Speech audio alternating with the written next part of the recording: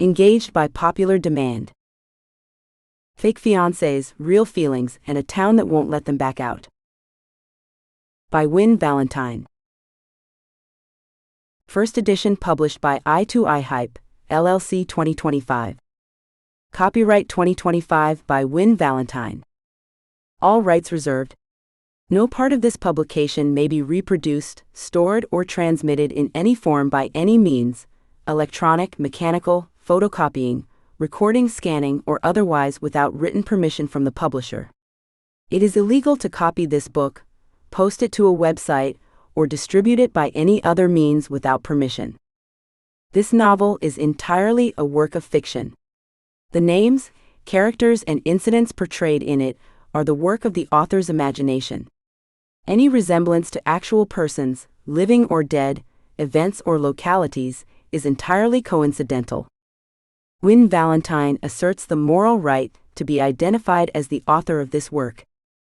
Designations used by companies to distinguish their products are often claimed as trademarks. All brand names and product names used in this book and on its cover are trade names, service marks, trademarks, and registered trademarks of their respective owners. The publishers and the book are not associated with any product or vendor mentioned in this book. None of the companies referenced within the book have endorsed the book. Book cover by Dana Sacco. Chapter 1. Just kidding. We're engaged? Riley was good at multitasking. Excellent, even. In the precise mental spreadsheet she maintained at all times, she was currently dividing her attention between three critical tasks: cataloging her next book order.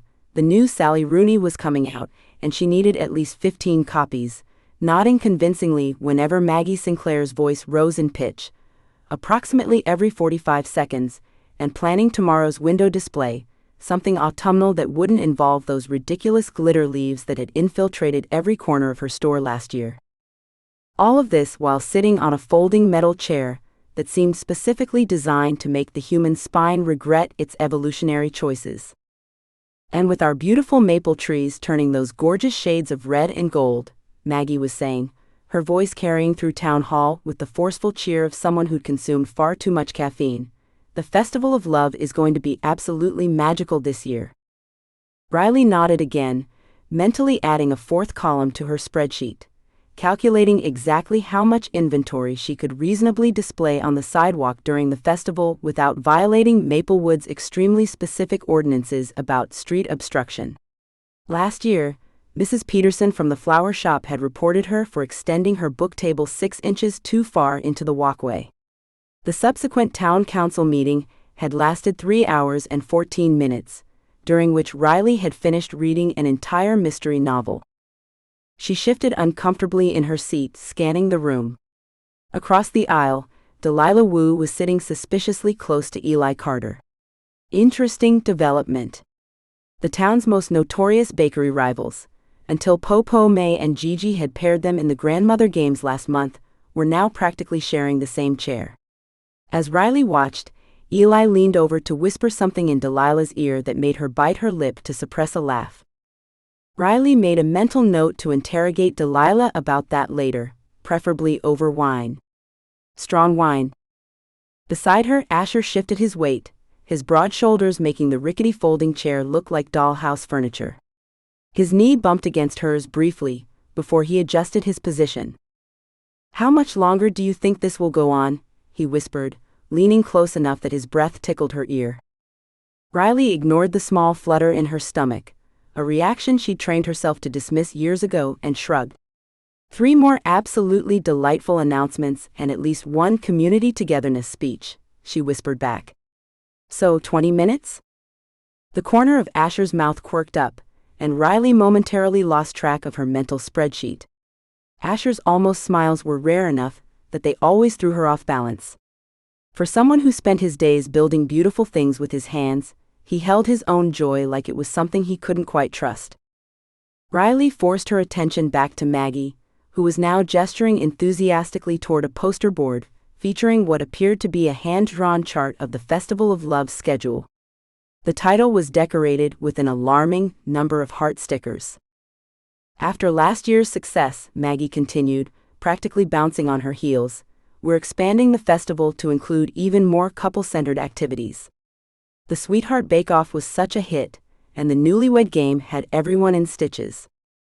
Riley winced, remembering how Josie and Theo had been forced, absolutely railroaded, into participating last year, only to end up actually falling in love. A Maplewood matchmaking success story that only encouraged further meddling. And of course, Maggie's voice suddenly rose with palpable excitement. Our first featured couple will be our Grandmother Games champions, Eli Carter and Delilah Wu. The room erupted in applause and knowing chuckles as Delilah buried her face in her hands, while Eli glared at everyone with an expression that suggested he was mentally cataloging who to refuse service at his bakery tomorrow. Riley exhaled in relief. She'd successfully avoided being volunteered for any festival of love activities for 3 consecutive years, a personal record and borderline miracle in Maplewood.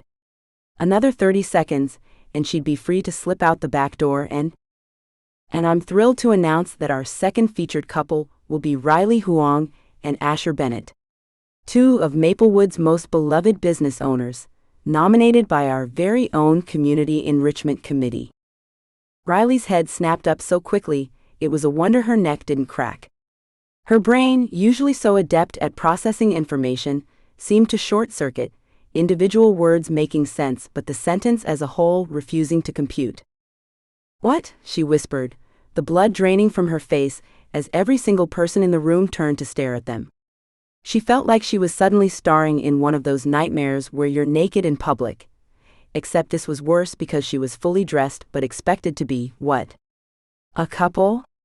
With Asher? She felt rather than saw Asher straighten beside her, the relaxed slouch vanishing from his posture. Small issue, Asher said, rising to his feet and running a hand through his perpetually messy dark hair. His voice, normally so steady and quiet, sounded strained. We're not actually engaged. Or dating. We're just friends. Riley stared up at him, watching his profile as he addressed the room. The words hung strangely in the sudden silence, hollow and awkward. Just friends. Of course they were just friends. They'd been just friends for 15 years. Just friends who texted each other every day, who had dinner together 3 times a week, who knew each other's coffee orders and favorite books and deepest fears. Just friends who... A collective gasp from the grandmother's section snapped her out of her spiraling thoughts. Po May clutched her chest like she'd just received devastating news, while beside her Gigi placed a delicate hand over her heart and murmured, "Oh dear," in a tone that somehow managed to be simultaneously surprised and deeply, deeply smug. Riley found her voice and scrambled to her feet, nearly toppling her chair in the process. "We're friends," she emphasized, her eyes darting around the room in search of a sympathetic face. Just friends. The silence that followed was so pregnant, it could have given birth to triplets. Not a single person in the room appeared to believe her, which was ridiculous, because it was the absolute truth. She and Asher were friends. Best friends. Nothing more. Why was everyone looking at them like that? Maggie Sinclair, whose enthusiasm could probably power a small city, simply waved a dismissive hand. That's fine. Just think of this as a trial run. The room erupted into chaos. Half the attendees immediately turned to whisper to their neighbors. Riley caught fragments of sentences, always new, finally happening, about time, while several people not so subtly exchanged cash. Were they settling bets? On her and Asher? Her cheeks burned with mortification. She became acutely aware of everything at once. The excited murmurs sweeping through the crowd, Mrs. Davis's overpowering floral perfume as the woman leaned toward her friend, the heat radiating from Asher's body as he remained standing beside her. This couldn't be happening. I really don't think, she tried again, her voice cracking slightly with desperation. It'll be wonderful. Maggie steamrolled over her objection with the ruthless enthusiasm of someone who didn't hear the word no as anything other than a negotiating tactic. 2 of our most eligible singles participating. Think of it as community service. As the meeting dissolved into excited chatter, Riley watched in helpless horror as Popo May and Gigi exchanged triumphant glances across the room. Wonderful. Two perfect couples for the newlywed game. This is going to be delightful, Popo May announced, while Gigi nodded in agreement, both women looking suspiciously like cats who just cornered their prey. Riley sank back into her seat, her legs suddenly too weak to support her. This couldn't be happening. She'd been so careful, so determined to avoid exactly this kind of Maplewood matchmaking chaos. And now she was going to be paraded around town as Asher's fake fiancé? For the festival of love? She turned to look up at him, expecting to see the same panic reflected in his expression. Instead, his face had settled into that impassive mask he wore when he was thinking hard about something. His jaw was tight, but his eyes were unreadable. Asher, she hissed, tugging at his sleeve. Say something else. He glanced down at her, then back at the room where Maggie was now explaining the schedule for the newlywed game, which apparently would involve questions about their relationship and intimate knowledge of each other's habits. I don't think it's going to help, he muttered, finally sinking back down beside her. You know how they get once they've decided something. She did know. Maplewood's collective mind, once made up, was like a freight train, impossible to stop and potentially deadly if you stood in its path. But this was different. This was her life. Her very carefully maintained, deliberately uncomplicated life. We can't just go along with this, she whispered urgently. They think we're engaged. Before Asher could respond, Mrs. Chen from the fabric store leaned forward from the row behind them. When's the wedding, dear? Spring is lovely for ceremonies, you know. My niece got married last April under the cherry blossoms. We're not, Riley began but was cut off by Mr. Peterson. Congratulations, you two. Always thought you made a fine pair. But we're not? I hope you'll let me make the flower arrangements, Mrs. Peterson chimed in. I'm thinking hydrangeas would match the bookstore's color scheme beautifully. Riley looked desperately at Asher, who appeared to be watching the situation unfold with a kind of stunned resignation. People were approaching them now, offering congratulations, asking questions about a non-existent engagement, wedding plans that didn't exist. Asher, she whispered again, panic rising in her throat. Do something. He leaned close, his voice low enough that only she could hear. Let's just get through this meeting and figure it out after, okay? If we make a scene, it'll just get worse. He was right, and she knew it, but that didn't make it any less mortifying, as Maggie continued outlining their participation in the Festival of Love events. According to the color-coded schedule being projected onto the wall, she and Asher would be expected at no fewer than 5 couple-centered activities, culminating in the newlywed game finale. For 45 excruciating minutes, Riley sat in silent horror as her life was rearranged before her eyes. When Maggie finally wrapped up the meeting, she sprang from her chair like it had suddenly caught fire. We need to leave. Now, she muttered to Asher, already calculating the quickest exit route that would avoid the maximum number of well-wishers. Too late. Popo May was already making her way toward them with surprising speed for a woman of her age, Gigi close behind. Riley. Why didn't you tell your Popo about this engagement? Popo May demanded, her eyes twinkling with a suspicious mixture of delight and cunning that Riley knew all too well. Because there isn't, she began. We've been so busy, Asher cut in smoothly, and Riley whipped her head around to stare at him in disbelief. We were planning to tell everyone soon. What was he doing? Riley opened her mouth to contradict him, but he placed a warm, steady hand on her shoulder, a silent plea to go along with it. Ah, young love, Gigi sighed, patting Asher's arm with clear approval. So secretive, so romantic. It's not, Riley tried again. How did he propose, dear?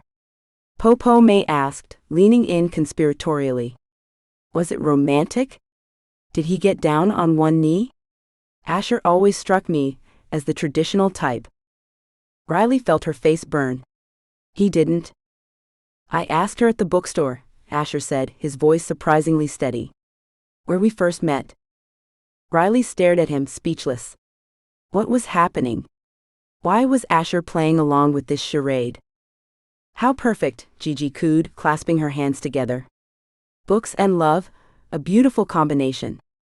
We really need to go, Riley managed, finally finding her voice. We have plans. Of course you do, Popo May said with a knowing wink that made Riley want to dissolve into the floor. Young couples need their time alone. As Riley dragged Asher toward the exit, she could feel dozens of eyes on them, hear the whispers and excited chatter.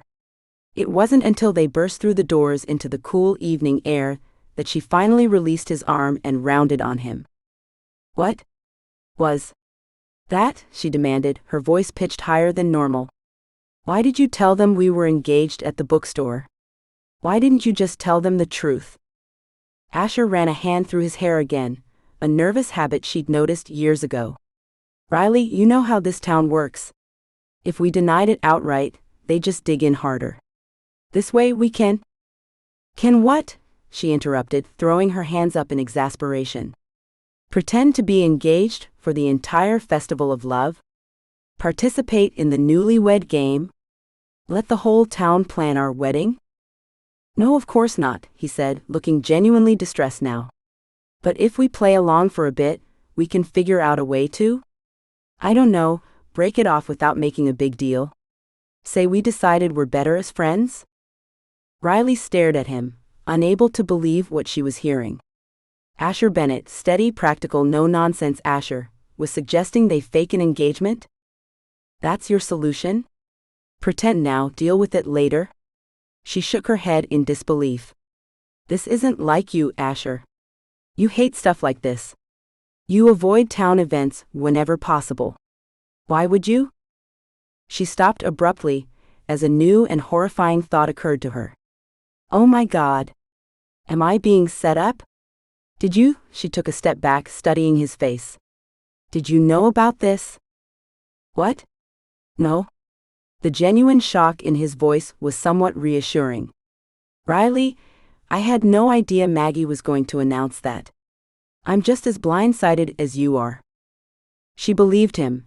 Asher had never been able to lie to her convincingly, but that still didn't explain his strange behavior.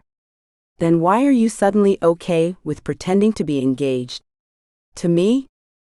Something flickered across his face, an expression she couldn't quite read. I just think it's the path of least resistance right now, he said finally. You know how this town gets. If we fight it too hard, it'll just become a bigger deal. Riley felt a headache building behind her eyes. He wasn't wrong. Maplewood had a way of turning resistance into a challenge, denials into confirmation. She'd seen it happen to others, most recently to Eli and Delilah, who'd spent weeks insisting they hated each other only to end up exactly where Popo May and Gigi had planned, together. So what, we just pretend? She asked, deflating slightly. Asher hesitated. Just until we can figure out a way to gracefully exit the situation. Without humiliating ourselves or disappointing the town. Riley closed her eyes briefly, trying to think rationally. It was a terrible idea. Completely ridiculous. And yet, what were their alternatives? A public scene? Weeks of the town trying even harder to push them together? At least this way, they had some control over the narrative. Fine, she said finally, opening her eyes to find Asher watching her with an intensity that made her stomach flip in a way she steadfastly ignored. We'll pretend. But we need rules. And a timeline. And a solid exit strategy. The tension in Asher's shoulders visibly eased. Agreed? Want to go to Riley's and figure it out? Riley's, the diner, not her, had been their go-to meeting spot for years. Neutral territory with good coffee and even better pie. A public place where they could talk without it seeming like, well, like a date. Yes, she said, already mentally drafting the rules for their fake engagement. And you're buying me pie. The expensive kind with the vanilla bean ice cream. A small smile tugged at the corner of Asher's mouth. Seems fair. As they walked toward his truck, Riley couldn't shake the nagging feeling that something fundamental had shifted between them, like the subtle change in gravity before a storm. But that was ridiculous. Nothing had changed. They were still Riley and Asher, best friends navigating yet another Maplewood mishap together. This was just a temporary arrangement. A strategic retreat. Nothing more. So why did it feel like she'd just agreed to step off a cliff? Chapter 2: The Convenient Misunderstanding. Asher had never been so grateful for his ability to maintain a poker face, as he pushed the heavy community center doors open and stepped out into the crisp morning air. He could practically feel Riley's furious gaze burning a hole between his shoulder blades as she followed him into the parking lot. Her footsteps behind him were short and clipped, angry steps that made his heart hammer against his ribs despite his outwardly calm demeanor. Years of silently loving his best friend had made him an expert at appearing more collected than he felt. He kept his pace steady as he headed toward his truck, counting down in his head. 3, 2, 1. Bennett. There it was. Riley's sharp voice sliced through the morning quiet like a freshly sharpened chisel through pine. Asher took a steadying breath before turning around, leaning against his truck with practiced nonchalance. The October sun caught in her dark hair, creating amber highlights that made his chest tighten. Even furious, she was the most beautiful thing he'd ever seen. Care to explain what just happened in there? Riley demanded, stopping mere inches from him. Close enough that he caught the familiar scent of vanilla and old books that always clung to her. Close enough that he could see the tiny freckle near her left eyebrow that appeared darker when she was upset. "Good morning to you too, Huang," Asher replied, folding his arms across his chest to keep from reaching for her. He watched her eyes narrow dangerously, a guilty thrill running through him at having riled her up. "Seems like the town decided we're getting married. Congratulations to us." Riley jabbed a finger into his chest, the contact sending an electric current straight through his flannel shirt. "This isn't funny, Asher," she hissed, glancing around to ensure they weren't being overheard by any lingering townsfolk. "Why didn't you say something? You just sat there while Maggie went on and on about how we're the town's most anticipated engagement." Her cheeks flushed with indignation, and Asher fought the urge to brush his thumb across the color. Instead, he maintained his maddeningly calm exterior with a small shrug. "What good would correcting her do?" he asked quietly. "You know how this town works. The more we deny it, the more convinced they'll be." It sounded reasonable enough, logical even. But it wasn't the real reason. Not even close to why he was willing to let this misunderstanding play out. Riley studied his face with the kind of careful attention she usually reserved for particularly complex inventory spreadsheets. He could almost see her mind working, picking apart his explanation and finding it wanting. Her perceptiveness had always been both her most endearing quality and the thing that terrified him most. "There's something you're not telling me," she stated, crossing her arms to mirror his stance. "You hate being the center of attention. You once hid in my stockroom for an hour to avoid being recognized for that carpentry award. Yet suddenly, you're fine with the entire town thinking we're engaged?" Her voice softened slightly at the end, a hint of hurt creeping in that made Asher's chest tighten with guilt. Asher opened his mouth to respond, to give her some version of the truth that wouldn't reveal too much, when an enthusiastic voice cut through the tension between them. "There they are. The happy couple." Asher suppressed a groan as Po-Po May approached with surprising speed for her age, Gigi elegant as always at her side. Both women beamed with unmistakable satisfaction, and Asher recognized the determined glint in their eyes, the same look they wore when successfully matching Josie and Theo last spring. "We're so pleased," Gigi said, her French accent more pronounced in her excitement as she clasped Riley's hands. "We always knew, didn't we, May?" Po-Po May nodded sagely, reaching up to pat Asher's cheek with familiar affection. "Good boy," she said approvingly. "Smart to keep her waiting. Best marriages come after long friendship." Beside him, Riley made a strangled sound, clearly struggling to form a coherent response. Her fingers twitched at her sides, a telltale sign she was fighting the urge to pull out the emergency notebook she kept in her purse for unexpected situations. "We must begin planning immediately," May continued, already pulling out a small notebook of her own. June wedding, perhaps? Or autumn, beautiful colors for photographs. Gigi nodded enthusiastically. The botanical garden would be perfect. I know the director. He will give special price for Asher, who fixed his cabinets last year. The grandmothers exchanged pleased looks, their matchmaking instincts clearly in overdrive. Asher watched Riley's expression cycle rapidly through shock, panic, and resignation. He should feel bad, and part of him did, but there was also an undeniable thrill in this temporary reality where Riley was his fiancée.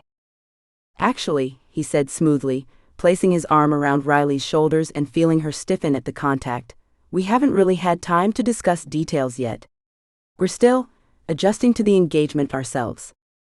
Riley's shoulder was warm under his palm, solid and real in a way that made his throat tight. He couldn't help but notice how perfectly she fit against his side.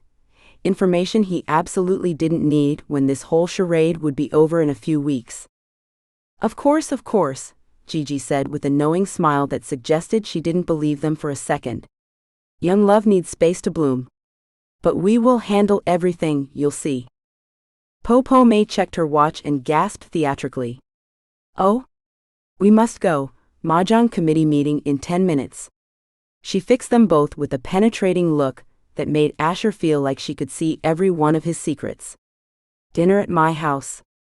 Sunday. 6 o'clock. No excuses. With that decree issued, the grandmothers departed, already deep in wedding discussion that drifted back to them in fragments, lilies or roses, and that nice Sullivan boy for photographs. As soon as they were out of earshot, Riley stepped away from his arm as if burned, the absence of her warmth immediate and disappointing. She glared at him with renewed intensity.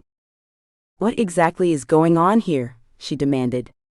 And don't tell me it's about avoiding gossip, because you just encourage them. Asher ran a hand through his hair, the sawdust from yesterday's project falling around his shoulders. He needed to give her something, even if he couldn't tell her everything. Look, I need this engagement to be believable. Just for a little while, he admitted, his voice low and serious. I can't explain why right now, but it's important. More important than you know. He met her gaze directly, silently pleading for her trust. Riley had always been the one person who could see through him, but right now he needed her to miss what was right in front of her. Just play along for a few weeks. That's all I'm asking. Riley stared at him for a long moment, suspicion warring with curiosity in her expression.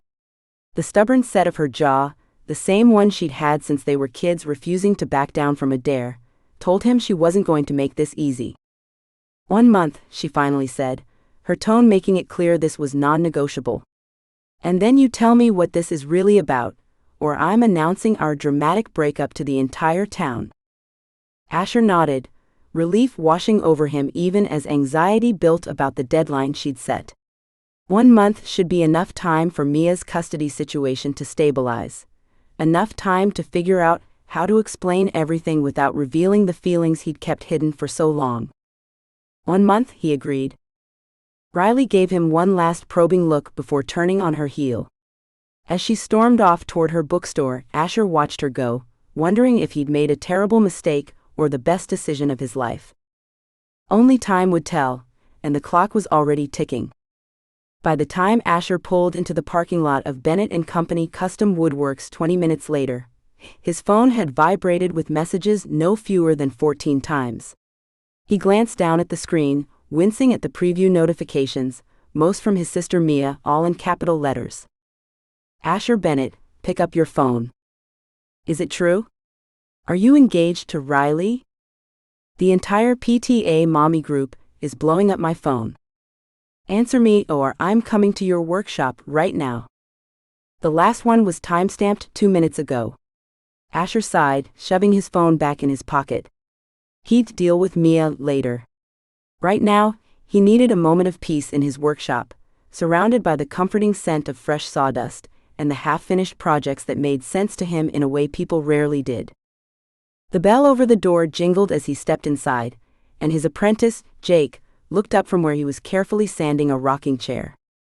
Morning, boss, Jake said, setting his sandpaper aside. Congrats on the engagement. News travels fast, my mom already called me about it. Of course she had.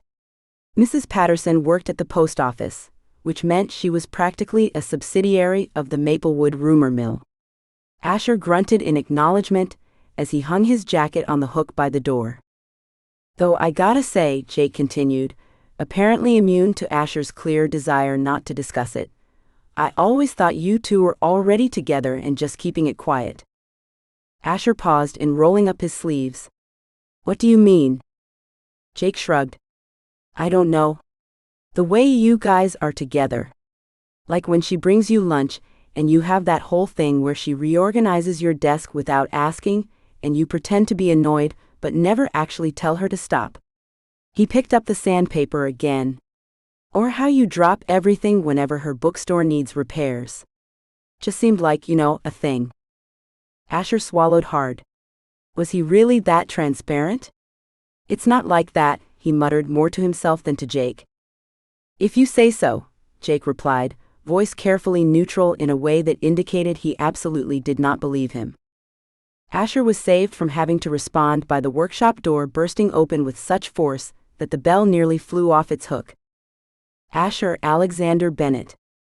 Mia stood in the doorway, her dark hair escaping from what had probably been a neat bun that morning, her eyes narrowed dangerously.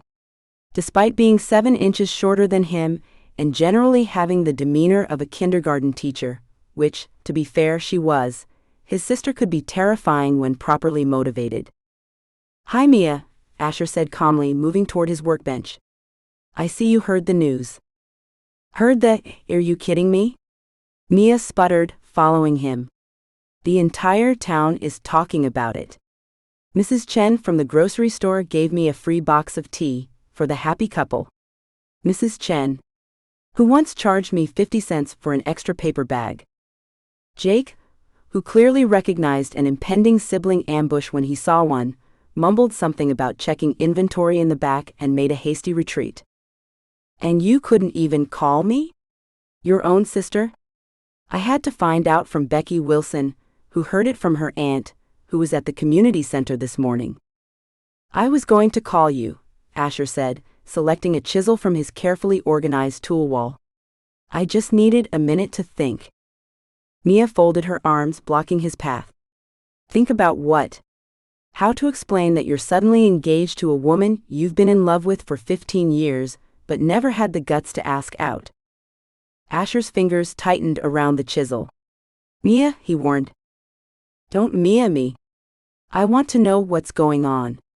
Her expression softened slightly. Is it real? Did you finally tell her how you feel? Asher glanced toward the back room, ensuring Jake was out of earshot before responding. No, he admitted quietly. It's not real.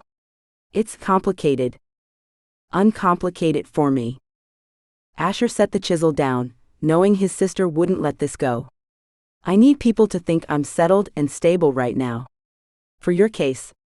He gestured vaguely toward her. For Ethan. Understanding dawned on Mia's face. The custody hearing, she whispered. You think Richard's lawyer is going to use you against me because you're my character witness. Asher nodded grimly. Your ex-husband has money, connections, and a fancy new fiancé who stays home full-time. Meanwhile, you're a working single mom who relies on her perpetually single brother for childcare and support. He picked up the chisel again, needing something to hold. You know how these things go. They'll paint me as unreliable, unattached, unstable, whatever they need to make the case that your support system isn't as solid as his. Mia's eyes filled with tears. So you're pretending to be engaged, for me? For Ethan? It seemed like the simplest solution, Asher said, though nothing about this situation felt simple, especially when he pictured Riley's hurt expression from earlier. Just until the hearing is over. But why Riley? Why not just, I don't know, hire someone? Asher gave her a look. In Maplewood? Where everyone knows everyone's business? That would fall apart in days. He ran a hand through his hair, dislodging more sawdust. Besides, Riley and I have history. It's believable. People have been speculating about us for years. That's because you've been in love with her for years, Mia pointed out gently. Asher didn't deny it. There wasn't much point when Mia had been witness to his feelings for Riley practically since they'd started. She agreed to help, he said instead. For a month? And then what? You fake a breakup right after my custody hearing? Mia shook her head. Asher, that'll break her heart. When he didn't respond, she stepped closer, her voice softening. Or is that what you're afraid of? That it'll break yours? Asher turned away, pretending to examine a piece of maple he'd been saving for a special commission. I'll figure it out, he said, the words sounding hollow even to his own ears. You know what I think? Mia said, perching on the edge of his workbench. I think deep down you're hoping this fake engagement turns into something real before the month is up. Asher's silence was all the confirmation she needed. Mia sighed, her expression a mixture of exasperation and affection. You've always been there for me, Ash. Always put me and Ethan first. She reached out, squeezing his forearm. But maybe this time you should think about what you want to. Before Asher could respond, his phone vibrated again. He pulled it out, his heart skipping a beat when he saw Riley's name on the screen. You better not be late to dinner on Sunday. Po May just came by the bookstore to casually remind me that she's making your favorite dumplings. If I have to suffer through this interrogation, you're suffering with me. 6 p.m. SHARP, Bennett. A second text followed immediately. P.S. I told her we're keeping it all very simple. If I hear one more suggestion about releasing doves, I'm calling the whole thing off. Despite everything, Asher felt the corner of his mouth lift. It was so typically Riley, practical, annoyed, but somehow still going along with his ridiculous plan. Is that her? Mia asked, a knowing smile spreading across her face. Asher nodded, pocketing his phone without responding. He'd answer Riley later, when he'd figured out how to sound normal, and not like a man who'd just been handed everything he'd ever wanted in the worst possible way. Well, Mia said, standing up, I guess I'll see you Sunday at Po May's. Because of course I've been invited too. Asher's head snapped up. What? Mia grinned. Oh, didn't I mention? Po May called me right after she found out. She wants the whole family there to celebrate properly. She reached over and patted his cheek, much like Po May had done earlier. Hope you're ready, big brother. You wanted this to be convincing, you got it. As Mia left, the bell jingling cheerfully behind her, Asher stared down at the piece of maple in his hands. He'd been saving it for something special, a surprise bookshelf for Riley's reading nook, one with hidden compartments and custom details she'd mentioned wanting once in passing. Now, like everything else in his life, the project felt loaded with meanings and possibilities he wasn't ready to face. 1 month. He had 1 month to help his sister maintain this charade, and somehow keep his real feelings for Riley from ruining the friendship he valued above all else. No pressure. Chapter 3, Town Gossip 1, Truth 0. Riley pushed open the door to Maplewood Cafe, the familiar bell jingling overhead. She'd spent the entire night tossing and turning, parsing through every bizarre moment of yesterday's town hall meeting. Her agreement to go along with Asher's fake engagement scheme, which he still hadn't fully explained, replayed in her mind like a bad movie. All she wanted now was her usual morning coffee and some peace before facing the bookstore's inventory day. The moment she stepped inside, the cafe fell into a suspicious hush. Riley paused halfway to the counter, suddenly aware of the several dozen pairs of eyes fixed on her. The silence lasted approximately 3 seconds before erupting into excited whispers. Thinking the botanical gardens for the venue, floated from her left. Heard he proposed during a sunrise hike, came from the corner booth. And most alarmingly from the table of retired teachers near the window. Betting pools up to $500 now. Riley felt her cheeks flush. She'd expected some gossip, but this was absurd. It had been less than 12 hours. Did no one in this town sleep? Riley. She jumped at the sound of her name, turning to see Margot DuPont bouncing toward her from her corner table. The town's most enthusiastic reporter had her notebook already in hand, pen poised, her expression reminding Riley of a hawk spotting an injured field mouse. Just the bride-to-be I was hoping to see. Margot's smile was predatory. Can I get an exclusive on how Asher proposed? Sources say it involved your favorite book, but details are frustratingly scarce. Riley's mouth opened and closed. We haven't really. Riley dear. Mrs. Peterson appeared at her elbow, clutching what appeared to be a binder of fabric swatches. Look at these. Wouldn't they make lovely table runners for the reception? I was thinking the sage green would complement Asher's eyes. Riley blinked rapidly. Mrs. Peterson, there's no? Oh, of course, you haven't had time to think about colors yet. Mrs. Peterson pressed the swatches into Riley's hands. Keep these. We can discuss when you've had a chance to browse. Thank you, Riley said weakly, because what else could she say? So about that proposal, Margot interjected, pen hovering expectantly. I really need coffee, Riley managed, edging around both women and making her way to the counter in slow motion. She dodged Mr. Wilson, who wanted to offer his services as DJ, at a discounted rate for Asher's sake, and Mrs. Cho, who informed her that her niece's wedding dress was still preserved and would need minimal alterations if Riley was interested. By the time she reached the counter, she felt like she'd run a marathon. Tina, the barista, leaned forward with a conspiratorial grin. Your usual? Please, Riley breathed. And maybe add a shot of something stronger if you have it. Tina laughed, already preparing Riley's order. On the house today. Congratulations. Riley's protests died on her lips as she noticed the chalkboard above the counter.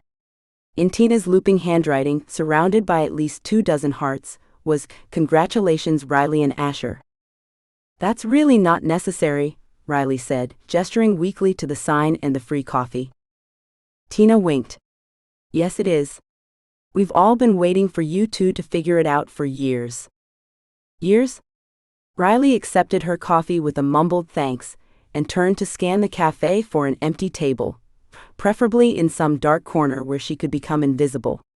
She spotted one tucked behind a large potted fern and made a beeline for it, only to find herself passing right by Maplewood's most notorious gossips. I've got 20 on them moving the date up because they can't wait, Mrs. Davenport was saying to her companion. Those two have been circling each other since high school. I'm betting on Riley falling head over heels within the month, replied Mrs. Lee, stirring her tea. She's been fighting it too long. Mark my words, once she gives in, she'll be gone. Riley sank into her corner chair, wrapping her hands around her coffee mug and trying to make herself as small as possible. This was a nightmare. Maplewood had always been invested in everyone's business, but this was a new level of intrusion. She took a large gulp of her coffee, wincing as it burned her tongue. The cafe door jingled again. Riley looked up automatically, and her stomach did a strange little swoop. Asher Bennett walked in, looking unfairly put together in his usual flannel and dark jeans. A few wood shavings clung to his sleeve, and his dark hair was slightly windblown, but somehow he looked like he'd stepped out of some lumberjack fantasy rather than a man who'd spent the morning in his workshop. The cafe's whispers intensified as he scanned the room, his eyes finding hers immediately. Despite her irritation, Riley's heart did a small, traitorous flip when he smiled at her. Unlike her awkward shuffle through the cafe, Asher navigated the space with ease. He nodded briefly at each person who called out congratulations, accepting backslaps from the men and warm smiles from the women. He moved through the crowd like water, not bothered at all by the attention, which was surprising given his usual grumpy demeanor with anyone who wasn't Riley. Asher dear, when are you going to give our Riley a ring? Mrs. Finch intercepted him near the pastry display. A proper engagement needs a ring. Riley tensed, waiting for Asher to stumble, but he actually smiled at Mrs. Finch. Still working on finding the perfect one, he said smoothly. Riley deserves something special. The flutter in Riley's chest intensified, which was ridiculous. This wasn't real. He wasn't really looking for a ring. This was a charade that he'd roped her into for some still unexplained reason, and she needed to remember that. After exchanging a few words with Tina, Asher made his way to Riley's table, steaming mug in hand. He slid into the chair across from her, placing his black coffee on the table between them. "Morning, fiancé," he said quietly, the corner of his mouth twitching with amusement. Up close, she noticed the dark circles under his eyes, suggesting he hadn't slept well either. Somehow, that made her feel marginally better. "Did you know," Riley hissed, leaning forward to keep their conversation private, "that apparently you proposed to me with my favorite book during a sunset hike? Or was it sunrise? The town can't quite agree on the details of our fictional engagement." She expected him to share her outrage, but instead he laughed softly. The sound was rich and warm and far too rare. "Sunrise," Asher said decisively, taking a sip of his coffee. "If I were going to propose, I'd do it at sunrise.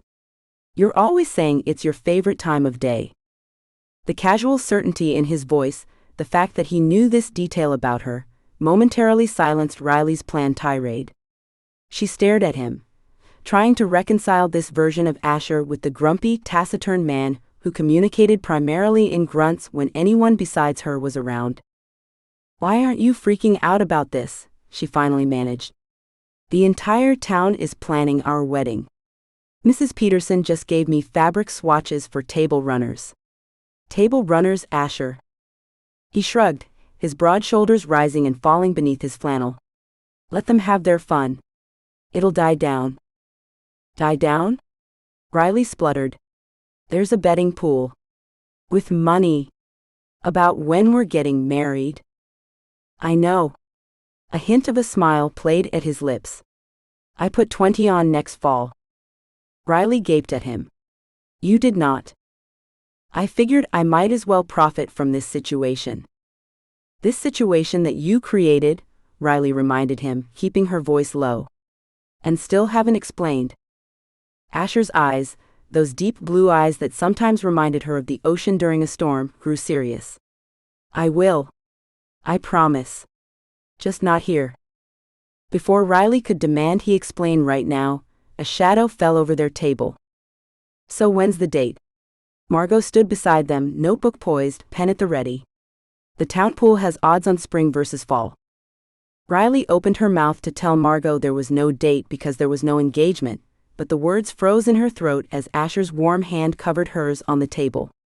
His thumb rubbed gentle circles on her skin, and the simple touch sent ridiculous tingles up her arm. "We're still figuring that out," he said smoothly, his eyes never leaving Riley's face. "Right, sweetheart?"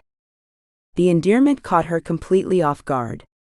In all their years of friendship, Asher had never called her anything but Riley. The sound of sweetheart in his deep voice did strange things to her insides. To her horror, she found herself nodding along, temporarily forgetting that none of this was real.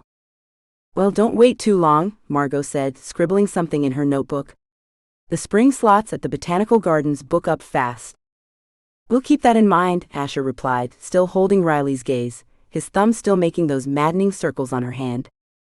Margot looked between them, a knowing smile spreading across her face. "I'll leave you two lovebirds alone. But I expect details soon, for the Maplewood Gazette's engagement announcement." As soon as Margot was out of earshot, Riley yanked her hand away from Asher's. "What are you doing?" she hissed. "Playing the part," he said, looking far too amused. "Isn't that what you agreed to?" "I agreed to go along with this temporarily, while you explained why we're pretending to be engaged. Which you still haven't done." Asher sighed, running a hand through his hair. "It's complicated." "Try me," Riley said flatly. He glanced around the cafe, which was still buzzing with excitement over their supposed engagement. "Not here. Come by the workshop tonight. I'll explain everything." Riley narrowed her eyes. "Fine. But this better be good, Bennett. Because right now, the entire town thinks we're getting married, and I have no idea why I'm letting them believe it." "You trust me," Asher said simply, as if it was the most obvious thing in the world. The worst part was, he was right. She did trust him more than anyone else in her life. Which was the only reason she hadn't already put an end to this charade. "Don't push it," she muttered, taking another sip of her coffee. Asher smiled, a real smile, not the half-smirk he usually wore. It transformed his face, softening the angles and bringing a light to his eyes that made Riley's breath catch slightly. "So," he said, leaning back in his chair with infuriating casualness, "what's your favorite color for table runners? I'm partial to blue myself, but I suppose we should coordinate." Riley kicked him under the table. "You're enjoying this way too much." "Maybe a little," he admitted. "Mr. and Mrs. Bennett." A voice boomed from across the cafe. Riley froze mid-sip. "Tell me that's not." "Gigi and Po May," Asher confirmed, his smile fading slightly. "Brace yourself." The two elderly women made their way toward their table with surprising speed, matching smiles of triumph on their faces. Po May was clutching what looked suspiciously like a wedding magazine. "Just the couple we wanted to see," Gigi said, pulling out a chair without waiting for an invitation. "We have some ideas for the ceremony." Po May settled beside her, spreading the magazine on the table. "And the honeymoon. My second cousin has a beach house in Hawaii. Very romantic." Riley felt the blood drain from her face. "That's very thoughtful, but we haven't even." "Time waits for no one," Po May interrupted, patting Riley's hand.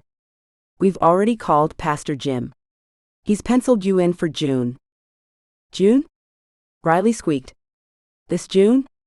As in 3 months from now?" Gigi nodded enthusiastically. "Beautiful time for a wedding. And enough time to plan, but not so long that things drag out." Riley caught Asher's eye across the table, silently pleading for help. To her dismay, he looked almost as shell-shocked as she felt. "That's very soon," he managed. "When you know," Gigi said with a decisive nod. "And you two have known each other your whole lives. Why wait? Besides," Po May added, "at my age I can't afford to wait for you two to stop dragging your feet." Riley felt trapped in some alternate reality. How had a simple fake engagement spiraled into a June wedding date in less than 24 hours? "We really need to discuss," Riley began, but was cut off by Gigi pulling out a notebook of her own. "Now, about the guest list." For the next 20 minutes, Riley sat in stunned silence as the two elderly matchmakers outlined their vision for what was apparently going to be the wedding of the century in Maplewood. Asher occasionally nodded or made non-committal sounds, but mostly he looked like a man watching a train wreck in slow motion. "And of course, we'll need to schedule the engagement dinner. How does this weekend sound?" Gigi looked expectantly between them. "This weekend?" Riley repeated weakly. "Just a small gathering," Po May said, in a tone that suggested her definition of small differed vastly from Riley's. 40 people, maximum." Riley met Asher's gaze again, no longer bothering to hide her panic. Whatever his reason for this charade, it was spinning wildly out of control. To her surprise, Asher reached across the table and took her hand again. This time his grip was firm, steadying. "We appreciate all your enthusiasm," he said, his voice calm but firm. "But Riley and I need some time to process this ourselves first. It's all happened very quickly." Po May and Gigi exchanged knowing glances. Of course," Gigi said, gathering her notebook. "Young love needs space to bloom." "But not too much space," Po May added with a wink. "The dinner can wait until next weekend. That's our final offer." With that, the two women rose, patting both Riley and Asher on the shoulders before making their way out of the cafe, heads bent together in conspiratorial planning. The moment they were gone, Riley slumped forward, resting her forehead on the cool tabletop. "What just happened?" "I believe we've been steamrolled," Asher replied, his voice a mix of awe and horror. "I've seen Po May and Gigi scheme before, but this is impressive even for them." Riley lifted her head to glare at him. "This is your fault. Whatever reason you have for this fake engagement better be good enough to justify a June wedding." Asher winced. We're not actually getting married in June. Try telling them that. Riley gestured toward the door where the grandmothers had just exited. You saw them. They've called the pastor. For the first time since this mess began, Asher looked genuinely alarmed. Okay, I admit this is getting out of hand. You think? Riley ran a hand through her hair, not caring that she was probably making it stick up in all directions. Workshop. Tonight. Full explanation. And it better be worth all of, she waved her hand vaguely at the cafe full of people still watching them, this. Asher nodded, his expression turning serious. It is.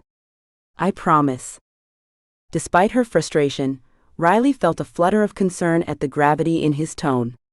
Whatever had driven him to accept this fake engagement clearly mattered to him. Fine, she said softly. But you're bringing dinner. The corner of his mouth lifted slightly. Chinese from Golden Dragon? And extra fortune cookies, she added, unable to stop a small smile from forming. Even in the middle of this absurd situation, the fact that he knew her standard takeout order was oddly comforting. Deal. Asher stood, draining the last of his coffee. I should get back to the workshop. I've got a rocking chair to finish. Riley nodded, trying to ignore how the morning light caught in his dark hair. And I have inventory to do at the bookstore. Tonight then, he said, and there was something in his voice she couldn't quite place. Tonight, she agreed. As she watched him leave the cafe, accepting a few more congratulations on his way out, Riley wondered what on earth she'd gotten herself into, and why, despite all logic, part of her was looking forward to playing pretend with Asher Bennett. Chapter 4, Brunch and Betrayal. Asher gripped the steering wheel of his truck, knuckles turning white against the worn leather. The community center loomed ahead, sunlight glinting off windows that suddenly looked more like the entrance to a trap than a familiar town landmark. He should be in his workshop right now, quietly sanding down the edges of Mrs. Davis's new dining table, not preparing to face whatever chaos awaited him inside. His phone buzzed again. Riley's panic text still lit up his screen, trapped in community center. Wedding hell. Help. A smile tugged at his lips despite the situation.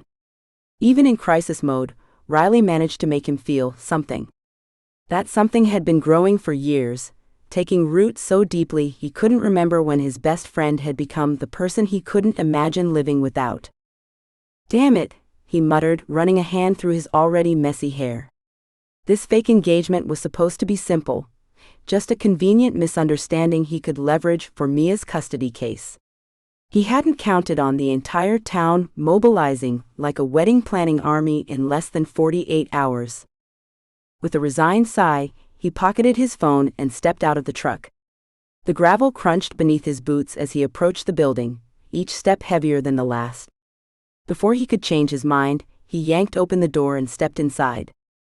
The sight that greeted him made him stop dead in his tracks. The usually drab community center hall had undergone a transformation so dramatic it might as well have been hit by a glitter bomb. Pastel streamers hung from the ceiling in delicate arches. Balloons clustered in corners, tied with what appeared to be, Christ, was that actual ribbon? A professionally printed banner stretched across the back wall, bold letters proclaiming "Congratulations Riley and Asher," alongside what looked suspiciously like doctored photos of them together. And at the center of it all sat Riley at an elaborately decorated table, looking like she was calculating the exact force needed to break through the nearest window. Her gaze snapped to him the moment he appeared, relief washing over her features before quickly hardening into accusation.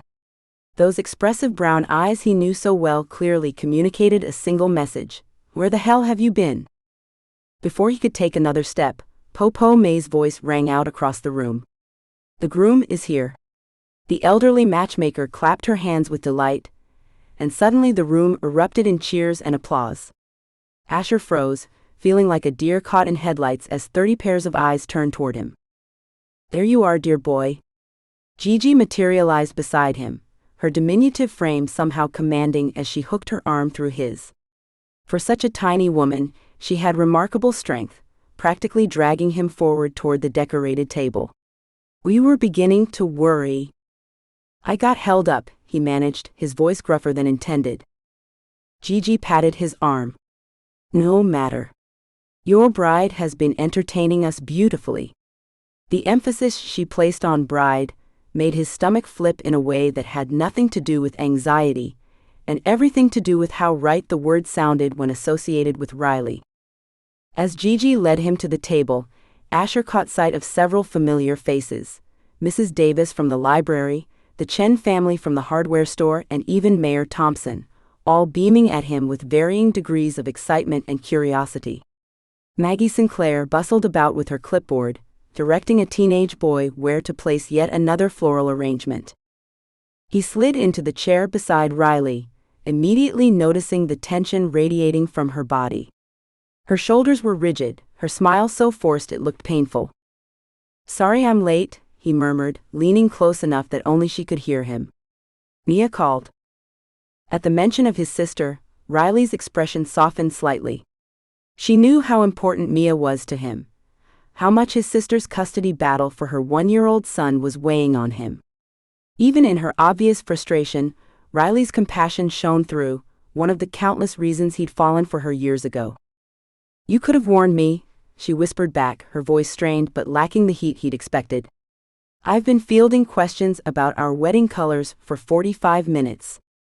What did you pick? He asked, unable to resist teasing her. Forest green and cream, she replied without missing a beat. Apparently, I've always envisioned a woodland theme. Asher snorted, then quickly disguised it as a cough when Mrs. Davis glanced their way.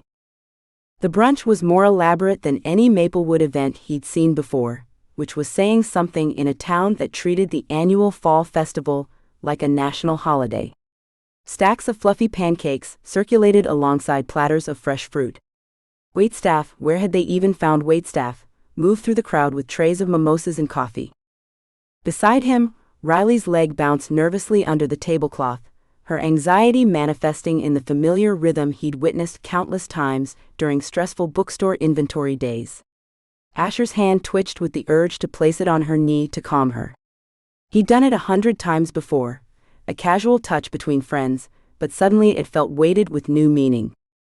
Instead, he leaned in close, catching the faint scent of her shampoo, something floral and familiar that made his chest tighten. At least the food is good, he offered weakly. Riley turned to him with a glare that could have withered his entire lumber supply. That's what you're going with right now? Complimenting the pancakes? They're really good pancakes, he shrugged, helping himself to another bite to hide his smile. The awkwardness intensified as various townspeople approached their table to offer congratulations and unsolicited advice. Mrs. Davis presented them with a thick book titled First Year of Marriage, Survival Tips, her glasses slipping down her nose as she winked at Riley. Chapter 7 is particularly illuminating, she whispered loudly. Communication in the bedroom is key. Riley made a strangled noise, and Asher felt heat crawl up his neck. He accepted the book with a stiff nod, setting it aside quickly as Mrs. Davis moved away. Mr. Chen from the hardware store was next, clapping Asher on the shoulder with enough force to make him rock forward. 20% discount on any home renovation supplies for the newlyweds, he announced proudly. When you're ready to build that nursery, you come see me. Riley's eyes widened to an almost comical degree, and Asher found himself giving her shoulder a reassuring squeeze. Her muscles were taut beneath his palm, but she didn't pull away. If anything, she seemed to lean into his touch slightly. Thank you, Mr. Chen, Asher managed. But we're not even thinking about. Kids are a blessing, Mr. Chen continued, oblivious to their discomfort. My wife and I had 5.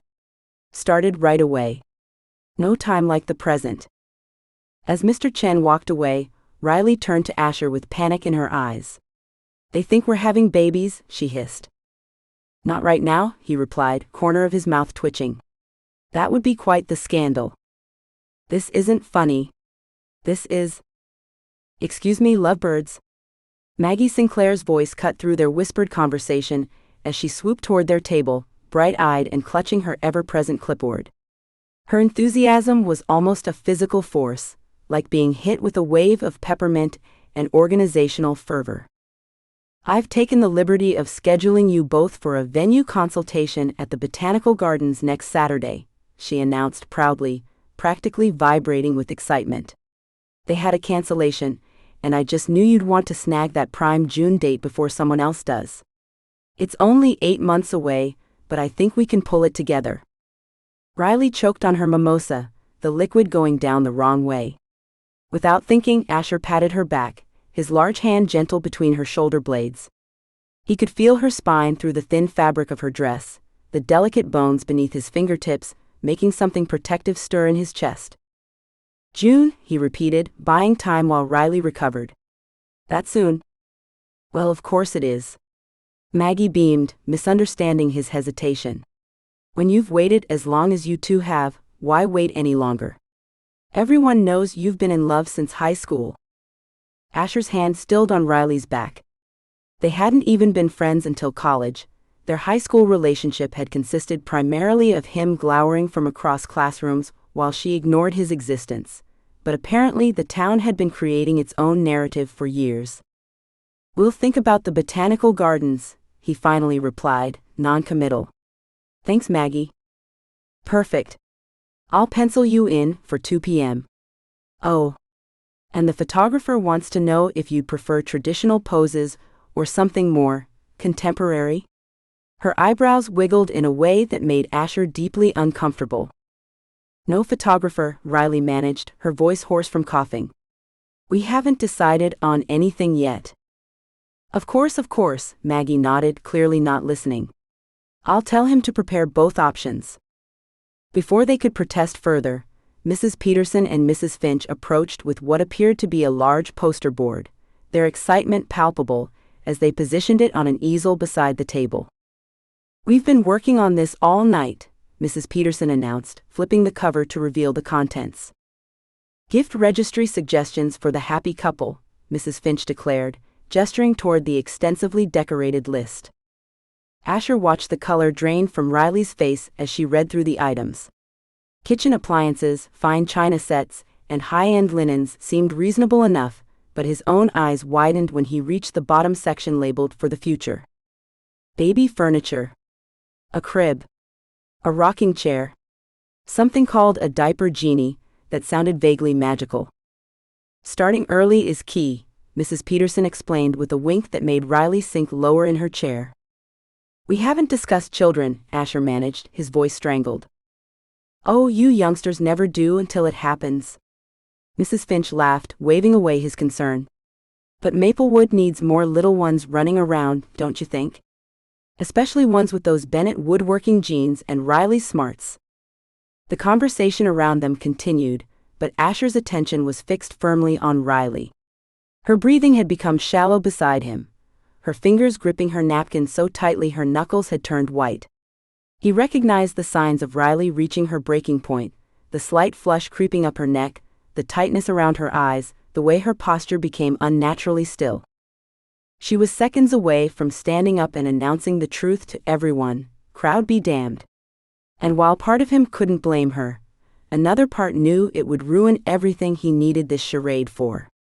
Mia's custody case hinged on family stability, and he was supposed to be her rock, the responsible brother with a settled life who could provide backup childcare and support.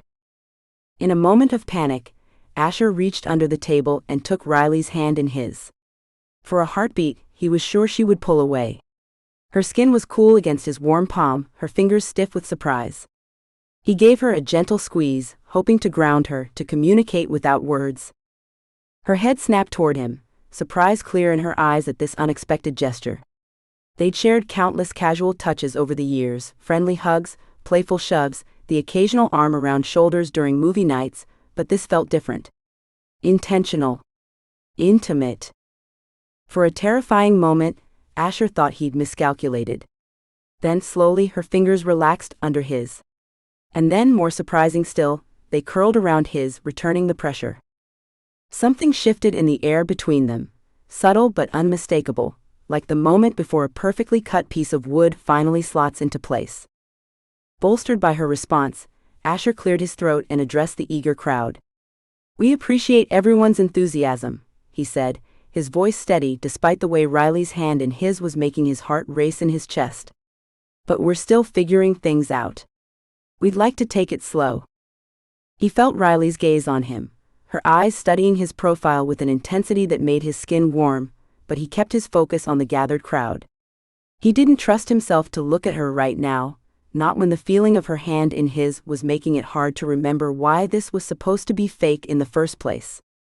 "Of course, dear," Gigi interjected, stepping forward with a knowing smile that suggested she didn't believe him for a second. "No rush at all." Her tone implied exactly the opposite. "Though the botanical gardens do book up quickly," May added, appearing at Gigi's side like they shared some supernatural ability to materialize whenever romance was being discussed. "My grandson waited too long and had to get married in November." November. All the wedding photos had dead leaves in them. The brunch gradually wound down after that, townspeople reluctantly accepting that they wouldn't get any more details today. As people began to disperse, carrying their plates to the cleanup area, Asher realized with a jolt that he was still holding Riley's hand under the table. More surprisingly, she hadn't pulled away. For a brief, selfish moment, he allowed himself to imagine this was real, that they were actually engaged, that the warmth of her palm against his wasn't just part of an elaborate lie. The fantasy shattered when May and Gigi approached their table, identical knowing smiles on their faces. Reluctantly, Asher let go of Riley's hand, immediately missing the warmth of her touch.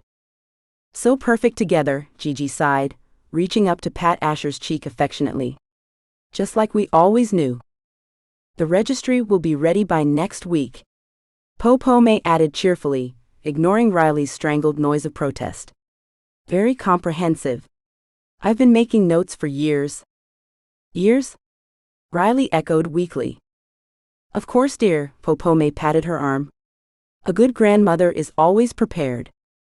As the matchmaking grandmothers finally moved away to supervise the cleanup, Asher risked a glance at Riley, expecting to see anger, frustration, or at the very least, exasperation. Instead, he caught a fleeting expression that made his breath catch, confusion mixed with something that looked surprisingly like longing. Then she blinked, and it was gone, replaced by her familiar, determined look as she quickly turned away, reaching for her purse and standing up. "We need to talk," she said quietly, not meeting his eyes. "But not here." Asher nodded, rising to his feet beside her. "My workshop," he suggested. It was Sunday, no employees, no interruptions, just the two of them surrounded by half-finished furniture and the comforting smell of fresh sawdust. Riley hesitated, then nodded. "Fine. But you're explaining everything, Bennett." She turned toward the exit, her cardigan slipping off one shoulder. Without thinking, Asher reached out and gently adjusted it, his fingers brushing against the soft skin of her neck. Riley froze at his touch, then continued walking as if nothing had happened. But Asher knew better. He'd felt the slight shiver that ran through her at his touch, seen the way her pulse had jumped at the base of her throat. Maybe this fake engagement wasn't going to be as straightforward as he'd thought. Chapter 5, Our Love Story, First Draft. Riley clutched the edge of her desk, staring at the spreadsheet she'd just completed. Column A, Ridiculous Engagement Situation. Column B, Potential Solutions. Column C, Ways those solutions will backfire horribly. It was the most depressing Excel file she'd ever created, and she'd once made a budget tracker during college finals week. "This isn't happening," she muttered, even though it very much was. Her small back office at the Story Nook had become her sanctuary over the past 24 hours. The moment she'd escaped the engagement brunch yesterday, after Asher had held her hand under the table and short-circuited her brain, she'd retreated here to hide. Now, surrounded by inventory sheets, order forms, and her emergency chocolate stash, Riley paced the narrow space between her desk and the wall of yet-to-be-shelved books. On her desk sat what she'd mentally labeled her engagement survival kit. Extra-strength aspirin for the headache that hadn't subsided since the town hall meeting, a bag of chocolate-covered espresso beans she was working through at an alarming rate, and 3 different handwritten drafts of a speech explaining the fake engagement. Each attempt had ended with increasingly desperate underlined phrases like, "Please don't kill us," and "It's not Asher's fault," which was a lie, it was absolutely his fault. She grabbed draft number 2, scanned it, then crumpled it into a ball. None of these speeches mattered, because she couldn't bring herself to deliver them. Every time she imagined the disappointed faces of the entire town, especially Po May and Gigi, who looked happier than Riley had seen them in years, her courage evaporated. The bell above the front door chimed for the 15th time that morning. Riley groaned, pressing her palms against her eyes. She'd put Emma, her part-time college student employee, on the front register specifically to avoid the constant parade of well-wishers, but there was only so long she could hide. A soft knock on the doorframe made her jump. Riley?" Emma stood in the doorway, brown curls falling from her messy bun, her expression hovering somewhere between barely contained amusement and genuine concern. "What now?" Riley asked, knowing from Emma's face that whatever was happening in her store wasn't just the usual Tuesday morning book browsers. "There are like 7 people out there asking about your proposal story." Emma's eyes widened meaningfully. "And Mrs. Finch brought champagne. At 10 a.m. Riley froze, a chill of horror running down her spine. "Champagne?" "Yep. And Mr. Chen has his phone out. I think he's planning to record whatever you say for the Maplewood community Facebook group." "Oh God." Riley collapsed into her chair. This was a disaster she hadn't prepared for. She and Asher had managed the basic "yes, we're engaged" charade, nodding and accepting congratulations, but no one had directly asked for details until now. How had they not thought to coordinate a story? "They're getting pretty excited out there," Emma added. "Mrs. Peterson just asked if I knew what kind of flowers you're having at the ceremony." Riley fumbled for her phone, fingers trembling slightly as she pulled up Asher's contact and typed, "SOS. Need proposal story now. Crowd gathering. Champagne involved. Not joking." She stared at the screen for 5 desperate seconds, willing Asher to respond instantly. "Nothing. Tell them I'll be right out," she said to Emma, trying to sound more composed than she felt. "And maybe put the champagne somewhere, not visible? It's a bookstore, not a bar." "On it." Emma disappeared with a sympathetic smile that suggested she was enjoying this far too much. Riley took a deep breath, smoothed her cardigan, and walked the green mile from her office to the main floor of her beloved bookstore. The moment she emerged, she froze. The story nook had transformed into something resembling an engagement party.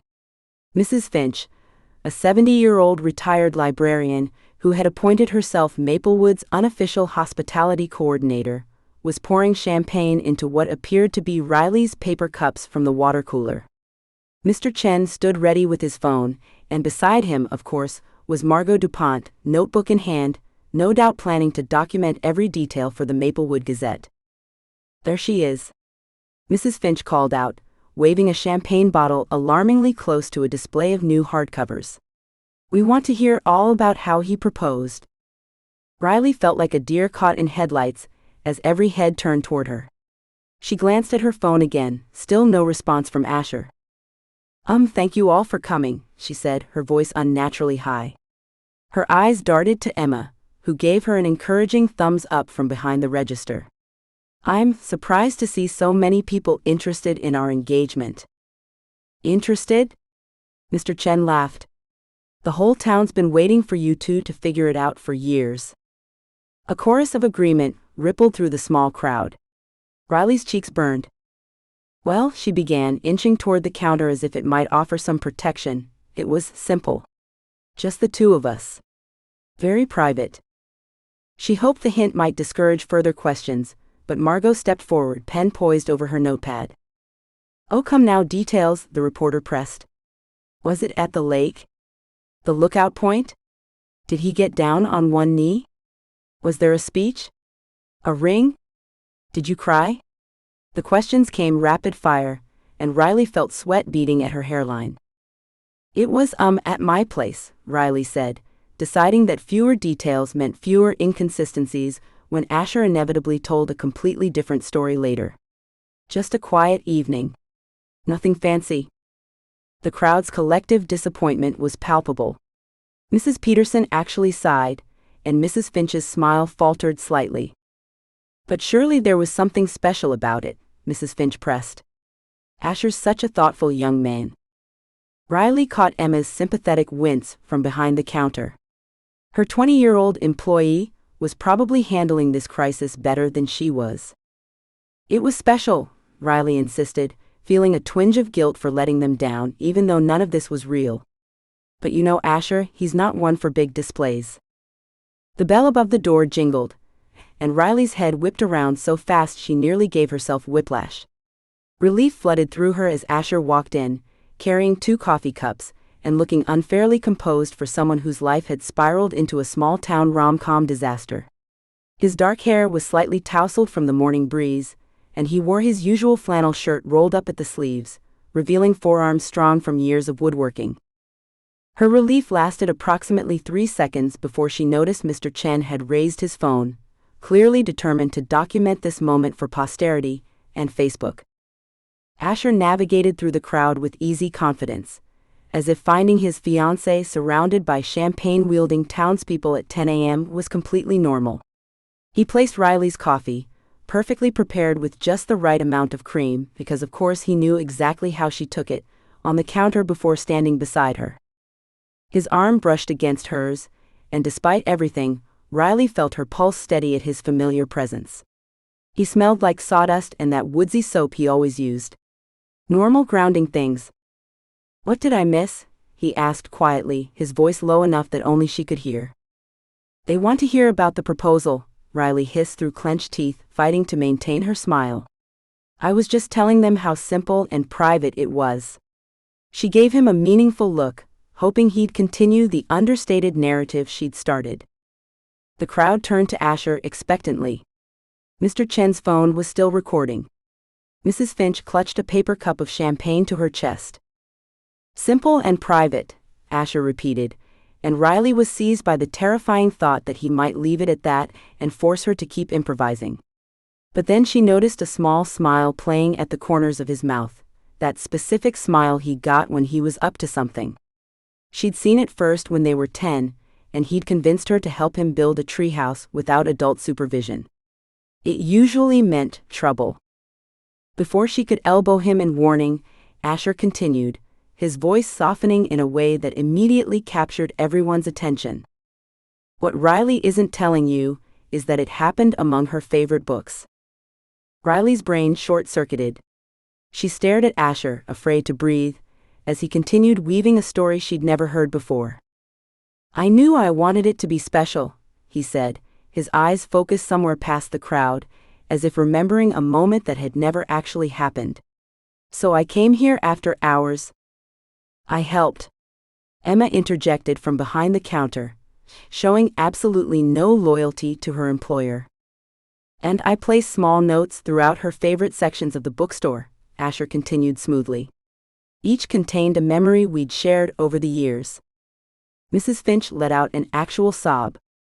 "The first note was in the mystery section," Asher said, glancing at Riley with a small private smile. "Because she's always figuring things out before everyone else.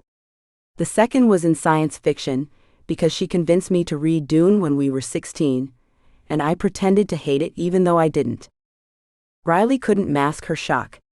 She had forced him to read Dune during summer break their junior year. He'd complained the entire time but finished it in 3 days. "The notes led her through the store," Asher continued, until she reached the classics section. Of course, Riley thought numbly. He'd picked the classics. She'd majored in English literature, and still had a soft spot for the books that had gotten her through college. "I was waiting there with her grandmother's restored edition of Pride and Prejudice." The crowd gasped collectively. Riley felt her heart stutter. She'd mentioned to Asher months ago that her favorite book, her grandmother's copy of Pride and Prejudice, had water damage from a leaky pipe in her apartment. She'd been heartbroken about it. She'd mentioned it once in passing while they were having dinner at his place. I had restored the binding, Asher said, his voice softening further. Rebound the cover, replace the damaged pages. It took weeks, but I wanted her to have it back. Riley swallowed hard. If he had actually done that, it would have been the most thoughtful gift anyone had ever given her. When she opened it, he continued, there was a note on the first page that said, "Some stories never get old." He paused, and Riley could swear his cheeks colored slightly. And when she looked up, I asked her if she'd let me be part of her story, for the rest of our lives. Mr. Chen was practically vibrating with excitement as he filmed. Mrs. Finch wiped away a tear. Margot was scribbling so fast Riley thought her pen might catch fire. Riley stared at Asher, unable to speak. The proposal he described was perfect, thoughtful, personal, intimate. It captured everything she secretly loved: books, meaningful gestures, private moments over grand displays. If she didn't know better, she'd think this proposal had actually happened. When Asher's eyes finally met hers fully, they were filled with something warm and genuine that made her breath catch in her throat. It had to be special, he said softly, for her, but heard by everyone. Because she is. For a moment, one treacherous, heart-stopping moment, Riley forgot this was a lie. She forgot there was an audience, forgot they were pretending, forgot everything except the way Asher was looking at her like she was the only person in the room. His eyes reflected something so real that it scared her. The lump in her throat made it impossible to speak. She didn't correct a single detail of his story. "Did you cry?" Mrs. Peterson asked eagerly, breaking the spell. Riley blinked, reality crashing back. She didn't cry, Asher answered for her, his hand finding hers and squeezing gently. She smiled. That smile she gets when she's really happy but trying not to show it. He demonstrated, pressing his lips together in a suppressed grin that was, mortifyingly, exactly the face Riley knew she made when trying to contain her excitement. "That's our Riley," Mrs. Finch nodded approvingly. "Never one to make a scene." The irony of that statement, given the current scene unfolding in her bookstore, was not lost on Riley. "So romantic," Mrs. Peterson sighed. "And so thoughtful." Using the bookstore, her pride and joy. Riley finally found her voice, though it came out slightly strangled. "Yes. Very surprising. You two are just perfect together," Mrs. Finch declared, raising her paper cup. "To Riley and Asher." "To Riley and Asher," the crowd echoed, raising their cups in a toast that Riley could only respond to with a weak smile. As the crowd clinked paper cups and Mr. Chen finally lowered his phone, Asher's hand remained firmly clasped around Riley's. His thumb traced small circles against her palm, a habit he had whenever he held her hand, something she'd never registered as significant until this moment. It felt too intimate, too natural to be part of the act. "I think we nailed it," he whispered, leaning close enough that his breath tickled her ear. "Don't you?" Riley turned to look at him, their faces inches apart. The small crinkles around his eyes when he smiled had always been there, but suddenly they seemed like the most fascinating thing she'd ever seen. "Where did you come up with all that?" she whispered back. Something flickered across his face, too quick for her to identify before his casual smile returned. "Just thought about what would make you happy," he said with a small shrug. "Wasn't hard." Before Riley could respond, Margot appeared at their side, notepad in hand. "I'll need a couple's photo for the article," she announced. "How about by the classics section? For authenticity?" Riley felt Asher's hand tighten around hers. "Perfect," he said, steering Riley toward the back of the store before she could protest. After all, that's where it happened. Chapter 6: Storm Warning, Feelings Ahead. Asher's hands cramped from gripping his phone too tightly. The town's community forum, a cesspit of gossip at the best of times, had exploded with comments about Riley and him. Photos from the engagement brunch showed Riley looking shell-shocked while he stood beside her, his face giving away nothing. It was perfect. Better than he could have hoped for. Mia's name flashed on his screen. His sister had called 3 times already today. "Hey," he answered, wedging the phone between his ear and shoulder as he sorted through a pile of lumber in his workshop. "Before you say anything, You're engaged? Mia's voice was shrill enough that Asher had to pull the phone away from his ear. To Riley? And I find out from Facebook? Asher ran a hand through his hair, sawdust sprinkling onto his shoulders. It's complicated. Complicated? You've been in love with her since you were 15. What's complicated about finally making a move after, I don't know, 17 years? He sighed, setting down his tape measure with more force than necessary. It's not what you think. What I think is my brother finally grew a pair, and it's fake, Mia. The words landed with a dull thud. It's not real. A long pause followed. What do you mean, it's not real? Asher glanced around his empty workshop, as if someone might be eavesdropping. The engagement. It's not real. The grandmothers announced it at the town meeting and... Wait, Popo May and Gigi did this? Mia's laugh came through the line. Oh my God, they've finally snapped. But wait, why are you going along with it? The real reason sat heavy on his tongue. When Judge Wilson had called last week about Mia's custody case, suggesting that her brother's stable, settled presence would help her cause, the idea had lodged in his brain like a splinter. The judge knew Asher, respected him, and apparently thought a bachelor woodworker wasn't quite as impressive as a soon-to-be family man. But telling Mia would only stress her out more. It's easier this way, he said instead. The whole town believes it already. It'll blow over eventually. Bullshit, Mia said immediately. You're doing this for a reason, and I'm guessing it has something to do with my case. Asher closed his eyes. He'd never been able to hide anything from his sister. Look, he finally said. Judge Wilson mentioned that having family support, specifically stable married family support, would strengthen your case. It came up in casual conversation, but I could tell he was sending a message. So you're faking an engagement to help me get custody of my son? Her voice had softened. Something like that. Asher. She trailed off. You know I love you for this, right? But does Riley know why you're doing it? He shifted uncomfortably. Not exactly. Not exactly or not at all. I told her I'd explain later. Jesus, Ash. He could practically see Mia rolling her eyes. So Riley, who you've been in love with forever, thinks you're just randomly going along with a fake engagement for, what reason exactly? I haven't specified yet. This is going to blow up spectacularly, Mia predicted. And I'm going to laugh while helping you pick up the pieces. After hanging up, Asher checked the weather app on his phone. A storm system was moving in, a big one according to the radar. He texted Riley. Storm coming. You closing the shop early? Her response was almost immediate. Why? Worried your fiancé might get swept away in a flash flood? Despite himself, Asher smiled. Even in text form, Riley's sarcasm came through perfectly. Just checking if I need to pick you up. Roads might get bad. I'm fine. Emma's here until close. Besides, I have plans tonight. Asher's stomach twisted.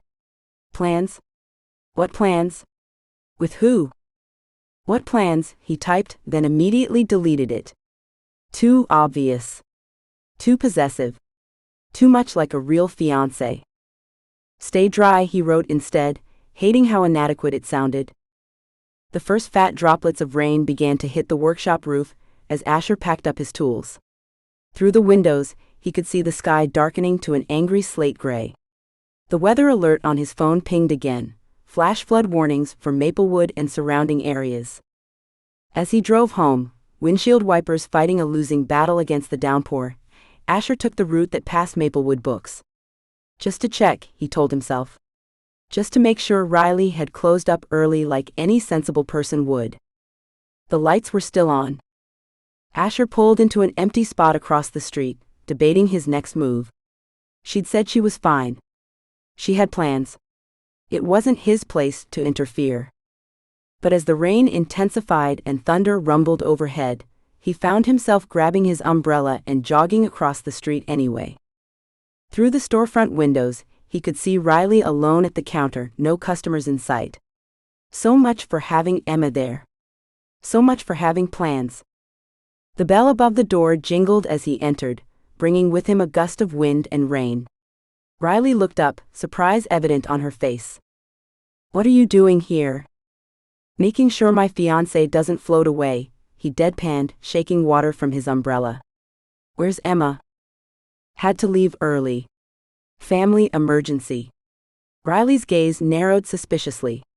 "Were you checking up on me?" "Yes," Asher admitted, seeing no point in lying. "The storm's getting worse. You should close up." As if to emphasize his point, lightning flashed, followed almost immediately by a crack of thunder that made the windows rattle. The lights flickered once, twice, then stabilized. Riley glanced outside, where the rain was now coming down in sheets. "Okay, fine. You win." She moved from behind the counter, grabbing her bag and keys. "I'll just lock up and—" The lights went out completely, plunging the bookstore into gray semi-darkness. "Perfect," Riley muttered. Asher pulled out his phone, turning on the flashlight. "Power's probably out across town. Come on, my truck's outside. I'll drive you home." 20 minutes later, they were still in his truck, barely able to see through the deluge as they inched along flooded streets. The windshield wipers worked furiously, but couldn't keep up with the torrential downpour.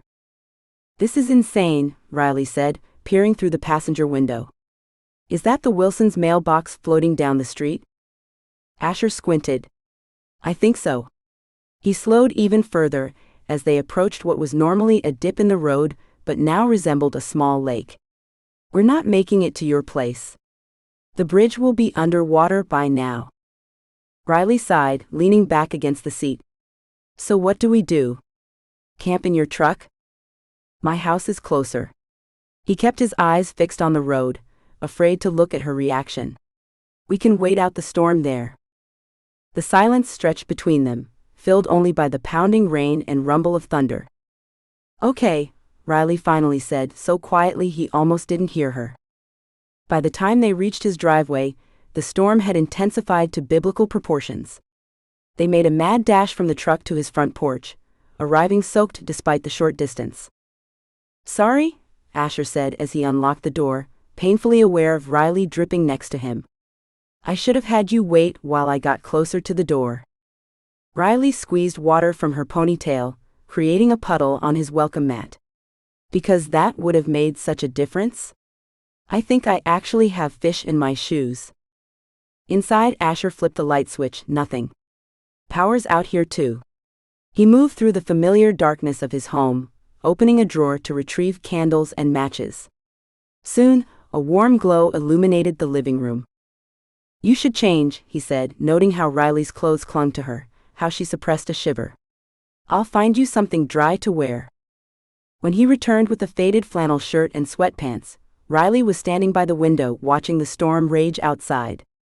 Her silhouette against the rain-streaked glass made his breath catch. She looked like she belonged there in his house framed by his windows. "Bathroom's down the hall," he said, holding out the clothes. "First door on the left." She took them with a small smile. "Thanks. I'll just—" She gestured vaguely toward the bathroom and disappeared down the hall. While she changed, Asher busied himself lighting more candles and checking his phone. No service. The storm had knocked out cell towers as well. He sent a quick text to Mia anyway, hoping it would go through when service returned. "Power out. Storm's bad. Riley's here. We're fine." He just changed into dry clothes himself when Riley emerged from the bathroom. His flannel hung to her mid-thigh, the sleeves rolled up several times to free her hands. She tied the sweatpants at the waist, but they still sagged low on her hips. Something primitive and possessive flared in Asher's chest at the sight of her in his clothes. He turned away quickly, pretending to search for something in the kitchen cabinets. "I texted Emma," Riley said, settling on his couch and tucking her legs beneath her. "Let her know I'm okay, but I doubt it went through." "Yeah, service is down." Asher stared out his living room window as rain pounded against the glass, the storm having transformed from a light drizzle to a full-blown downpour in minutes. He turned to find Riley pacing anxiously, her phone pressed to her ear. Emma, I'm so sorry to leave you with closing, but I'm stuck at Asher's until this passes. The casual way she mentions being at his place makes his heart do a strange flip, as if her presence here is the most natural thing in the world. You might as well get comfortable, Asher says as Riley hangs up, gesturing to the worn but comfortable couch. Weather app says this isn't letting up anytime soon. He watches as she reluctantly sinks into the cushions, her eyes wandering around his living room, taking in the handcrafted bookshelves, which he'd built specifically with her book collection in mind, though she doesn't know that, the stack of woodworking magazines and the framed photo of them from high school graduation. When did you put that up? She asks, nodding toward the photo. Asher shrugs, unwilling to admit he'd framed it the day he moved in. A while ago. Riley studies him for a moment, then returns her attention to the photo. We look so young. We were young. You still had that terrible haircut your mom gave you. Asher winces at the memory. Don't remind me. Riley's lips curve into a smile. And I had braces. Very attractive. I always thought so, Asher says before he can stop himself. When Riley's eyes snap to his, he quickly adds, I mean, compared to my disaster of a haircut, anything looked good. An awkward silence falls between them, punctuated by thunder and the steady drumming of rain. Asher moves to the kitchen, grateful for the distraction of making dinner. He's hyper-aware of Riley's presence just a few feet away, of how easily she fits into his space. Hope pasta is okay, he calls over his shoulder, pulling ingredients from cabinets with practiced ease. When he glances back, he catches her watching him with an unreadable expression. Pasta's perfect, she says, rising from the couch. Need help? I've got it. The kitchen is small, and having her close would only make him more nervous. But Riley ignores him, moving to his side as he fills a pot with water. I can at least chop vegetables, she insists. I'm not completely useless in a kitchen, despite what my mother believes. Asher relents, passing her a cutting board and knife. They work in companionable silence, moving around each other in the small space with practiced ease. It strikes him how natural this feels, cooking dinner together during a storm, as if they've done it 100 times before. As if they could do it 100 times again. As Asher cooks, Riley wanders into the kitchen, picking up a wooden spoon from his utensil jar. This is the one I gave you when you moved in, isn't it? She asks, turning it over to find her initials burned into the handle. Asher nods, not trusting his voice at the moment. He doesn't mention that it's his favorite utensil, or that he's refused to replace it despite the worn edge. I can't believe you still have this, she says, running her thumb over the burned RH. It was such a stupid housewarming gift. It wasn't stupid. The words come out more forcefully than he intended. I use it all the time. Riley looks at him curiously. It's just a wooden spoon, Ash. But it isn't just a wooden spoon.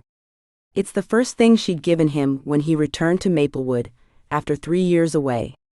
A simple welcome home gift that had meant everything because it came from her. He doesn't say any of this, of course. Instead, he takes the spoon from her hand, their fingers brushing briefly, and stirs the sauce. They eat dinner at Asher's small table, the storm creating a strangely intimate backdrop to their meal. The conversation flows easily, years of friendship making silence comfortable and words natural. Asher notices how Riley's hair has started to curl from the humidity, how she gestures with her fork when she gets animated about a new book release, how her laughter feels like sunlight even on this dreary evening. We should probably talk about it, Riley says suddenly, setting down her fork. Asher freezes. About what? This whole engagement thing. She waves her hand between them. The town thinks we're getting married, Ash. We've been going along with it for days now. Don't you think it's time you told me why? He'd known this was coming. Had rehearsed his answer a dozen times. But now, with Riley sitting across from him in his clothes, in his home, with the storm isolating them from the rest of the world, the words stick in his throat. It's complicated, he finally says. Riley's eyes narrow. That's not an answer. I know. Asher pushes his plate away, no longer hungry. It's about Mia. Your sister? What does she have to do with this? She's fighting for custody of Ethan, he explains, relief washing through him now that he's finally telling her. Her ex is trying to take him away, claiming she's an unfit mother because she doesn't have family support. Understanding dawns on Riley's face. And a stable, engaged brother would help her case? Asher nods. Judge Wilson mentioned it. Said the court looks favorably on applicants with strong family foundations. So you needed a fiancé, Riley says slowly. And the grandmothers conveniently provided one. It wasn't planned, Asher hastens to add. But when they made the announcement, it seemed like fate. The last part is too honest, too revealing. He looks away, afraid she'll see everything he's been hiding. Riley is quiet for a long moment. You could have told me sooner. I know. I would have agreed to help Mia. I know that too. And he did. Riley's loyalty was one of the things he loved most about her. She takes a sip of water, her gaze thoughtful. So how long do we need to keep this up? The hearing is in 2 months. 2 months, she repeats, a strange expression crossing her face. That's a long time to be fake engaged. Asher's heart sinks. If it's too much to ask.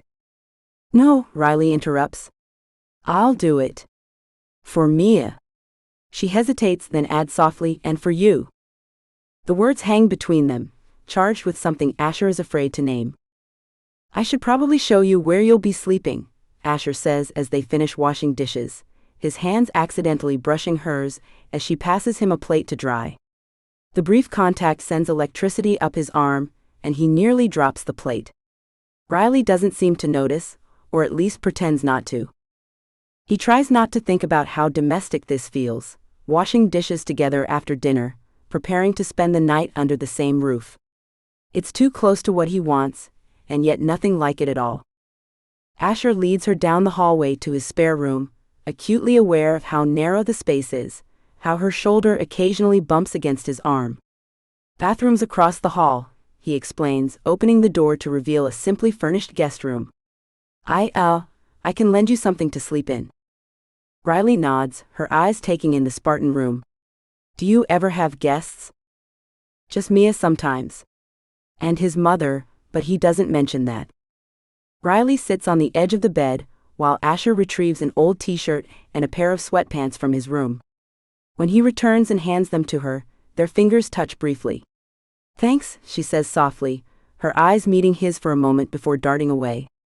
The air between them suddenly feels charged with something Asher is afraid to name. If you need anything else, I'll just be. He jerks his thumb toward his bedroom. I'll be fine, Riley assures him.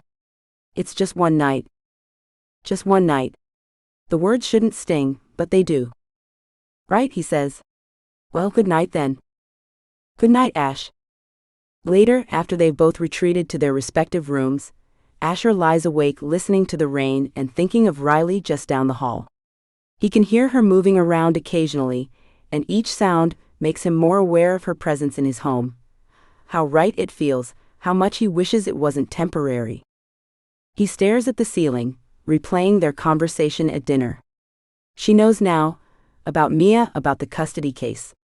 But she doesn't know the whole truth.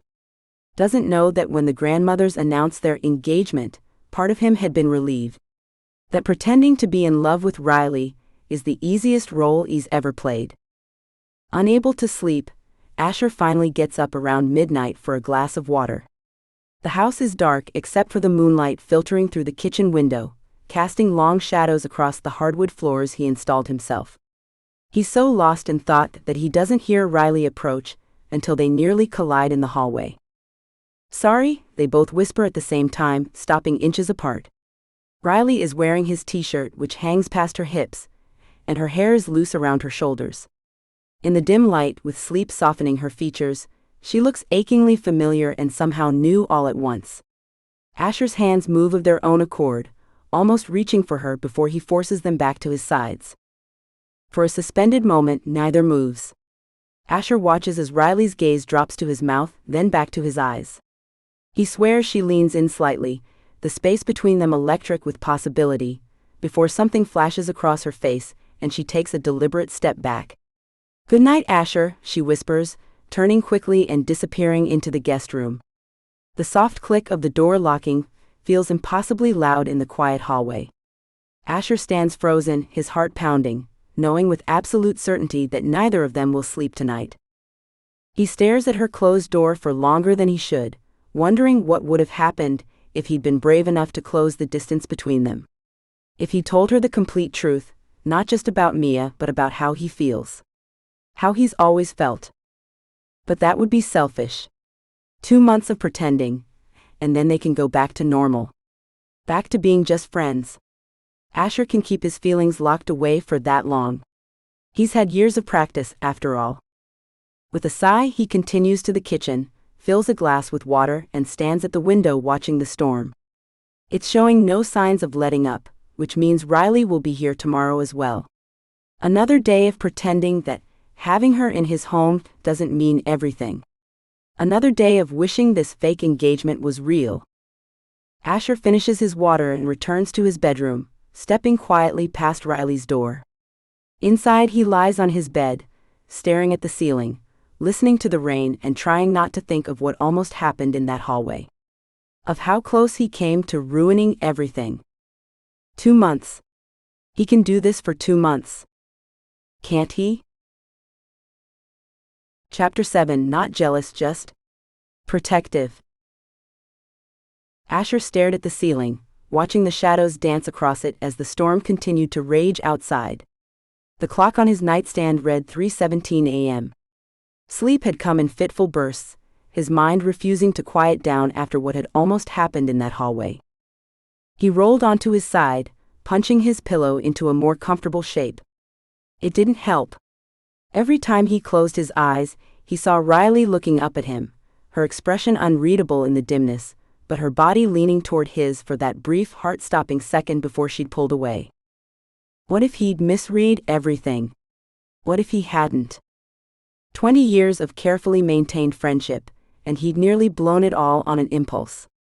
The problem was, impulses around Riley were getting harder to control. Especially now, with her sleeping just down the hall, wearing his clothes, in his home where he'd imagined her so many times before. When his alarm finally buzzed at 6, Asher had maybe managed 3 hours of broken sleep. He dragged himself into the shower, hoping the cold water would clear his head. It didn't. Riley was already in the kitchen when he emerged, sitting at his small kitchen table with a mug clutched between her hands.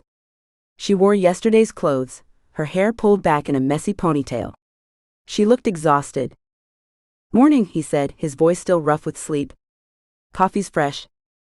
She nodded, not quite meeting his eyes. "Thanks. And thanks for letting me stay over." "Storm's cleared up," he noted, glancing out the window as he poured himself coffee. "Roads should be fine now." "Yeah," she agreed, a little too quickly. "I should probably head out soon. Need to open the store." An awkward silence stretched between them. Neither mentioned the midnight almost encounter. Neither seemed to know how. "I'll drop you off," Asher finally said. "No, that's okay. I can walk. It's not far." "Riley, it's fine. I'm heading that way anyway." He wasn't, but she didn't need to know that. She hesitated, then nodded. "Okay. Thanks." The short drive to her apartment was quiet, save for the soft background noise of the local morning show on the radio. Riley stared out the passenger window, and Asher kept his eyes firmly on the road, his knuckles white around the steering wheel. "So," she said as he pulled up in front of her building. "I guess I'll see you around?" It sounded like a question, which was ridiculous considering they were supposedly engaged. But last night had shifted something between them, created a strange new tension neither knew how to navigate. "Yeah," he replied. "I'll stop by the bookstore later. With lunch maybe." Her smile was small, but genuine. "I'd like that." Then she was gone, hurrying up the steps to her door without looking back. Asher sat in his truck for a long moment after she disappeared inside, resting his forehead against the steering wheel and letting out a slow breath. 2 months of this. He was definitely going to lose his mind. By the time his lunch break rolled around, Asher had spent the morning accomplishing exactly nothing. He'd ruined 2 pieces of expensive cherry wood, sanded the edge off a cabinet door too aggressively, and nearly taken a chunk out of his thumb with a chisel, all because he couldn't stop replaying that moment in the hallway. The way Riley had looked at him. The way she'd leaned in just a little before pulling away. Going out for lunch, he called to his assistant Greg, who just waved without looking up from his work. Asher drove to Mabel's Deli first, ordering Riley's favorite, turkey and avocado on sourdough with extra pickles on the side, and his usual roast beef. As he waited for their order, he checked his phone, finding 3 missed texts from Mia. "So when do I get to be maid of honor? Mom called me crying, BTW. Also, definitely filling out told you so paperwork." He groaned. Of course his mother had called Mia immediately, probably before he and Riley had even left the town hall. He'd have to tell Mia the truth eventually, but not yet. Not until he was sure she could keep the secret. "Order for Bennett," called the deli clerk, handing over the brown paper bag. The walk to the Story Nook was short, just a few blocks along Maplewood's main street. It gave Asher time to rehearse what he'd say to Riley. Something casual but friendly. Nothing about last night, obviously. Nothing about how seeing her in his shirt had nearly undone him. Nothing about how badly he'd wanted to close that gap between them in the darkness. As he approached the bookstore, Asher slowed his steps. Through the large front window, he could see Riley at the counter. Her hair was pulled back in that messy bun that always made him want to tuck the loose strands behind her ear. She was smiling, that polite, professional smile she reserved for customers, at a tall, good-looking stranger who was leaning against the counter. Too close. Definitely closer than any customer had a right to be. Asher felt something tighten in his chest. The man said something, gesturing animatedly with his hands, and Riley laughed. Not her real laugh, Asher noted with a small stab of satisfaction, but her customer laugh, the one that was pleasant but didn't quite reach her eyes. The guy seemed encouraged anyway, leaning even closer, and Asher realized his hand had tightened around the paper bag, nearly crushing their lunch. He forced himself to relax his grip. This was ridiculous. He had no right to feel jealous. Riley wasn't his, not really. This was all for show. For Mia. For the grandmothers. For the town. And yet, Asher pushed the door open harder than necessary, causing the little bell above to jingle with more aggression than bells usually managed. He caught the tail end of the stranger's question as he stepped inside. "Dinner sometime? I know this great place in the city." Riley's smile remained fixed, but didn't reach her eyes as she shook her head. "That's really nice of you, but I'm actually engaged." She gestured vaguely with her left hand, which Asher couldn't help but notice lacked a ring. Something they'd need to address if they were keeping up this charade. The guy looked momentarily disappointed, before recovering with a shrug. "Lucky man," he said, then turned to leave, nodding briefly to Asher as they passed each other. Asher felt a ridiculous surge of triumph, followed immediately by guilt. This wasn't real. He had no right to feel possessive over Riley, no matter how much he wanted to. "Who was that?" he asked, aiming for casual but landing somewhere closer to interrogation. He placed the lunch bag on the counter, trying not to notice how Riley's cheeks had flushed slightly pink. "Just a customer passing through town," she answered, sounding genuinely unconcerned as she peered into the bag. "You brought food? I was just about to close for lunch." Her easy dismissal of the stranger should have made him feel better, but it only highlighted how unreasonable his jealousy was. Riley had never shown any interest in being anything more than his friend. One confusing almost moment in a dark hallway didn't change that. "Thought you might be hungry," he mumbled, distracted by the way her expression brightened at the sight of her favorite sandwich.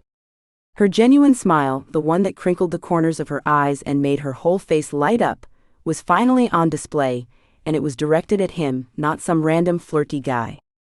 "You got the pickles on the side," she noted, sounding pleased. As if he'd ever forget.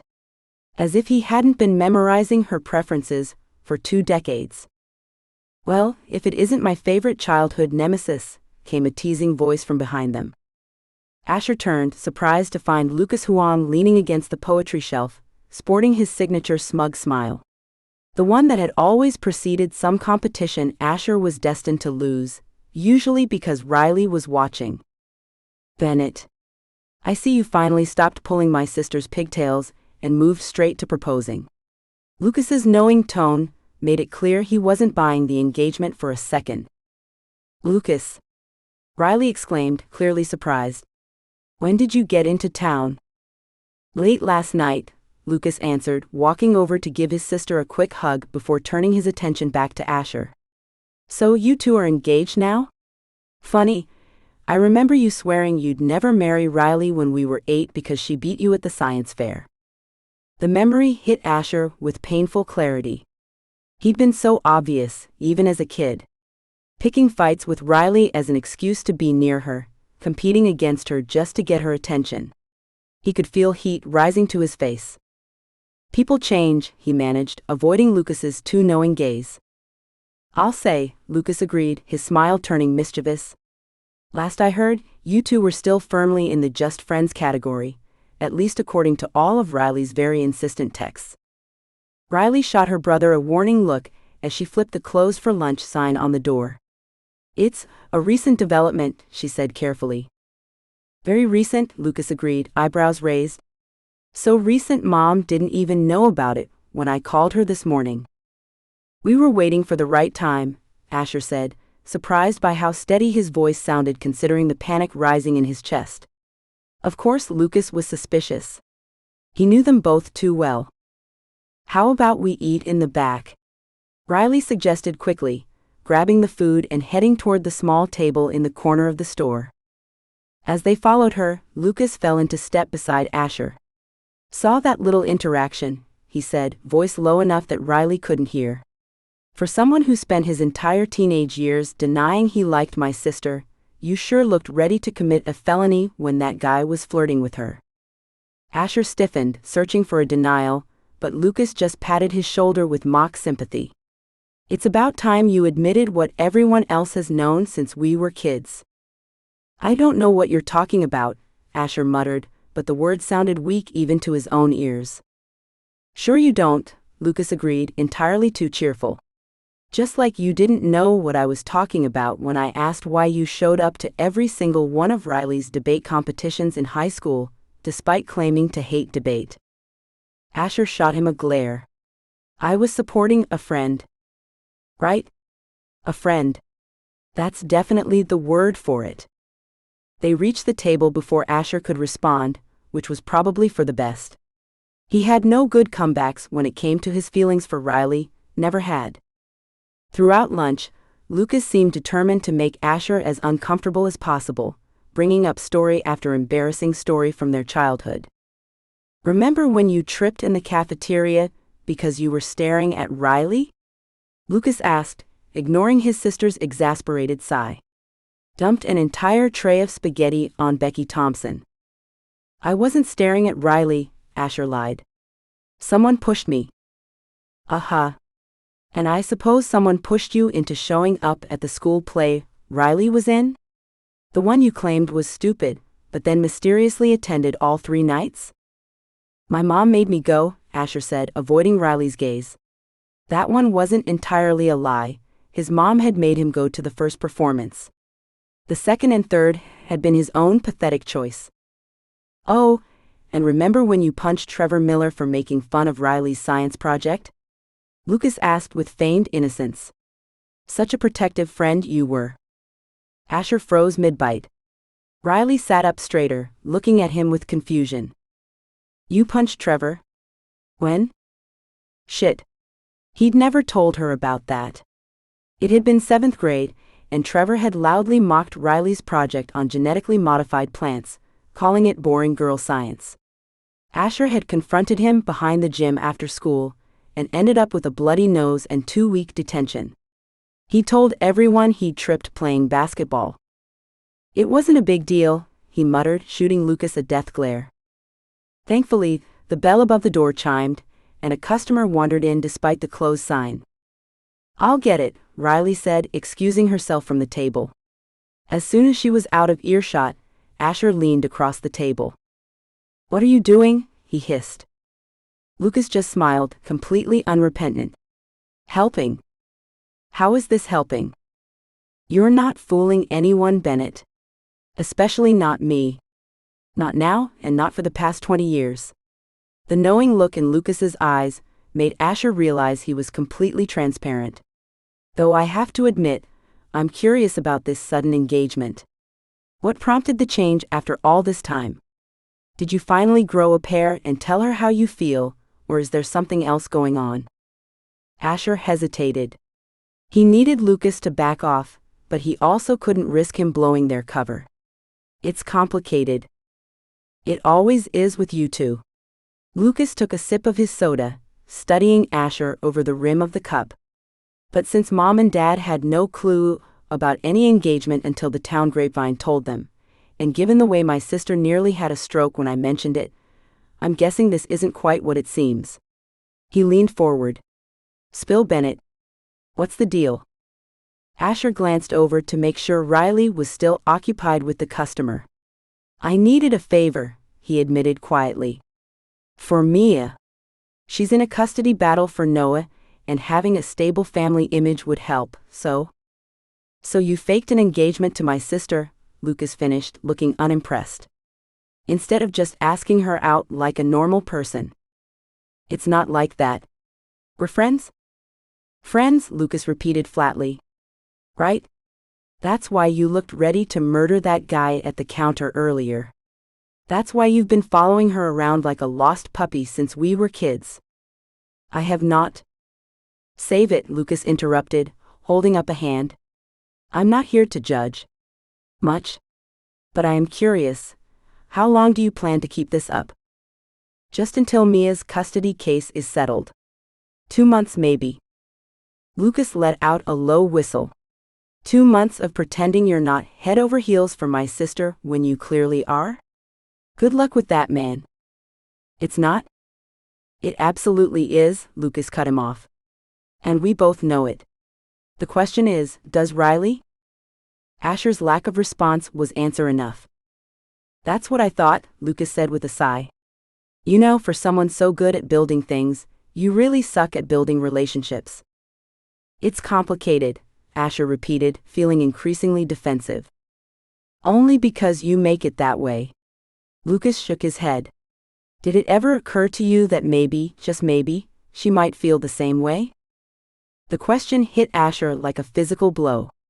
Had it occurred to him? Of course it had, in his weakest moments, in his most hopeful dreams.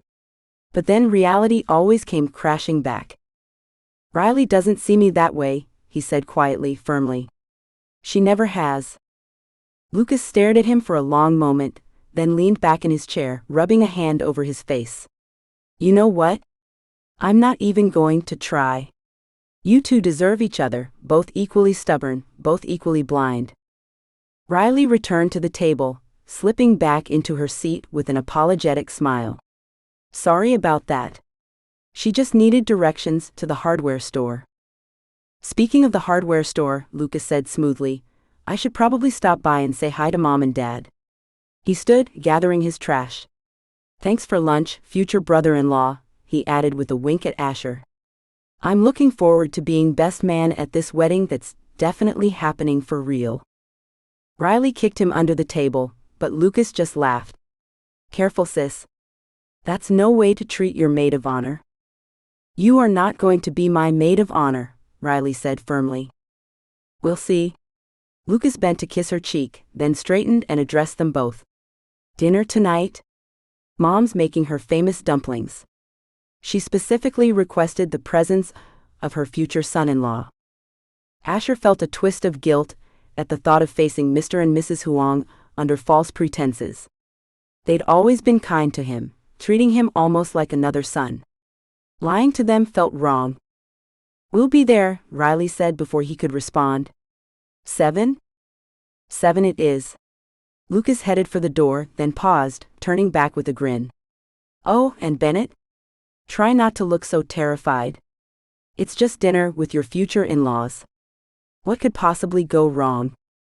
With that parting shot, he was gone, leaving Asher to wonder how his carefully constructed walls had crumbled so completely in less than 24 hours, and how he was going to survive 2 months of this when he could barely make it through one day. Chapter 8: Date Night for Show. Riley stared at the latest text from Lucas, her finger hovering over the screen as she contemplated which scathing response would shut him up fastest. So weird having my childhood nemesis become my future brother-in-law. The plot thickens. For the last time, we are not actually getting married, she muttered to her empty bedroom, tossing the phone onto her bed where it landed among 3 rejected outfits. The screen lit up with another message. Remember when he punched Tommy Wilson for making fun of your science fair project in 7th grade? Should have seen the signs, sis. Riley rolled her eyes. Ever since yesterday's lunch, Lucas had appointed himself chief archaeologist of her and Asher's shared history, digging up memories she'd almost forgotten, like how Asher always saved her a seat on field trips, or mysteriously appeared whenever she needed help carrying boxes of books home. Her closet door hung open, the remaining options dwindling by the minute. This wasn't even a real date, just dinner at La Riviere to keep up appearances. So why was she treating it like prom night? This one? She pulled out a simple black dress, then immediately shoved it back. Too funeral. Too serious. Her phone buzzed again. Lucas had sent a photo. A grainy snapshot from high school showing Asher glaring at some guy talking to Riley by her locker. Exhibit number 437, the death stare. Dude's been gone for you since forever. I'm thinking PowerPoint presentation for the wedding reception. I'm blocking your number, she called out to no one, though a treacherous smile tugged at her lips. Riley's fingers lingered on a blue dress pushed to the back of her closet. She'd worn it exactly twice, once for graduation and once for her bookstore's grand opening. Asher had been at both events. She still remembered his awkward compliment at graduation, something about the dress matching her eyes, mumbled so quietly she'd barely caught it. This is purely practical, she informed her reflection as she slipped it on, the soft fabric settling against her skin. The woman in the mirror looked flushed, nervous, and far too invested in a fake engagement dinner. Riley leaned closer to the bathroom mirror, applying mascara with more care than usual. Just enough makeup to look polished, but not like she was trying too hard. She hesitated before reaching for her perfume, then dabbed a hint on her wrists. This is just keeping up appearances, she repeated firmly, like a mantra that might actually work if she said it enough times. The doorbell rang at exactly 7, punctual as always. Riley took a steadying breath, smoothed her dress, and opened the door. The sight of Asher Bennett standing on her porch made her mouth go dry. Gone were the usual flannel and worn jeans, replaced with dark slacks and a crisp button-down that accentuated his broad shoulders. His dark hair, typically a rumpled mess, was combed neatly to the side, though one stubborn strand had already broken free. He'd even polished his boots.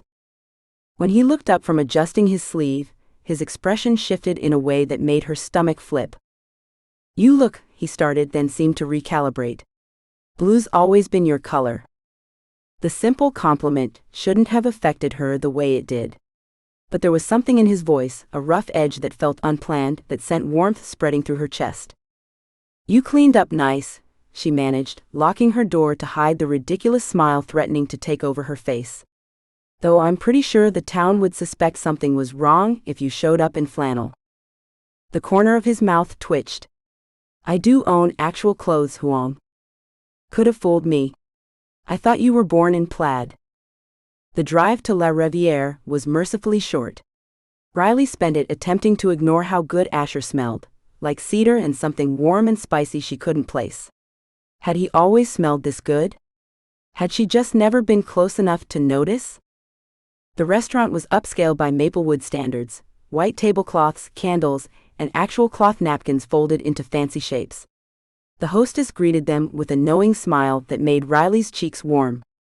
You must be the Bennett engagement dinner, she said warmly. Po May, and Gigi called ahead to make sure everything would be perfect for you. Riley caught Asher's eye, sharing a moment of amused exasperation at the grandmother's thoroughness. Of course they did, Asher murmured, his hand finding the small of Riley's back as they followed the hostess to their table. The casual touch sent a current up her spine, so familiar yet suddenly charged with new meaning. Their table was secluded, tucked into a corner with a beautiful view of the lake. Outside, strings of lights twinkled along the dock, reflecting on the calm water. It was, Riley had to admit, undeniably romantic. As they sat, she noticed a small envelope propped against the centerpiece with, "For the happy couple," written in Gigi's elegant script. Inside was a note on scented stationery. "May this be the first of many celebrations together. We always knew you were meant for each other. Love, Hopome and Gigi." Riley passed it to Asher, watching his expression soften as he read it. She'd expected him to roll his eyes or make a joke, but instead, he carefully tucked the note into his pocket. "They're really going all in on this," she said. Asher met her gaze across the table. "They've always been persistent." Before Riley could respond, their waiter arrived, introducing himself as Colin with an enthusiasm that suggested he'd had at least 4 espressos. "I heard we have a newly engaged couple tonight." "Congratulations," he gushed, pouring their complimentary champagne with a flourish. "How long have you two been together?" The question hung in the air. Riley realized they'd never actually discussed their backstory beyond the proposal. She looked at Asher, uncertain how to answer. Without missing a beat, he said, "We've known each other since kindergarten, but sometimes it takes a while to see what's right in front of you." His eyes met Riley's across the table, and there was something in them, a warmth, a certainty that made her breath catch. For a moment, she forgot they were pretending. For a moment, it felt perfectly real. "That's so sweet," Colin sighed. "Childhood sweethearts are my favorite." "We weren't exactly sweethearts," Riley found herself saying, the champagne loosening her tongue. "He used to tease me mercilessly about my butterfly hair clips." Asher's smile widened. "You had at least 15 of them. It was like a butterfly sanctuary on your head." "And you had that terrible bowl cut," she shot back, grinning. "My mom thought it made me look like a young Leonardo DiCaprio." Riley snorted into her champagne. It did not. As they ordered and began their meal, she found herself relaxing into the evening. The champagne helped, but it was more than that. It was how easy it was with Asher, how conversation flowed between them. "Remember when Lucas dared you to climb the old oak tree and you got stuck?" she asked, twirling pasta around her fork. "I wasn't stuck," Asher insisted. "I was strategizing my descent." "For 2 hours? While the fire department set up a ladder?" It was a complex situation. His expression turned mischievous. "And if I recall correctly, you were the one who called them." "Very dramatic." "You were 30 feet up." Riley protested. "What was I supposed to do?" "Trust that I wouldn't fall." Something about the way he said it, steady and certain, made her pause. Had she always underestimated him? They shared more stories about growing up together, laughing about how Lucas and Asher used to compete over everything, from school projects to who could climb the tallest tree, a rivalry that eventually masked a reluctant friendship. "Lucas says you had a crush on me back then," Riley said before she could stop herself, immediately wanting to sink under the table. Asher's fork paused halfway to his mouth. For a moment, he looked genuinely caught off guard. "Lucas talks too much," he finally said, his voice carefully neutral. Riley studied his face, trying to read between the lines. "So that's a no?" Asher took his time answering, setting down his fork with deliberate precision. "I think Lucas retroactively sees what he wants to see." It wasn't quite a denial, and Riley felt a flicker of something. Disappointment? Relief? She couldn't tell. Halfway through dinner, she found herself describing her latest bookstore drama, a heated book club debate that had nearly ended with Mrs. Patterson throwing Pride and Prejudice at Mr. Fleming's head. She was mid-sentence when she noticed Asher watching her with an intensity that made her words trail off. His gaze was focused entirely on her, as if she were the only person in the room. Not scanning the restaurant, not distracted by his phone, not checking his watch. Just present. Attentive in a way that made her suddenly self-conscious. "What?" she asked, touching her face. "Do I have sauce on my chin or something?" He simply smiled. "Sorry," he said, not sounding sorry at all. "You get this look when you're talking about the bookstore. Like you're exactly where you're supposed to be." The observation was so specific, so attentive, it stole her breath. How long had he been noticing these things about her? "I didn't think you were paying attention," she admitted. "I'm always paying attention, Riley." The unexpected honesty in his voice made her face warm. Colin returned with dessert, a chocolate soufflé they hadn't ordered, courtesy of Popo, May and Gigi, and insisted on taking their picture for the restaurant's wall of celebrations. Riley instinctively leaned closer to Asher, who wrapped his arm around her shoulders. His warmth seeped through the thin fabric of her dress, and she was hyper-aware of his fingers resting just above her collarbone, gentle but sure. It reminded her of those rare moments in high school when he'd casually drape his arm around her. Gestures that had always made her feel strangely special, and that had grown increasingly rare as they got older, as if he'd been pulling away from her. "You two are so natural together," Colin sighed as he checked the photo on his phone. "Some couples are so awkward during these photos, but you can tell when it's the real thing." He handed the phone to Riley, who stared at the image, at how genuinely happy they both looked, at how Asher was looking at her rather than at the camera, at how comfortable they appeared wrapped in each other's arms. It was alarmingly convincing. "Looks real enough to fool your brother," Asher said quietly, his breath warm against her ear. "Is that what we're doing? Fooling people?" The question slipped out before she could filter it. Asher didn't answer right away. Colin chose that moment to bring their check, congratulating them once more before bouncing away to another table. "I think we're doing what we need to do," Asher finally said, his tone carefully even. "For Mia's custody case." "Right. The reason they were doing this whole charade in the first place." Asher's sister needed him to look stable, settled, reliable. Riley nodded, ignoring the twinge of disappointment. "Of course," she said. "That's what matters." As they left the restaurant, Asher placed his hand at the small of her back, guiding her through the door. The casual intimacy of it, something he occasionally did when they were teenagers, but had gradually stopped as they grew older, sent a shiver up her spine. Outside in the cool evening air, they paused before heading to his truck. The lake stretched before them, dark and peaceful, stars reflected in its surface. "That wasn't so bad, was it?" he asked quietly. When she looked up at him, his expression was unreadable in the dim light, but there was a question in it she wasn't ready to answer. "No," she admitted, her voice softer than intended. "It wasn't bad at all." The way his smile widened in response made her wonder, with a mixture of hope and panic, if they were still pretending at all, or if they were finally acknowledging something that had been there since they were kids. "I should get you home," he said, but made no move to leave. "Probably. It's getting late." Neither did she. They stood there a moment longer, the space between them charged with unspoken words. Riley thought about all the memories Lucas had dredged up, all the moments over the years that suddenly looked different in hindsight. Had Asher really punched Tommy Wilson for making fun of her science fair project?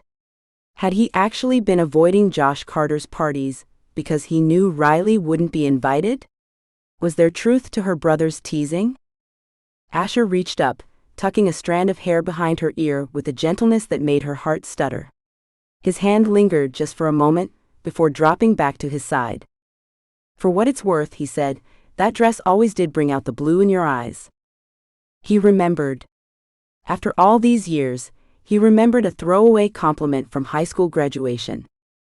"Worth quite a bit, actually," she whispered, and for the first time that night she let herself wonder if maybe, just maybe, this wasn't all pretend after all. Chapter 9: Wedding Planning for Dummies. Asher pushed open the door to the story nook, balancing coffee and a brown paper bag from Sweet Haven as the bell overhead announced his arrival. This was a routine they'd maintained for years, him bringing breakfast, Riley offering a grateful smile, but today felt different. Ever since their date last night, the familiar routine had taken on new weight. He'd spent the entire morning replaying every moment of that dinner. The way she'd tucked her hair behind her ear when the waiter complimented them, how her fingers had brushed against his when reaching for the bread basket, the soft laugh she'd tried to hide behind her napkin when he'd told a particularly terrible joke. He'd analyzed each moment, trying to separate what was real from what was performance, and found himself increasingly unable to tell the difference. His steps faltered when he caught sight of Riley through the window. She stood behind the counter, horror etched across her features as she leafed through what appeared to be a stack of glossy magazines. Not books, magazines. As he got closer, recognition dawned. Wedding magazines. At least a dozen of them spread across her counter, like an ambush of tulle and floral arrangements. Asher pushed the door open fully, and the bell jingled again. Riley's head snapped up, her eyes wide with panic. "These were just here when I opened," she explained frantically, gesturing at the publications with jerky movements. "On the counter. I didn't bring them. Someone broke into my bookstore to leave wedding magazines." Her voice rose slightly at the end, a hint of hysteria creeping in that Asher found both concerning and adorable. He set the coffee and pastry bag on the counter, careful not to disturb the glossy explosion of bridal imagery. Breaking and entering for the sake of matrimony. "That's a new one." "This isn't funny, Asher." She grabbed one magazine and waved it at him. "This is psychological warfare." "From who?" "Bride magazine." He reached for one of the publications, noting the colorful sticky notes marking certain pages. Flipping to one of the flagged sections, he discovered a blue and silver color scheme with an elegant handwritten note, perfect for Riley's eyes and Asher's woodwork. "Looks like someone has opinions about our wedding colors," he said, keeping his tone light as he showed Riley the page. He recognized the handwriting immediately as Gigi's elegant script. Of course. Those two were nothing if not thorough. Riley groaned, dropping her forehead to the counter with a dramatic thunk. "This is getting out of hand. Next thing you know, they'll be..." The bell above the door interrupted her despair. They both turned to see Maggie Sinclair striding in with purposeful steps, all efficiency and enthusiasm wrapped in a floral dress. She was followed by a petite woman with an iPad and a measuring tape draped casually around her neck, like the world's most practical necklace. "Riley. Asher. Perfect timing," Maggie exclaimed, clapping her hands together with the enthusiasm of someone who'd just won the lottery. "This is Vanessa Clark, the best wedding planner in 3 counties. She's agreed to fit you into her busy schedule. She's usually booked years in advance, but she's making an exception for Maplewood's favorite couple." Vanessa stepped forward with a professional smile, already tapping something into her iPad. "I've heard so much about you both. Popo May showed me your engagement photos. So charming." "Engagement photos?" Riley whispered, her face blanching. Asher's head snapped toward her. "We don't have engagement photos." "Oh, but you do." Vanessa turned her iPad around, displaying what appeared to be candid shots of them at the town festival last year. In one, they were laughing together near the cider stall. In another, Asher was adjusting Riley's scarf, his expression surprisingly soft. "These are perfect, so natural. You can just feel the love." Riley threw Asher a desperate look that clearly said, "Help me," her eyes telegraphing panic with the subtlety of emergency flares. But something strange was happening in Asher's chest, a hesitation, a reluctance to end the charade. He'd always enjoyed seeing Riley flustered. It was one of his favorite pastimes, watching her composed facade crack into genuine reaction. Now, with the added context of their fake engagement, it was even more entertaining. Plus, a voice in the back of his mind whispered, the longer this goes on, the longer he could pretend, just for a little while, that she was actually his. "That's so thoughtful," Asher said smoothly, stepping forward to shake Vanessa's hand. He could practically feel Riley's shock at his cooperation radiate behind him. Though we're still in the early planning stages, of course. He placed a hand on Riley's shoulder, feeling her tense beneath his touch before she forced herself to relax into the role. Of course, of course. Vanessa nodded enthusiastically, her bob haircut bouncing with each movement.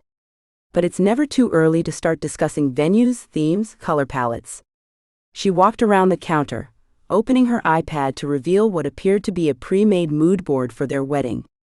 Po May and Gigi mentioned you might be interested in a fall ceremony? The botanical gardens are stunning in October. October? Riley repeated weakly. That's only 5 months away. I know it's pushing it, but I've worked with tighter timelines, Vanessa assured her, completely missing the point. The key is delegation and decisive action. Speaking of which, Vanessa began outlining an ambitious wedding planning schedule, while Riley's expression grew increasingly strained. Asher leaned against the counter, crossing his arms over his chest, watching with barely concealed amusement as Riley fielded questions about floral arrangements and cake flavors. Each time she looked to him for help, he simply raised his eyebrows or offered the blandest possible response. What about your dream venue, Asher?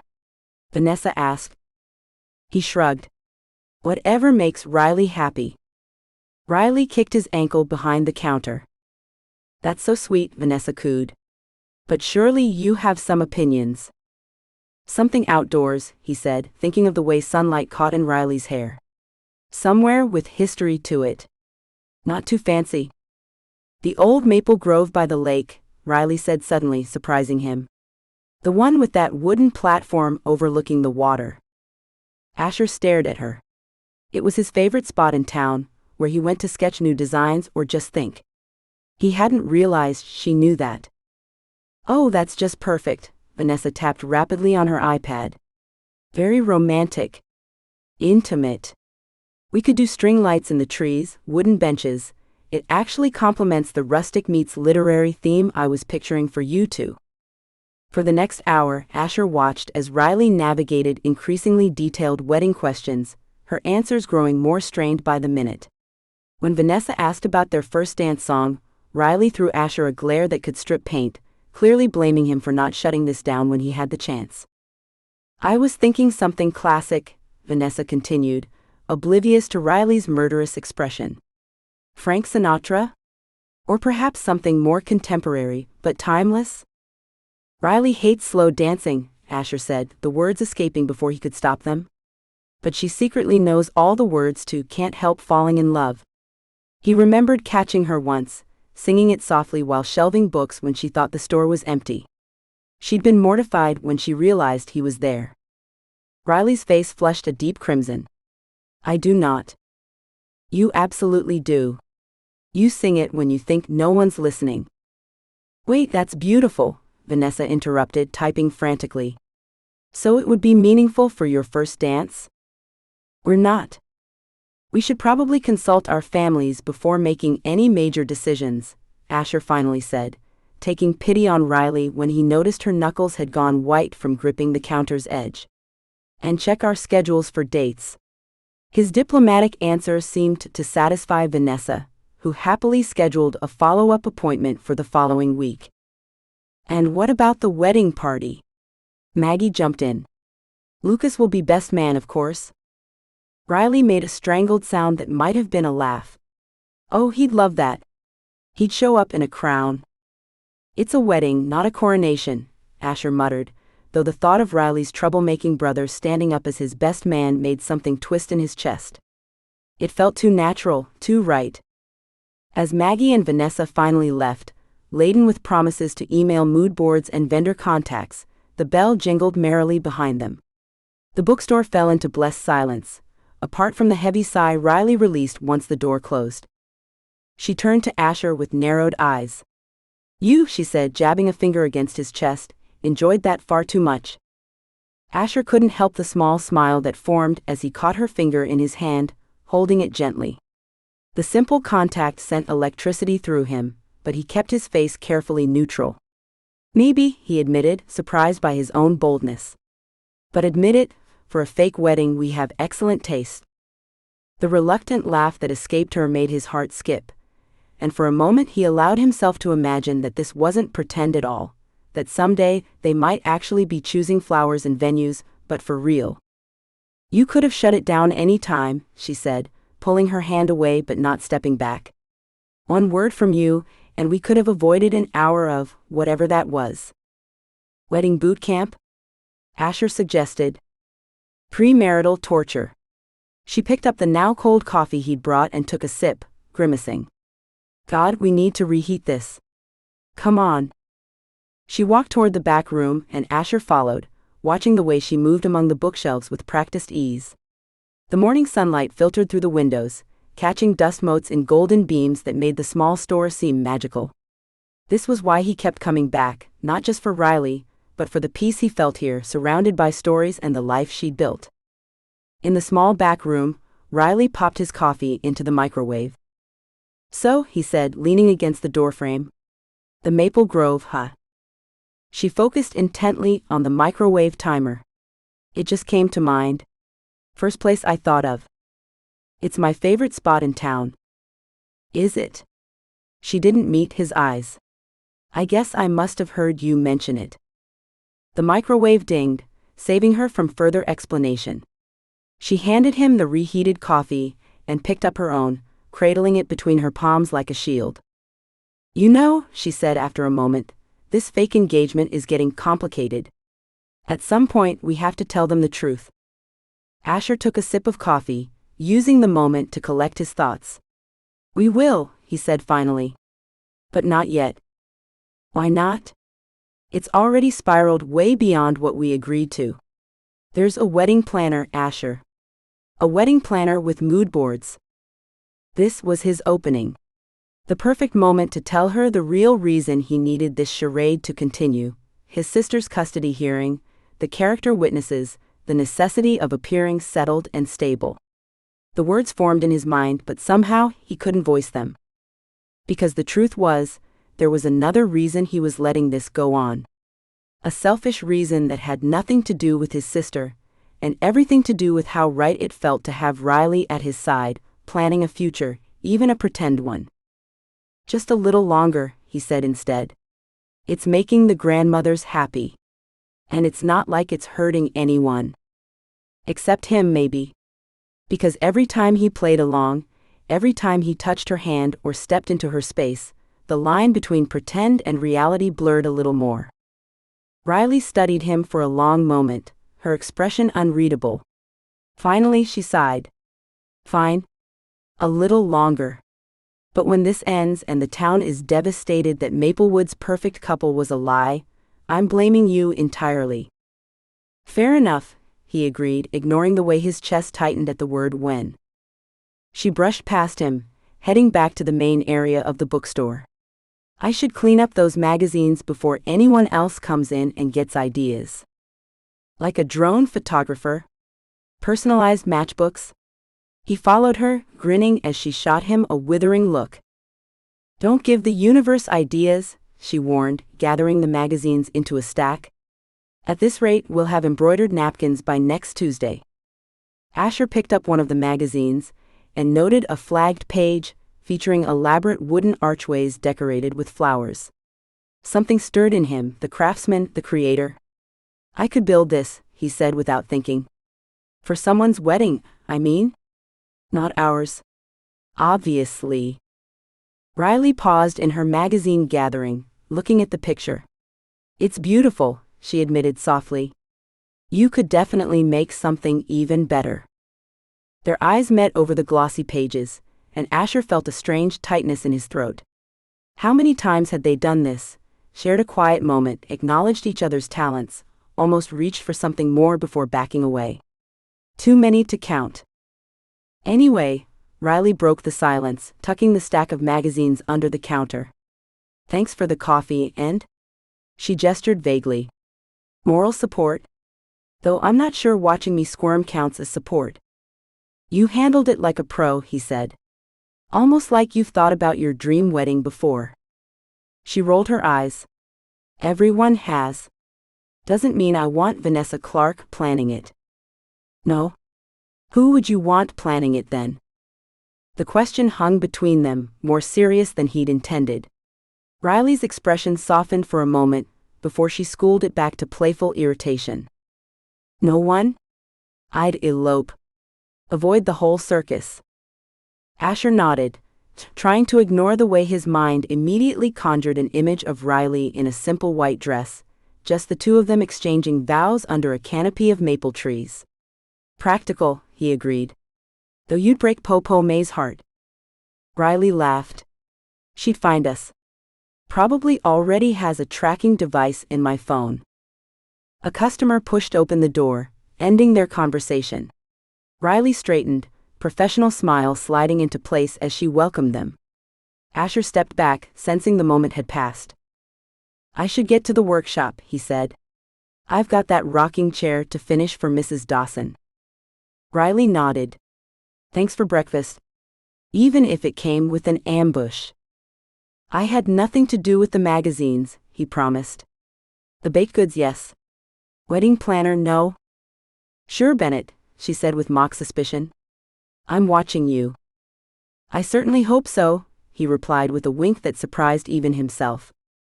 As he walked to the door, he heard her laugh, the real one, not her customer service chuckle, and felt an absurd pride at having caused it. Just before leaving, he turned back to find her already looking at him, an expression he couldn't quite read on her face. For a moment, they simply looked at each other across the sunlit bookstore, surrounded by stories of people finding their way to each other against all odds. Then Riley smiled, small, complicated, but real. See you later, fiancé, she called, just loud enough for him to hear. The bell jingled as he left, and Asher walked down Maplewood's main street with a smile he couldn't quite contain, despite knowing that the title, however much he might wish otherwise, was only temporary. Chapter 10, Almost Something at the Willow Tree. Riley stared at her laptop screen, the inventory spreadsheet swimming in front of her eyes. She'd been trying to focus on the same column of numbers for 20 minutes, but her mind kept wandering back to Asher. The way his hand had felt at the small of her back as he guided her through the restaurant. The intensity in his eyes when he thought she wasn't looking. That almost smile that made her stomach flip in a way that was becoming increasingly difficult to ignore. With a frustrated sigh, she pushed her reading glasses on top of her head and rubbed her eyes. The tiny back office of the Story Nook usually felt like a sanctuary, her private command center in a town that seemed determined to make her personal life public property. Today, though, even her sanctuary felt compromised. This is ridiculous, she muttered, glancing at the wedding planner business card that had somehow migrated from the counter to her desk. Maggie Sinclair's ambush earlier that day still made her cheeks burn. The woman sweeping into the bookstore with an actual professional wedding planner in tow, beaming as though she'd personally delivered Riley's dream come true. And Asher? He just stood there with that infuriatingly calm expression, the corners of his mouth twitching, while Riley stammered through excuses about why they couldn't possibly schedule a consultation right that second. Riley picked up the business card, intending to toss it in the trash, but hesitated. She set it back down with a groan. Even refusing to engage with the wedding charade felt like it required more energy than she could muster. The bell above the shop door jingled, pulling her from her thoughts. Customers. Right. She had an actual business to run, fake fiancé drama notwithstanding. Be right there, she called, quickly saving her spreadsheet before leaving the office. She smoothed down her cardigan, plastered on her customer service smile, and stepped into the main part of the store. Her smile faltered when she spotted Asher leaning against the front counter, looking unfairly attractive in a faded gray Henley that brought out the blue in his eyes. His hair was slightly mussed as though he'd been running his fingers through it, a nervous habit she'd noticed since they were kids. Hey, he said, hands shoved in his pockets. His shoulders hunched slightly forward, making him look oddly vulnerable despite his imposing frame. Thought you might need a break from? He gestured vaguely around the store, where wedding magazines were still scattered on various surfaces, despite Riley's best efforts to hide them. All this. Something twisted in Riley's chest at his words. Of course, he'd know exactly what she needed without her having to say it. He'd always been like that, frustratingly perceptive when it came to her moods, even when she tried to hide them. "Is it that obvious?" she asked, attempting a light tone but hearing the strain in her voice. Asher's mouth quirked up at one corner. "Only to me." Those 3 words shouldn't have made her heart skip, but they did. Riley glanced around the store. The afternoon lull meant there were no other customers, and she'd already stayed an hour past closing time to work on the inventory she wasn't making progress on anyway. Decision made, she reached for her purse behind the counter. "The willow tree," she suggested, the words tumbling out before she could reconsider. Their childhood spot, the one place in Maplewood where no one would think to look for them. The one place that had always been just theirs. Asher's eyes warmed at the suggestion, a small smile playing at the corners of his mouth. "I'll drive," he said simply.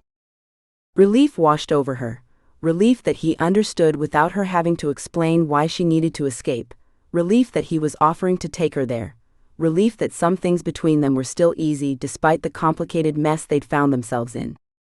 5 minutes later, Riley locked up the shop while Asher waited by his truck, the faded blue Ford that he'd been driving since college. The familiar sight of it brought a rush of memories, late-night ice cream runs, driving to the lake in summer, Asher helping her move books when she first opened the store. They rode in comfortable silence, windows down to catch the late afternoon breeze, golden sunlight filtering through the trees that lined the road out of town. The further they drove from Maplewood proper, the more Riley felt the tension in her shoulders begin to ease. She found herself watching Asher's profile as he drove, the strong line of his jaw, the slight furrow of concentration between his brows, the way his hair curled slightly at the nape of his neck where it was getting too long. She'd known this face most of her life, had seen it change from boyhood to the man beside her now, yet somehow it felt like she was truly seeing him for the first time. The realization unsettled her. When he caught her looking, Riley quickly turned toward the window, focusing on the passing countryside as warmth crept up her neck. "Almost there," Asher said, turning onto the narrow dirt road that wound around the edge of town. Few people knew about this path, it didn't appear on maps, and the entrance was easily missed unless you knew exactly where to look.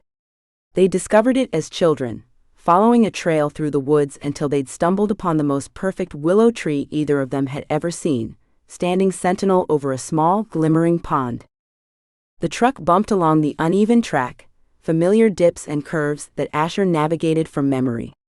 Riley felt a flutter of anticipation as they approached their spot, something she hadn't experienced in years. It was like being a kid again, escaping to their secret hideout where the real world couldn't touch them.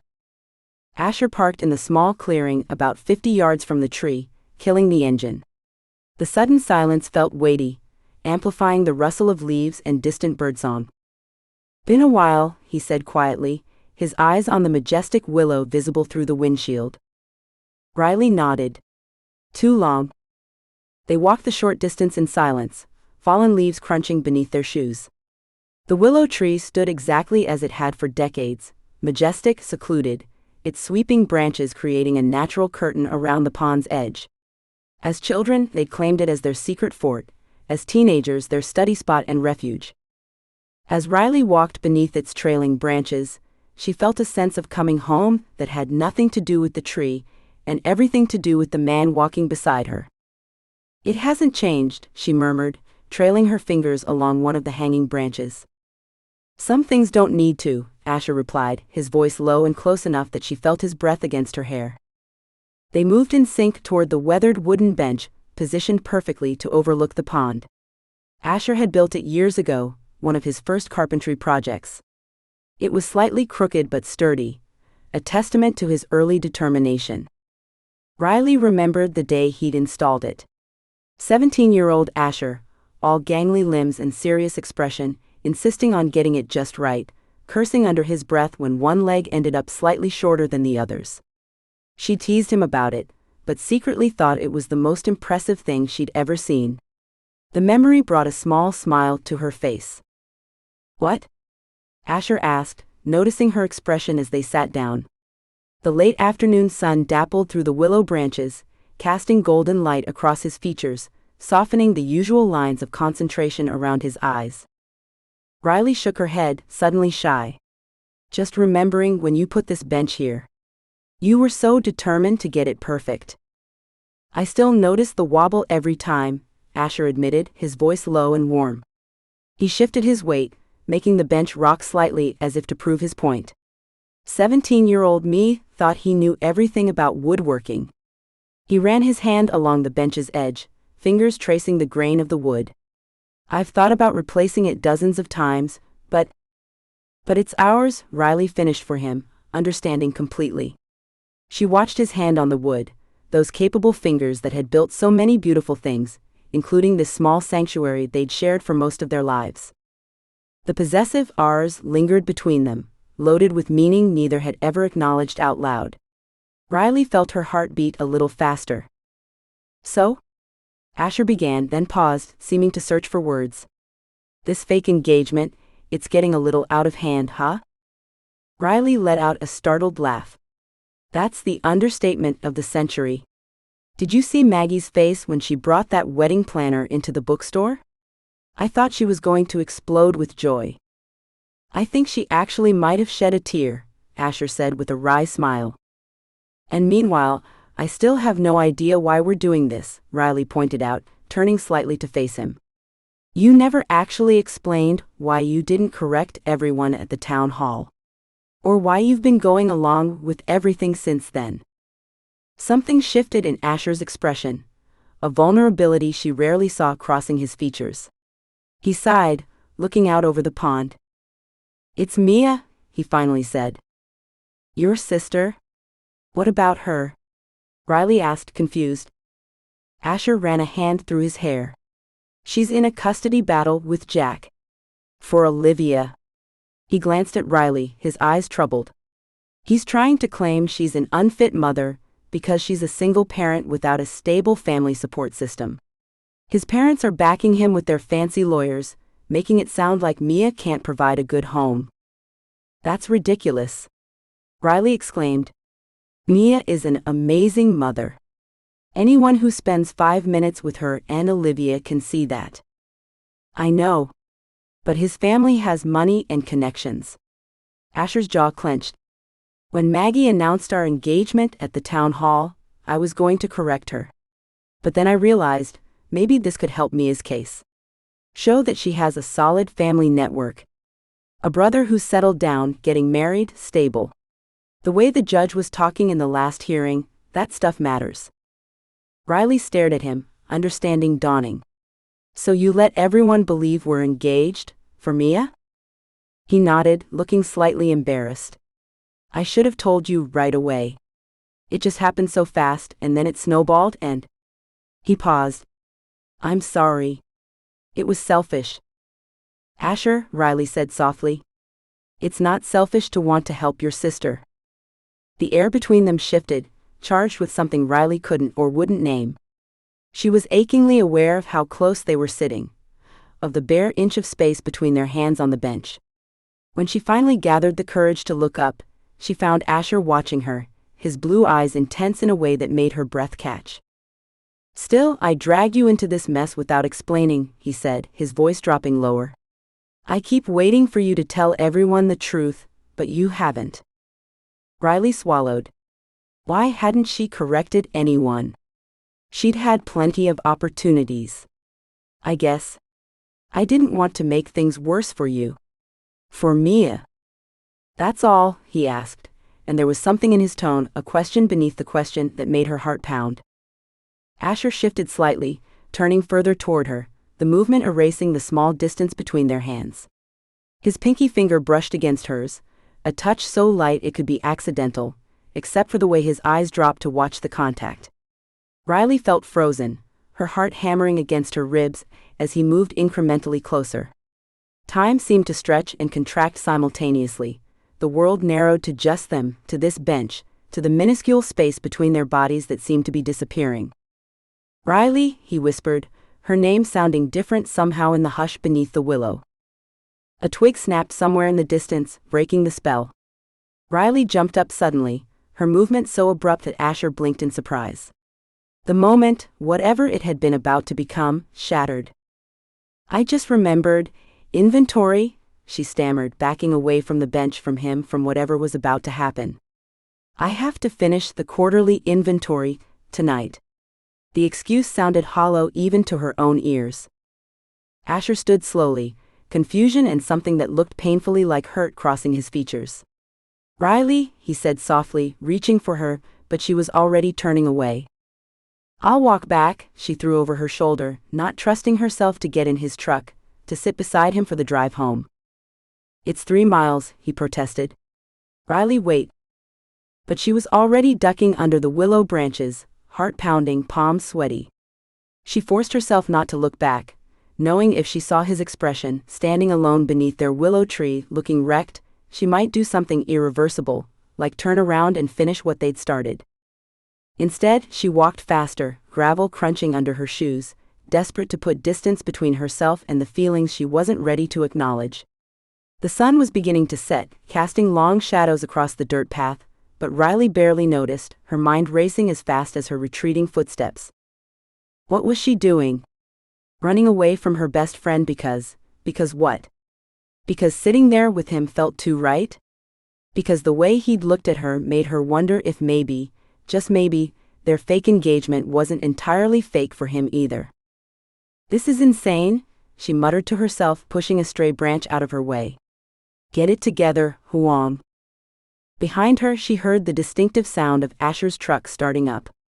Part of her hoped he would drive past, respecting her wishes to walk back alone. Another, increasingly vocal part of her hoped he would stop, insist she get in, make her talk about what had just happened, or almost happened. Riley quickened her pace, suddenly aware of how the forest was darkening around her as the sun continued its descent. It really was a long walk back to town. Perhaps not her most practical decision, but she couldn't bear to face Asher right now, not when she felt so confused, so exposed. A flash of headlights illuminated the path ahead, as Asher's truck rounded the bend behind her. Riley kept walking, arms wrapped around herself, pretending not to notice as the vehicle slowed to match her pace. The window rolled down. "Riley," Asher called, voice steady but tinged with concern. "Please get in the truck." She kept walking, gaze fixed straight ahead. "It's getting dark, and you know how sketchy this road gets," he continued. "At least let me drive you back to town. You don't have to talk to me." Riley hesitated, slowing her pace. He was right, the road was uneven and poorly lit with no street lamps out this far. Walking back in darkness wasn't just stubborn, it was stupid. The truck crept alongside her, passenger door tantalizingly open. Riley stopped, finally looking at Asher through the window. His expression was carefully neutral, but she could see the worry in his eyes. "Fine," she conceded, climbing into the passenger seat without meeting his gaze. "Just back to the bookstore, please." Asher nodded, putting the truck in gear without another word. The silence that stretched between them, as they drove back toward town, was nothing like the comfortable quiet they'd shared on the way out. This silence was heavy, loaded with unspoken questions neither seemed ready to voice. Riley stared out the window, watching the trees give way to the first buildings on the outskirts of Maplewood. She felt Asher glance at her occasionally, but he respected her implicit request not to talk, and for that she was grateful. When they pulled up outside the Story Nook, Riley reached for the door handle immediately. "Thanks for the ride," she said mechanically, still avoiding his eyes. "Riley," Asher said quietly, stopping her before she could exit. "Whatever you're running from, I'm still here. I'm not going anywhere." She froze, hand on the door, heart in her throat. When she finally looked at him, the sincerity in his expression nearly undid her. "I know," she whispered, and slipped out of the truck before she could say anything more. Chapter 11, Game Show Hearts. Asher didn't notice when his coffee went cold. He'd been standing in the same spot for almost 20 minutes now, scanning the crowd that filled Maplewood's town square with an intensity that made several passers-by give him extra space. Pink and red decorations festooned every available surface, heart-shaped balloons bobbed in the gentle breeze, and an enormous banner proclaimed "Festival of Love" in flowing script that made his stomach clench. The irony wasn't lost on him. Here he was, surrounded by paper hearts and couples holding hands, while his own heart felt like it had been stomped on, run over and left for dead on Main Street. 3 days. It had been 3 days since that moment under the willow tree when Riley had looked at him with those wide brown eyes, when he'd leaned in just slightly, when he'd thought maybe, finally, something was about to happen. And then she'd bolted. Literally, ran away from him. Since then, she'd been avoiding him with the dedication of someone evading tax collectors. She'd cut their conversations short, ducked out of rooms when he entered, and twice pretended not to hear him when he called her name across the street. For someone who owned a business in a town the size of a postage stamp, Riley had become remarkably elusive. He shifted his weight, frowning at the coffee cup in his hand. He should probably throw it away. Standing here clutching cold coffee like some lovesick idiot wasn't doing his dignity any favors. But moving meant potentially missing her arrival, and he needed to see her. They needed to talk before this whole fake engagement thing blew up completely. Across the square, movement caught his eye. There she was, setting up her bookstore's booth. Riley looked beautiful in a simple blue dress that made something in his chest ache, her hair pulled back in that messy bun that always had one stubborn strand escaping. She was arranging a display of romance novels with the precise care she gave to everything, though her expression suggested she'd rather be organizing tax forms. She hadn't seen him yet. Asher considered his approach. Should he be casual? Direct? Should he just walk up and say, "Hey, remember when you ran away from me like I had the plague? What was that about?" Before he could decide, a voice chirped beside him with all the subtlety of a car alarm. "There you are. We start in 20 minutes. I have your name tags ready." Asher nearly jumped out of his skin. Maggie Sinclair had materialized at his side, clipboard in hand, and a smile so aggressively cheerful it should have come with a warning label. Her bright floral dress matched the festival decorations, giving the unsettling impression she was camouflaged to hunt down unsuspecting participants. "Maggie, Everyone's so excited," she continued, pressing something into his palm. "The stage is all set up, the mic tests are done, and we're expecting a full audience." Asher looked down at the object in his hand and felt his stomach drop to somewhere near his shoes. A large name tag stared back at him, the words "Groom to Be" printed in bold black letters against a pink heart background. The newlywed game. How had he forgotten? It had been automatically added to their calendar when news of their engagement broke, one of many events that had sprung up around their fake relationship like mushrooms after rain. "I don't think we can," Asher began, but Maggie cut him off with a wave of her clipboard.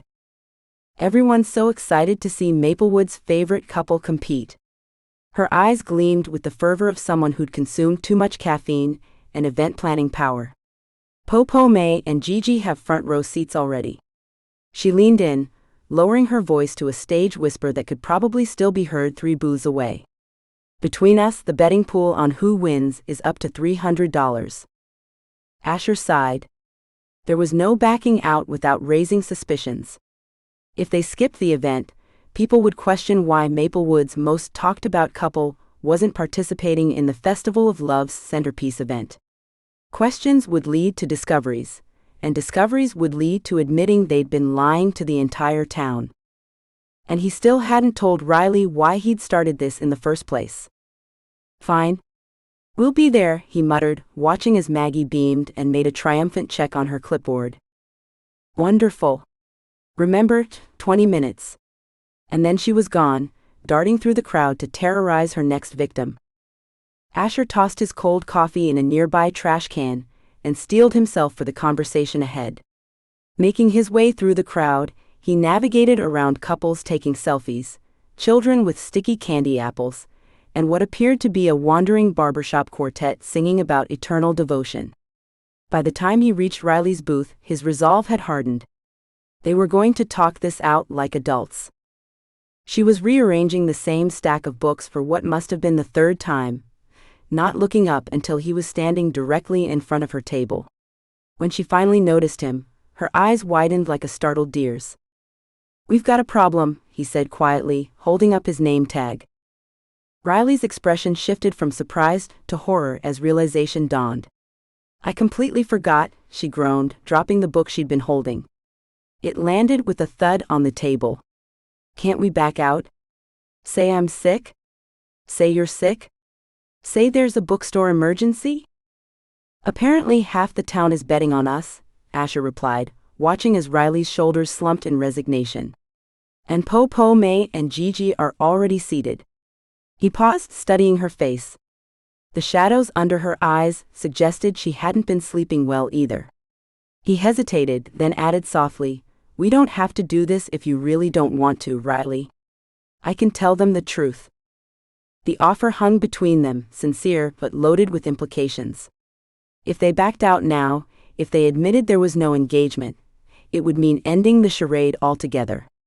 Going back to being just friends.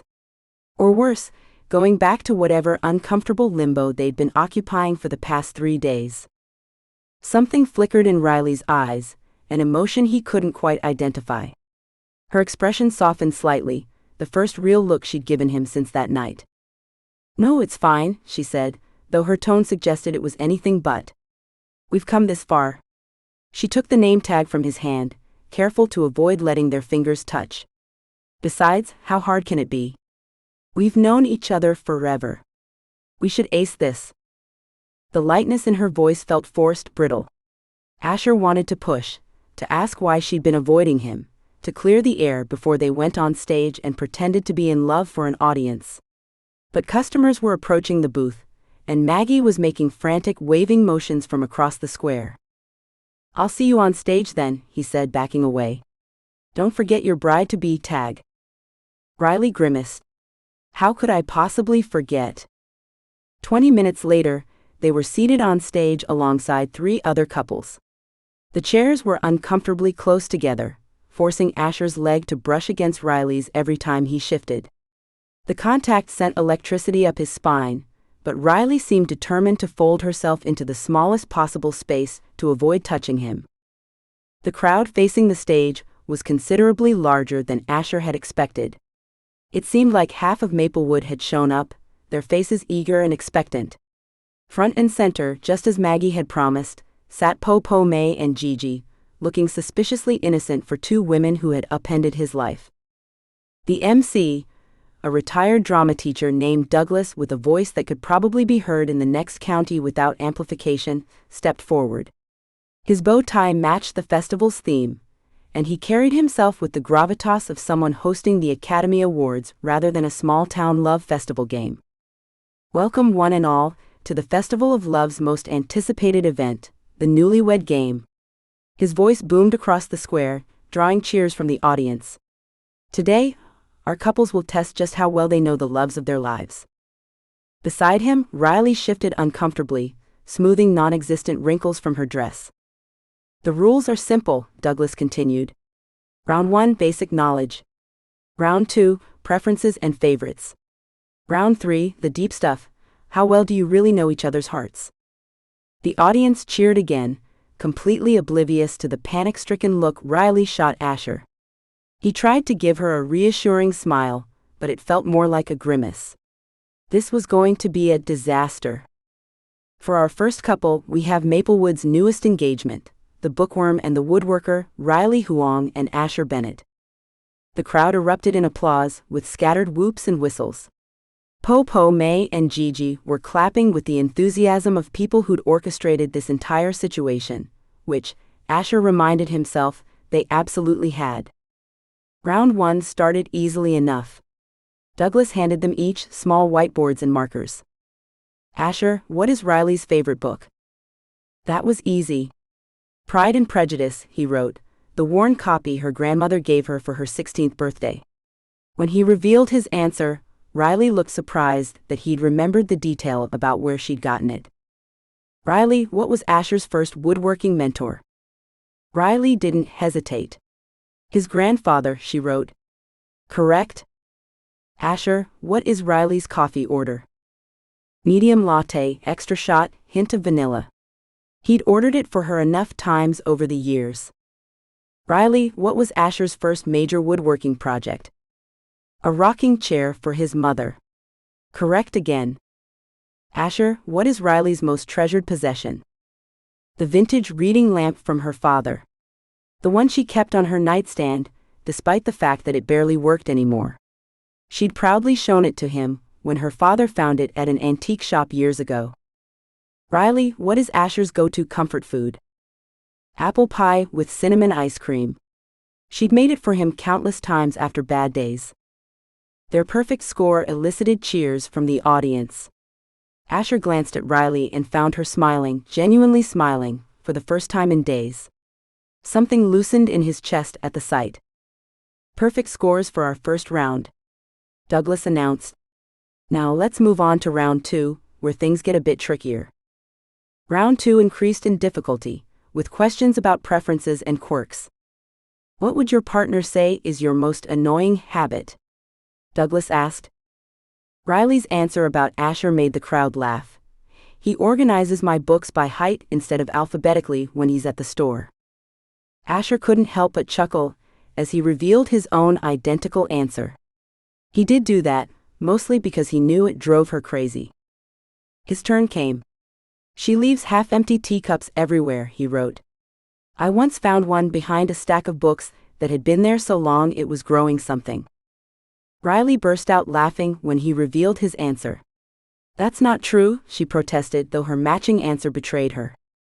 The questions continued. Favorite movies, he knew she secretly loved cheesy action films despite her bookstore owner image, childhood fears, spiders for her, deep water for him, and dream vacations. Then came a question that caused Asher to pause.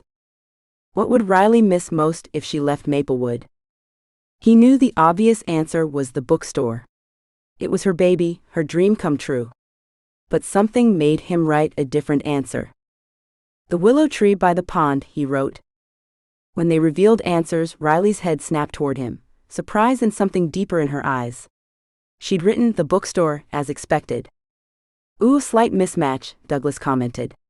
But I think we can allow it, they're clearly referring to special places.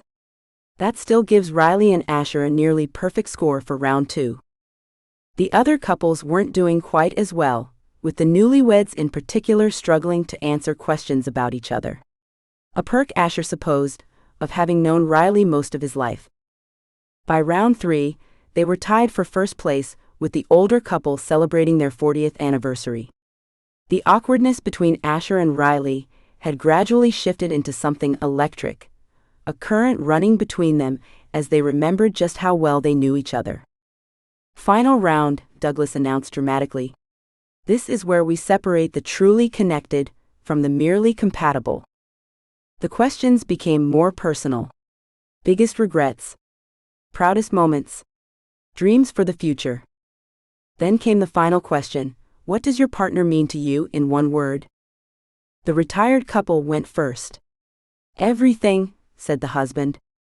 Home, said the wife. The audience sighed appreciatively. The newlyweds chose sunshine and joy, predictable but sweet. The third couple, dating for 5 years, went with partner and adventure. Then it was their turn. Riley revealed her answer for Asher first, steady. A murmur of approval ran through the crowd. It was a good answer, a safe answer. And it was true, he had always been steady in her life, reliable, consistent. But it made him ache with how true yet incomplete it felt. Then it was Asher's turn. He stared at his answer card, suddenly aware of the weight of what he'd written. The crowd went quiet, waiting. He could lie, he realized. Could erase it, and write something friendly and appropriate. Friend? Support. Reliable. But he was tired of lying. Essential, he said, his voice low but clear in the hushed silence. He turned his board to show the single word written there. She's not just part of my life, she's essential to it. Always has been. His eyes found Riley's, holding her gaze with quiet intensity. The audience collectively sighed, but Asher barely heard them. He watched as emotions chased across Riley's face, shock, confusion, fear, and something that looked briefly like hope before panic overtook it all. Before Douglas could tally the final scores, Riley abruptly stood, nearly knocking over her chair. I'm sorry, I need to check my booth, she mumbled, avoiding Asher's gaze. Someone was asking about a special order earlier, and I need to go. And then she was hurrying off the stage, leaving Asher frozen in his seat, exposed and raw. The crowd murmured in confusion. Douglas looked between Asher and Riley's retreating form, clearly unsure how to proceed. Well, let's tally the scores while we wait for our bride-to-be to return, he improvised. But Asher barely heard him. His eyes were fixed on Riley's back as she wove through the crowd, moving as quickly as she could without breaking into an outright run. In the front row, Popo, May, and Gigi exchanged knowing glances, then looked at Asher with expressions that bordered on sympathy. Popo May gave him a small nod, as if encouraging him to follow. He should go after her. He knew that. But what would he say? That he'd meant it? That essential was the truest thing he'd ever admitted in public? That he was tired of pretending, not just for the town, but to himself? Asher stood up, ignoring Douglas's attempts to announce the winners. He descended the stage steps, his eyes never leaving Riley's retreating figure. She was headed away from her booth, he realized. Away from the festival, entirely. Toward the willow tree. Chapter 12, The Fine Print. Riley slumped deeper into her couch cushions as her phone screen lit up for the third time, casting Asher's name in a harsh blue glow across her darkened living room before fading to black. She'd been staring at that same spot on her ceiling for what felt like hours, the events of the Newlywed game playing on repeat in her mind. It had started innocently enough. The early rounds were simple: favorite foods, morning routines, predictable stuff that friends who'd known each other forever could easily answer. But then came that final question. What does your partner mean to you in one word? The crowd had leaned forward, eager for something sweet and predictable like everything or soulmate. Riley had written dependable on her card, a safe answer that wouldn't raise any eyebrows. But Asher? He'd looked straight at her, those impossibly blue eyes unflinching, and said, essential. One word. 5 syllables that had knocked the air from her lungs. Essential. Not convenient. Not familiar. Not even important. Essential. Like oxygen. Like heartbeats. Like something you couldn't live without.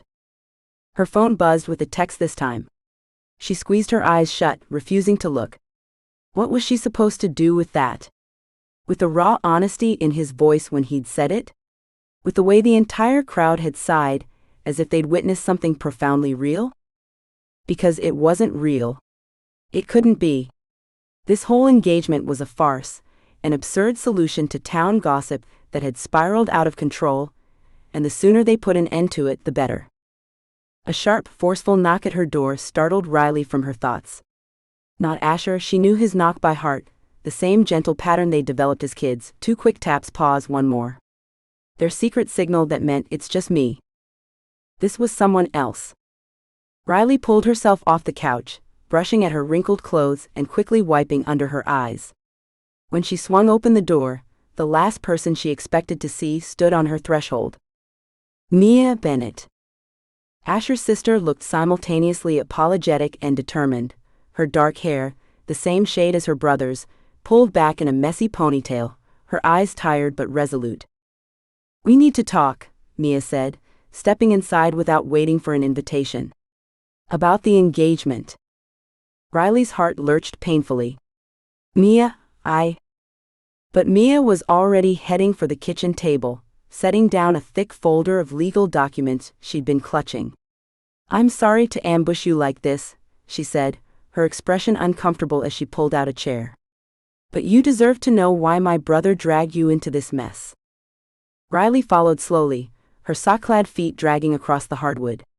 She sank into the chair opposite Mia, watching as Asher's sister opened the folder and spread several official-looking papers across the table. These are custody documents, Riley said slowly, her eyes catching words like petitioner and minor child and visitation rights. Mia nodded, her fingers nervously tapping the tabletop. My ex-husband is trying to get full custody of Ethan. Her voice caught slightly on her son's name. He's claiming that as a single mother working part-time, I can't provide the stable home environment our son deserves. Riley felt the floor shifting beneath her feet as understanding began to dawn. The judge made it clear that my ex's new marriage gives him an edge, Mia said, her voice bitter.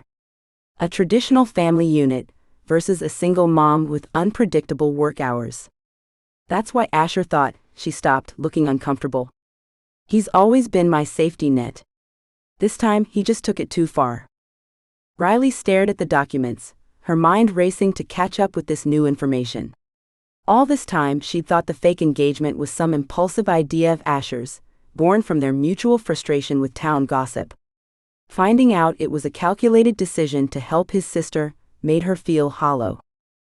So I was just convenient? She asked, her voice barely above a whisper. Mia's eyes widened. No. God, no, she protested, reaching across the table as if to take Riley's hand before thinking better of it. You have to understand, Riley. Asher would do anything for family, you know that better than anyone. But choosing you wasn't random. She hesitated, then sighed. Look, it's not my place to explain his feelings. I just thought you should know the custody case is why he won't call it off, even though I've told him he doesn't need to keep pretending for my sake. You told him to stop? Riley asked, surprised. Of course I did. When I realized how. Mia paused, choosing her words carefully. How complicated things had become between you two. I told him I'd rather lose the custody case than watch him ruin something that matters to him. Riley frowned, picking at a loose thread on her sleeve. And what did he say? He said it was too late to back out now. That everyone already believed it. Mia leaned forward. Riley, my brother is the most stubborn man on the planet, but he's also terrible at lying. If he was just using you for my case, he couldn't have kept it up this long. Then why didn't he tell me the truth from the beginning? Riley asked, hating how small her voice sounded. Mia's expression softened with sympathy. Because Asher Bennett would rather jump off a cliff than admit he needs help, especially from the one person whose opinion matters most to him. After Mia left, Riley paced her apartment, pieces clicking together like a puzzle she'd been trying to solve with half the information missing. Asher's insistence on maintaining their charade. His reluctance to correct anyone's assumptions. The way he tensed whenever she suggested coming clean. It was never about them. It was about helping Mia.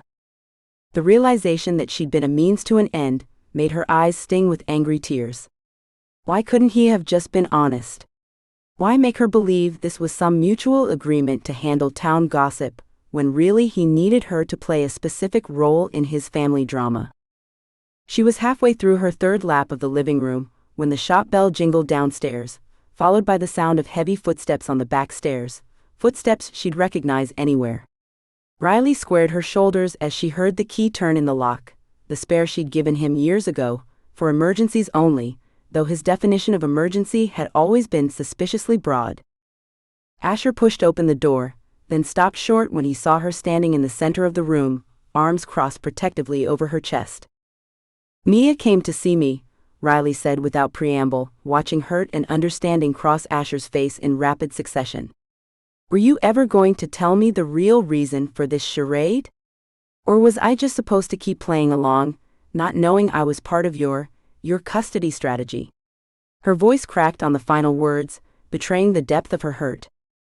Asher stepped forward, his hands outstretched in a pleading gesture.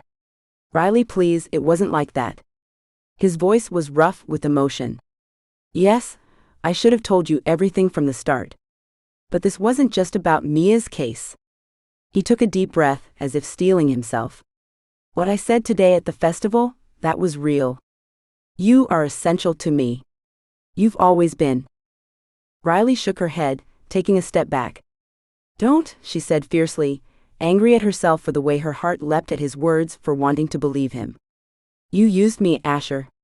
You let me think this was just about escaping town gossip, when really you needed a convenient fiancé for your sister's custody case.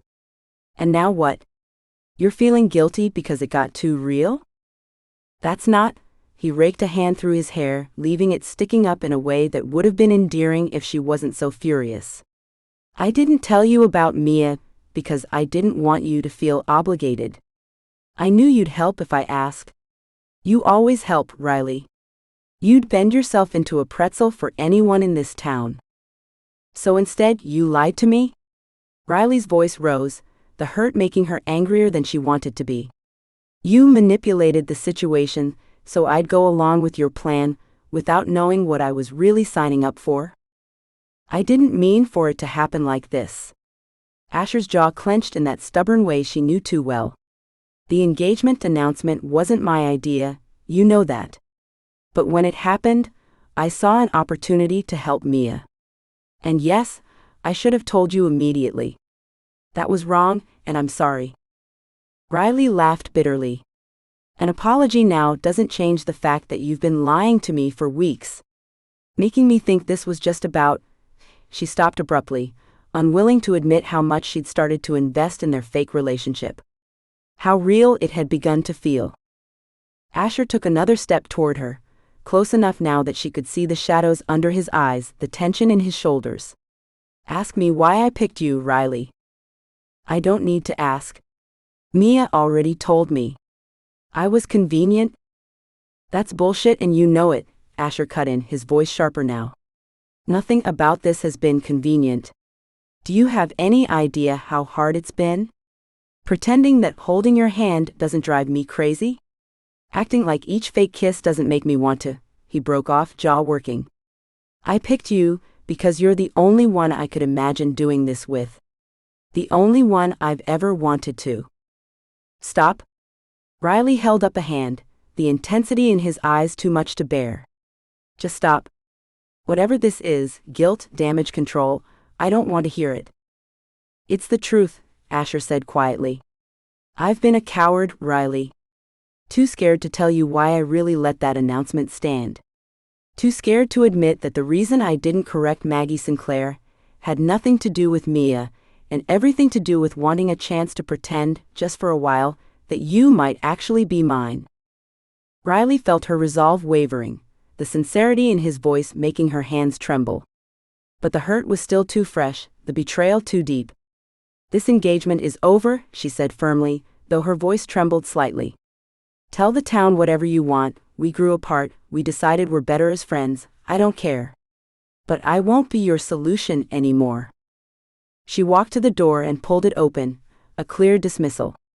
Asher stood frozen for a long moment, his expression utterly wrecked, before moving slowly toward the exit. At the threshold he paused, turning back with eyes so full of unspoken emotion that Riley had to look away. I'm sorry, he said softly. Not for asking you to be my fiancé, but for not being brave enough to ask for real. The door closed behind him with a gentle click, leaving Riley alone with the devastating weight of his words and the realization that she may have just made the biggest mistake of her life. She stood motionless for several seconds before her legs gave out, sending her sliding down against the closed door. The apartment felt cavernous now, too empty, too quiet in the wake of his departure. Had he really meant it? That choosing her wasn't just about Mia's case, but because he, what? Had feelings for her? Wanted their engagement to be real? Riley thought back to all those moments that had felt too genuine to be fake. The way he'd looked at her across crowded rooms. How his hand always found the small of her back, guiding her through doorways. The kiss at the courthouse steps that had left her dizzy for hours afterward. Had she been blind? Or had she simply been too afraid to see what was right in front of her? Riley pulled her knees to her chest, remembering the way Asher had answered that final question at the newlywed game. Essential. One word that had terrified and thrilled her in equal measure. One word that made her wonder if maybe, just maybe, she'd been essential to him long before this fake engagement began. Before she could think better of it, Riley grabbed her phone from the coffee table. No new messages, not since she'd ignored his earlier attempts to contact her. Her thumbs hovered over the screen, her heart hammering against her ribs as she tried to decide what to say. Sorry? I believe you? I think I might love you too. Nothing felt right. Nothing captured the complicated tangle of hurt and hope battling inside her chest.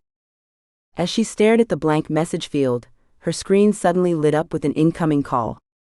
Not Asher this time, but Mia. Riley hesitated before answering. "Hello?" "Don't hang up," Mia said quickly, her voice hushed and urgent. "Look, I know I've messed everything up, and you probably hate me right now, but I need to tell you something." Riley pressed the phone closer to her ear. "What is it?" "Asher just showed up at my place. He's on my couch right now looking like someone ran over his dog, and he's talking about backing out of the custody hearing testimony completely because, and I quote, "I can't lie about my relationship status under oath." "He's what?" Riley sat up straighter. "The hearing is in 4 days. He's supposed to testify as a character witness, and part of that includes affirming that he'll be a consistent presence in Ethan's life." Mia's voice grew quieter. "I told him to forget it. The case isn't worth ruining his life over. But he's insisting he can't lie under oath, and he can't tell the truth without hurting you more." Riley closed her eyes, a complicated mix of emotions washing over her. "Mia, I know. This is a mess, and it's not your responsibility to fix it. But Riley, if you could just talk to him. He loves you. He's always loved you. And I hope, you might feel the same way." Riley's throat tightened. "I need to think." "Of course. Just don't take too long, okay? The hearing is at 9 a.m. in 4 days, and he's stubborn enough to tank his own happiness and my custody case if he thinks it's the right thing to do." After saying goodbye to Mia, Riley sat with her phone clutched in her hand, staring at the last text Asher had sent before showing up at her door. "Can we please talk? I need to explain." Such simple words for such a complicated situation. She thought about Asher sitting on Mia's couch, refusing to lie about their relationship even if it meant hurting his sister's case. It was so quintessentially him, rigid principled sometimes to a fault. Willing to sacrifice his own interests rather than compromise his integrity. And if she was honest with herself, it was one of the things she'd always loved about him. Loved. The word echoed in her mind, frighteningly accurate yet somehow inadequate to describe the years of complicated feelings she'd been carefully ignoring. Because loving Asher Bennett wasn't safe. It wasn't practical. It meant risking the most important relationship in her life. But maybe that risk had been inevitable from the start. Riley stood up, her decision made. She couldn't leave things like this, not when there was so much left unsaid between them. Not when the future of a little boy she cared about might hang in the balance. Not when her own heart had been waiting far too long for her to be brave. Chapter 13, Grandma Intervention. Asher ran his thumb over the smooth edge of the jewelry box lid, catching a splinter he'd missed. No matter how many times he sanded it, there was always some imperfection he couldn't quite eliminate. Kind of like him, really. 3 days of silence from Riley felt like 3 years. Each unanswered call, each unread text message, they all piled higher than the sawdust collecting at his feet. The afternoon sun streamed through the workshop windows, catching dust motes in beams of light that would have normally inspired him. Today, they just reminded him of all the particles of his life floating aimlessly since Riley had walked away. He traced the constellation pattern he'd been carving into the lid, Ursa Major, because Riley had pointed it out the first time they'd gone stargazing as teenagers. She probably wouldn't even remember that night, but he did. Every damn detail.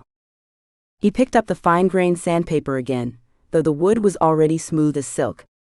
Much like the words he'd given Riley throughout their fake engagement, polished on the surface but hollow underneath because he'd hidden the truth. The workshop door swung open without so much as a knock.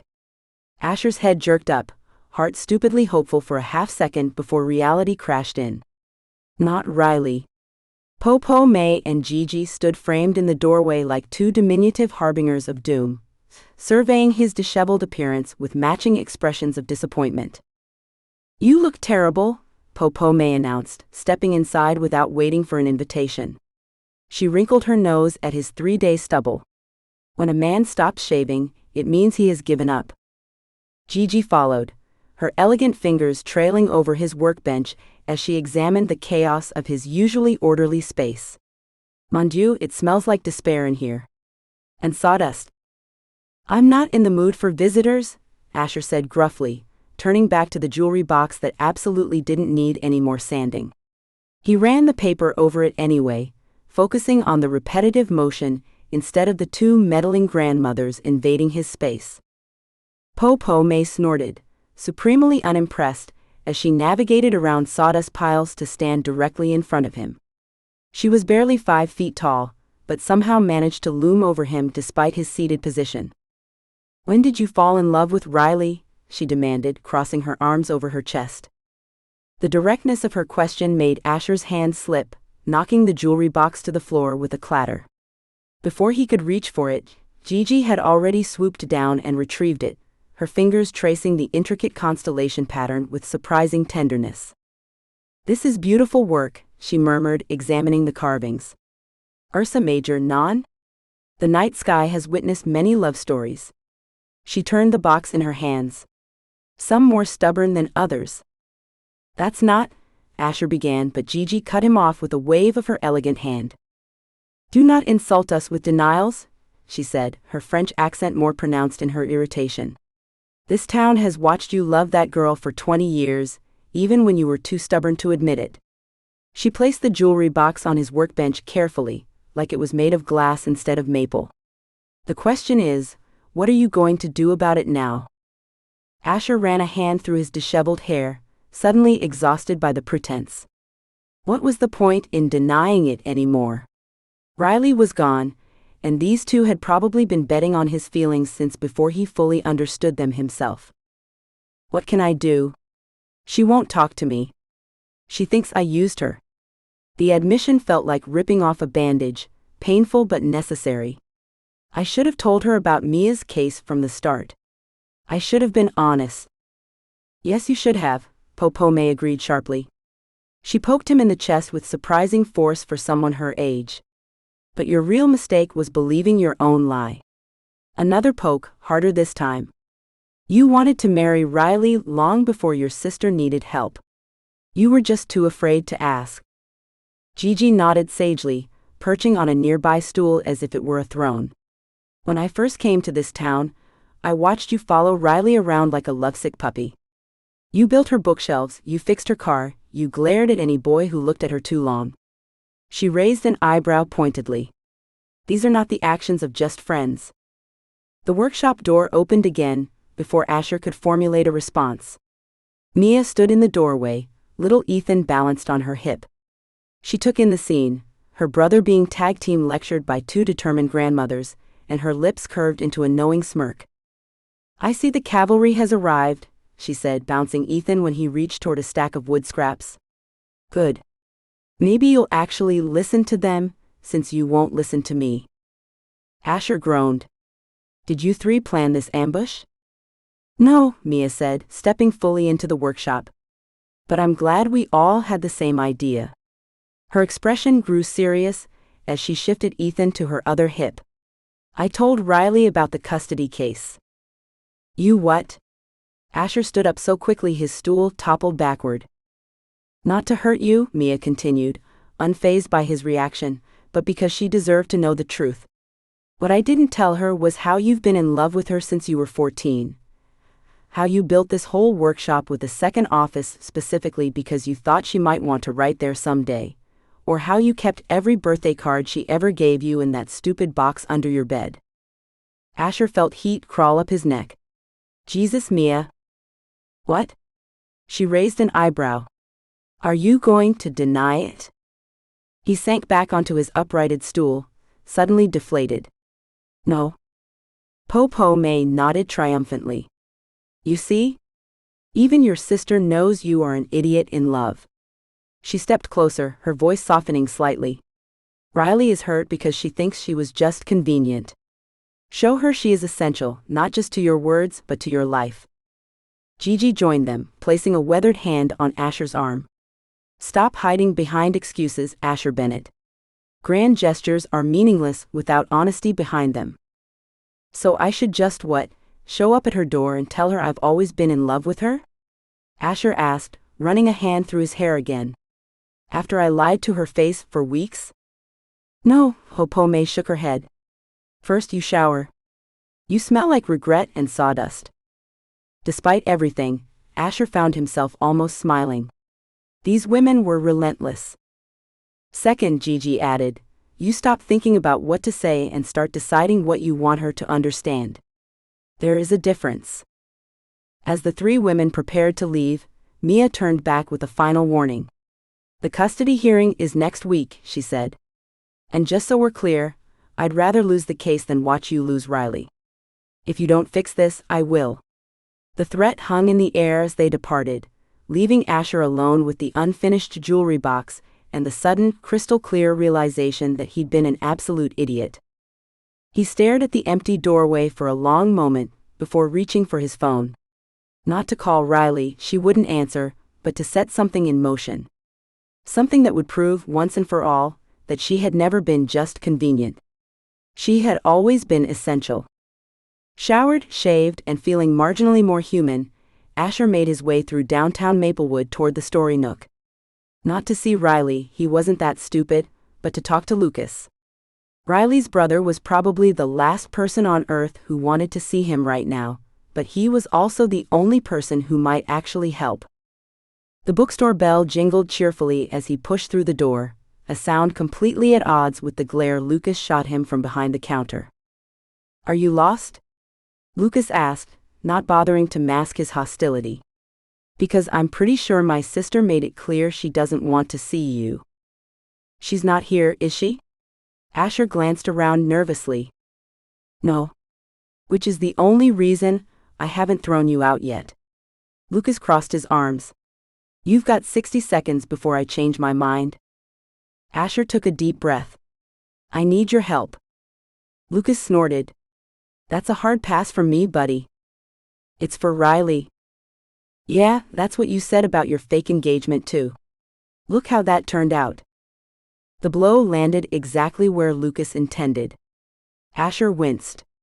I deserve that. You deserve a lot worse. Lucas came around the counter, towering over Asher despite being a good 3 inches shorter. She cried for 2 days straight. Do you know how many times I've seen my sister cry in our adult lives? Exactly 0, until you decided to use her as a prop in your family drama. Asher's chest tightened. It wasn't, he stopped, forced himself to breathe. Look, you're right. I messed up. I lied to her and I hurt her, and I'll regret that for the rest of my life. But the engagement might have started as a lie, my feelings for her never were. Lucas's expression didn't change. Your 60 seconds are up. Fine. Throw me out if you want, but first, Asher pulled a small envelope from his pocket and placed it on the counter. This is the key to my workshop storage room. Inside there's a bookshelf I've been making for Riley since before any of this happened. Can you at least tell her it's there? She can keep it, burn it, whatever she wants. I need her to know it was always real for me. Lucas stared at the envelope, his jaw working. Why should I believe you? Why should she? Because I've been in love with her since we were kids, Asher said simply. I was just too scared to admit it. For a long moment, Lucas didn't respond. Then he sighed heavily. I'm still mad at you. I know. And if you ever hurt her again, they'll never find your body. I'd expect nothing less. Lucas snatched the envelope from the counter. I'll tell her. But that's all I'm doing. The rest is up to you, and honestly, I don't like your chances. That's fair. Asher turned to leave, paused at the door. Thank you. Lucas just grunted and went back to shelving books. 3 more days passed with no word from Riley. Asher tried to focus on work, on Mia's upcoming custody hearing, on literally anything else, but his mind kept circling back to the same consuming thought. What if she never forgives me? He was elbow deep in a restoration project when his phone buzzed, probably Mia checking on him. Again. He nearly ignored it, but some small part of him hoped. He wiped his hands on a rag and checked the screen. Riley, I saw the bookshelf. Asher's heart slammed against his ribs. He stared at the message for a full minute, terrified of responding wrong. Asher, did you like it? 3 dots appeared, disappeared, appeared again. Riley, when did you make it? Asher, started it last year. Finished most of it before the town hall meeting. Another painfully long pause. Riley, why? It was such a simple question, with such a complicated answer. Asher's fingers hovered over the keyboard, deleting and retyping his response 3 times before he finally settled on the truth. Asher, because I know how much you love the window seat in your apartment, but you never had a proper bookshelf to go with it. Because every time you mentioned wanting a reading nook, you'd get this look on your face like you were already imagining yourself there. Because I wanted to be the one to build it for you. The dots appeared again, this time for what felt like an eternity. Riley, that doesn't answer my question. Asher closed his eyes, took a deep breath, and typed the words he should have said years ago. Asher, because I'm in love with you. I have been, for as long as I can remember. 5 minutes passed. 10. Asher stared at his phone until the screen went dark, then tapped it back to life just to make sure he hadn't missed anything. Nothing. He set the phone down and picked up his sanding block again, forcing himself to focus on the walnut grain beneath his fingers instead of the knot in his chest. He'd said his piece. The rest was up to Riley. The workshop door creaked open behind him. Asher didn't turn around, assuming it was Mia or one of the grandmothers coming to check on him again. If you're here to tell me I'm an idiot, you can save your breath. I already know. I was actually going to ask why there's a stack of romance novels on your desk, but if you want to talk about being an idiot, we can do that too. Asher whipped around so fast he nearly fell off his stool. There she was, Riley standing in his workshop doorway, looking beautiful and uncertain and so damn real he could hardly breathe. The books are research, he managed, heart hammering. I wanted to understand what I did wrong. Riley's eyebrows shot up. You're reading romance novels to figure out relationships? I'm desperate. Asher set down his tools, wiped his hands on his jeans. And not very good at this. No, you're not, she agreed, but there was less bite in her voice than he expected. She took a step into the workshop, then another, until she was close enough that he could see the faint smudge of ink on her fingers, always there no matter how careful she was at the bookstore. The bookshelf is beautiful, she said finally. Lucas said you've been working on it for months. Off and on, Asher admitted. Whenever I thought I'd worked up the courage to actually give it to you. Why didn't you? He met her eyes, forcing himself not to look away. Because I was afraid you'd realize.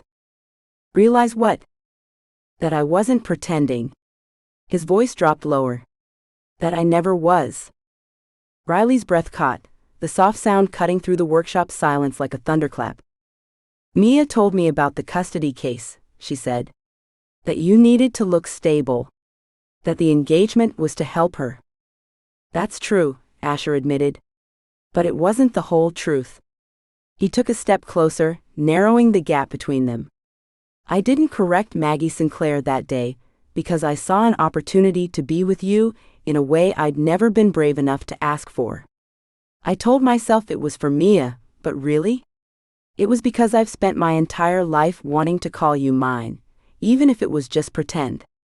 Riley's eyes widened. You're serious? Completely. He reached out, then caught himself and let his hand drop back to his side.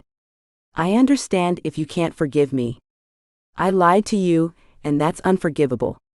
But I needed you to know that my feelings were never fake. They've always been the most real thing about me. Riley was quiet for a long moment, her expression unreadable. Finally, she moved toward his workbench, fingers trailing over the projects scattered across it until they landed on the small jewelry box. What's this? She asked, picking it up. Asher swallowed hard. It's for you. I've been working on it for a while. She turned it over in her hands, her fingers tracing the constellation pattern on the lid. Ursa Major, she murmured. From that night at the lake. His breath caught. You remember? Of course I remember. She met his eyes. You brought 2 blankets because you knew I'd get cold. You pointed out constellations I'd never heard of. You let me talk for hours about books and dreams and all the places I wanted to visit someday. Her voice softened. It was the first night I thought maybe you saw me as more than just your annoying friend. Asher's heart ached. There was never anything annoying about you. Liar, she said, but there was a ghost of a smile on her lips. Okay, maybe when you reorganize my tools by color instead of function. They look better that way. They really don't. For a moment, they almost felt normal again. Then Riley's expression grew serious. You hurt me, Asher. I know. He swallowed past the lump in his throat. And I'll spend the rest of my life making it up to you, if you'll let me. The rest of your life, huh? She raised an eyebrow. That sounds suspiciously like another proposal. It's not, he said quickly. Not until you're ready. If you ever are. He ran a hand through his hair. I just want a chance, Riley. A real one this time. Riley set the jewelry box down and took a step closer, close enough that he could see the flecks of gold in her brown eyes. You've had chances, Asher. Years of them. What makes this time different? Because this time, I'm not afraid anymore. He reached out slowly, giving her every opportunity to pull away, and took her hand in his. I love you, Riley Huang. I always have. And if you give me another chance, I swear I'll never let you doubt it again. Riley looked down at their joined hands, her expression thoughtful. I'm still mad at you. I know. And we have a lot to talk about. I know that too. She looked up at him, and there it was, that spark in her eyes that had always been his undoing. Then I guess you'd better get comfortable, because this is going to be a long conversation. Asher's heart soared. It wasn't forgiveness, not yet, but it was a start. And for now, that was enough. I've got all the time in the world, he said, squeezing her hand gently. And nowhere else I'd rather be. Chapter 14, Public Display of Panic. Riley sat in the back room of the story nook, surrounded by towering stacks of romance novels she was supposed to be shelving. The task that usually brought her joy now felt like torture. Every book she picked up taunted her with glossy covers showing love conquering all, hand-holding silhouettes against sunsets, couples embracing in the rain, men lifting women into passionate kisses. She stared at a particularly offensive cover. A woman being dipped backward by a man who looked suspiciously like Asher if she squinted, and shoved it back into the pile. Traitors, she muttered to the books. Every last one of you. It had been 4 days since she'd ended their fake engagement. 4 days of avoiding calls, dodging concerned townspeople, and pretending she wasn't completely shattered. The pain hadn't dulled at all. If anything, it had crystallized into something sharper and more defined, like a splinter working its way deeper under her skin. She checked her phone. 1 day until Mia's custody hearing. Tomorrow Asher would get what he wanted, the chance to appear as a stable, reliable family man to help his sister's case. Her chest tightened. That was all she'd ever been to him, convenient. Riley shoved her phone into her pocket and grabbed another stack of books, refusing to let her mind wander back to the festival, to the newlywed game, to the moment when Asher had looked at her with such conviction that for one breathless second she'd believed him. Then she'd learned the truth. Books don't lie to you, she told the nearest paperback. They tell you exactly what they are, right on the cover. Riley? Emma, her part-time employee, poked her head through the doorway. Her expression was cautious, like she was approaching a wounded animal. There's something you should see. Riley sighed. If it's another sympathy cupcake from the bakery, tell them I'm on a diet of pure rage now. It's not that. Emma shifted from foot to foot. Just come look. Curiosity won out over misery. Riley followed Emma to the front of the store, where a small crowd had gathered outside the window, pointing and whispering. Through the glass, Riley spotted what had captured their attention. The town square was being transformed.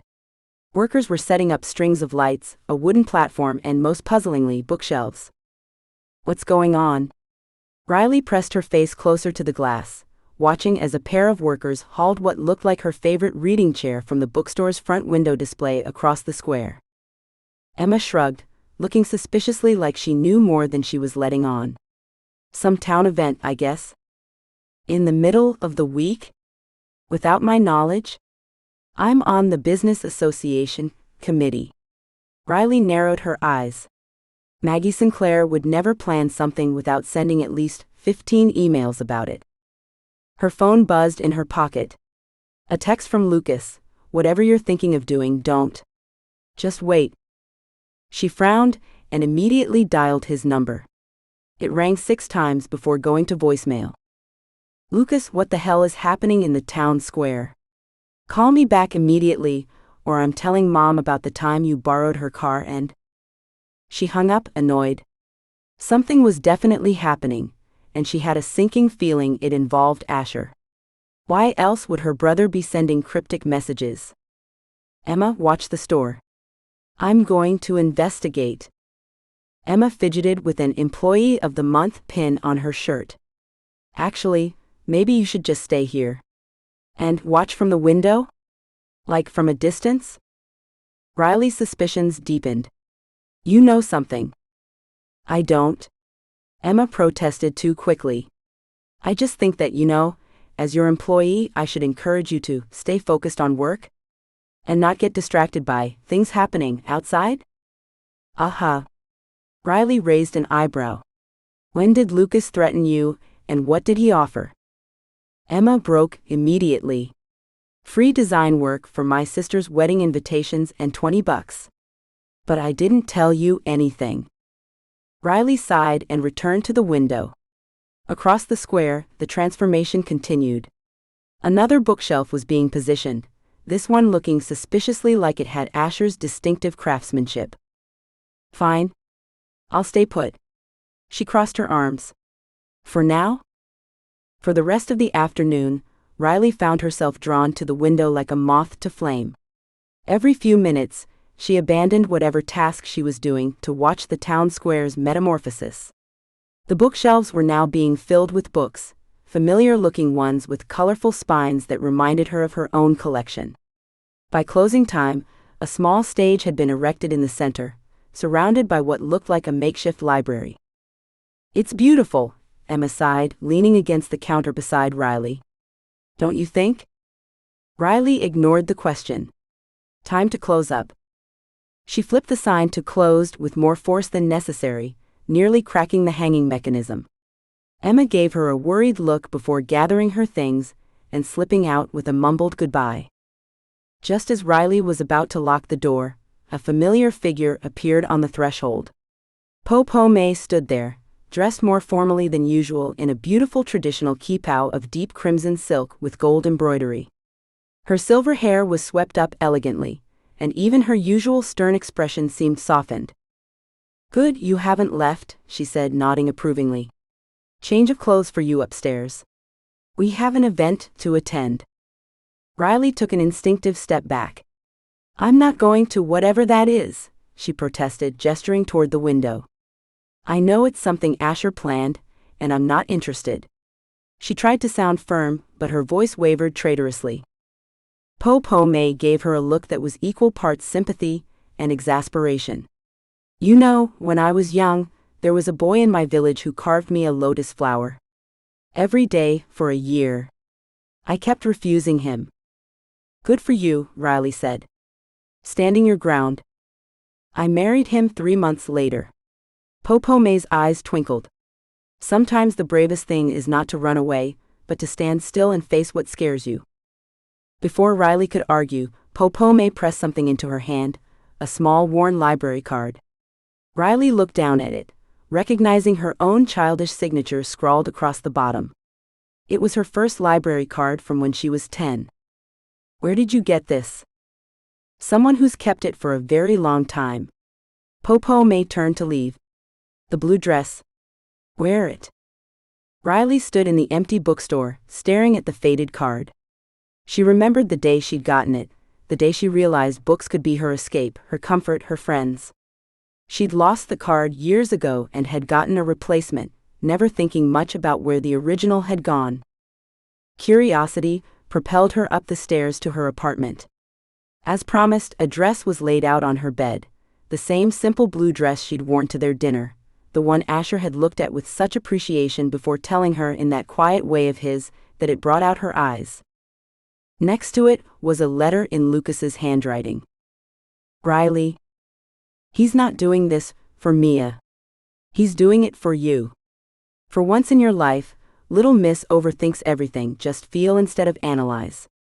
I'll be there if you need me. P.S. Mom says if you don't show up, she's giving away your childhood book collection. Not really, but she agreed to let me write that as motivation. Lucas. Despite her resolution to stay away, Riley found herself drawn to the dress, fingers tracing the familiar fabric. It was a reminder of a night when everything had felt possible, when Asher had looked at her across a candlelit table with an expression that made her forget they were pretending. This is stupid, she told her reflection as she slipped the dress over her head.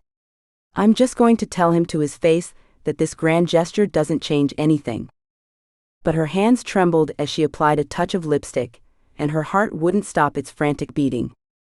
By the time Riley reached the town square, night had fallen, and the scene took her breath away. Hundreds of twinkling lights illuminated a path through what had become an outdoor library, each shelf filled with books, each book bearing a small note. As she walked hesitantly forward, she realized they weren't just any books. They were books she'd recommended over the years, books she'd loved, books she'd mentioned to Asher in passing that she never thought he'd remember. She paused at one shelf, pulling out a worn copy of The History of Love. A small note was tucked inside. You told me about this one night at the willow tree. You said it broke your heart, but put it back together better. I borrowed it that week. Riley's throat tightened. She moved to another shelf, finding The Night Circus with another note. You said the descriptions made you feel like you were there. I read it twice, trying to understand what you meant. I get it now. The crowd that had gathered parted silently as she moved through the square, faces familiar and sympathetic watching her progress. She spotted Lucas near the makeshift stage, giving her an encouraging nod. Mia stood nearby, little Ethan asleep in her arms, his chubby cheek pressed against her shoulder. Even Maggie Sinclair seemed subdued, her clipboard nowhere in sight. At the center of it all stood a single bookshelf, larger than the others, beautifully crafted with intricate carvings along the edges. And beside it, Asher. Riley stopped several feet away from him, her heart hammering so loudly she was certain everyone could hear it. He looked like he hadn't slept in days, his dark hair more disheveled than usual, a shadow of stubble on his jaw. But his eyes, those deep stormy blues, were clear and determined. I know you don't want to see me, he began, his deep voice carrying in the hushed square. But I needed you to see this, to understand. Riley crossed her arms, a defensive gesture she couldn't help. Understand what? These are all the books you've ever told me about, he continued, gesturing to the shelves around them. Every recommendation, every passing mention, every time you said, this made me think of you. I remembered them all, Riley. Not because I have a good memory, but because they mattered, because they came from you. He stepped closer to the large central bookshelf, running his hand along the intricately carved edge. Riley recognized his craftsmanship immediately, the careful attention to detail, the way he carved not just with skill but with heart. And this is what I've been building in my workshop for months. Since long before any fake engagement. As Riley watched, frozen in place, Asher pulled a book from the shelf, a first edition of Pride and Prejudice, similar to the one her grandmother had given her that had been damaged in a leak last year. She'd been devastated, mentioning it only once to Asher in passing. You were never convenient, Riley. His voice dropped lower, more intimate despite the crowd watching. You were never a means to an end. His voice broke slightly. You were the end. The only end I've ever wanted. The raw honesty in his voice was too much, too real, too overwhelming. Riley felt tears burning in her eyes as the weight of his words sank in. Everything she'd wanted had been right in front of her all along, and she might lose it anyway. "Why didn't you just tell me?" she whispered, her voice catching. "Why the fake engagement? Why not just—" "Because I'm an idiot." Asher took a step closer. "Because I've been in love with you for so long that I forgot how to say it. Because helping Mia was easier than admitting I was terrified of losing you." From the corner of her eye, Riley saw May nod approvingly. The whole town was watching, witnessing this moment that felt too private, too fragile for public consumption. The fear paralyzed her, rooting her to the spot even as her mind screamed at her to move, to speak, to reach for him. "I can't," the words stuck in her throat. "This is too—" Instead of finishing, she turned and walked away, unable to bear the intensity of the moment, the public nature of his declaration, and most of all, the possibility that she might be brave enough to believe him only to lose him later. Behind her she heard the collective gasp of the town as she left Asher standing alone, surrounded by the evidence of his love, looking completely wrecked. She heard Mia's soft "oh no" and Lucas's muttered curse. She even heard Maggie Sinclair's dismayed whisper to someone that this wasn't in the program schedule at all. Riley kept walking, her heels clicking against the pavement, each step carrying her further from the man who had just laid his heart bare in front of the entire town. For her, the man who had remembered every book she'd ever mentioned, who had built her a bookshelf for months without saying a word, who had loved her silently and steadily while she'd been too afraid to see it. The same man she was walking away from. Chapter 15. Closed Doors, Closed Hearts. Asher stood in the empty town square, a ghost among the remnants of what he'd thought would be the moment everything changed. Workers dismantled the bookshelf displays around him, the ones he'd spent 3 sleepless nights crafting specifically for this moment, but he couldn't bring himself to move. His eyes remained fixed on the spot where Riley had disappeared, as if staring hard enough might summon her back. The first edition of Pride and Prejudice was still clutched in his hand, its leather binding smooth against his calloused fingers. He'd found it at an estate sale 2 counties over, paid more than he could afford, and had been saving it for the perfect moment. So much for perfect. "You look like hell." Asher didn't bother turning to acknowledge Lucas. He just tightened his grip on the book. "Thanks." Really needed to hear that right now. Lucas moved into his line of sight, none of his usual smirk present. Instead, his face held something Asher rarely saw from Riley's brother, genuine concern. "Give her time," Lucas said, hands shoved deep in his pockets. "She's scared. She's always been scared when it comes to you." That got Asher's attention. He turned, confusion written across his features. "What are you talking about?" Lucas sighed, running a hand through his hair in a gesture so like Riley's that it made Asher's chest ache. "Why do you think she never dated anyone seriously? She's been comparing everyone to you for years." "That's not," Asher started, then stopped. "She dates. She went out with that guy from the university. And the coffee shop owner's nephew. Yeah, for like 5 minutes each." Lucas rolled his eyes. "And every time I'd get the same phone call. He was nice, but—" "Always a but. Always something missing." He fixed Asher with a pointed look. "It was always you, man." The rain started as a gentle mist while they stood there, gradually becoming more insistent. Asher barely noticed it soaking through his shirt. "Look," Lucas continued, "I know my sister. She's stubborn and she's scared, and that's a hell of a combination. But she's also miserable without you. Just don't give up yet."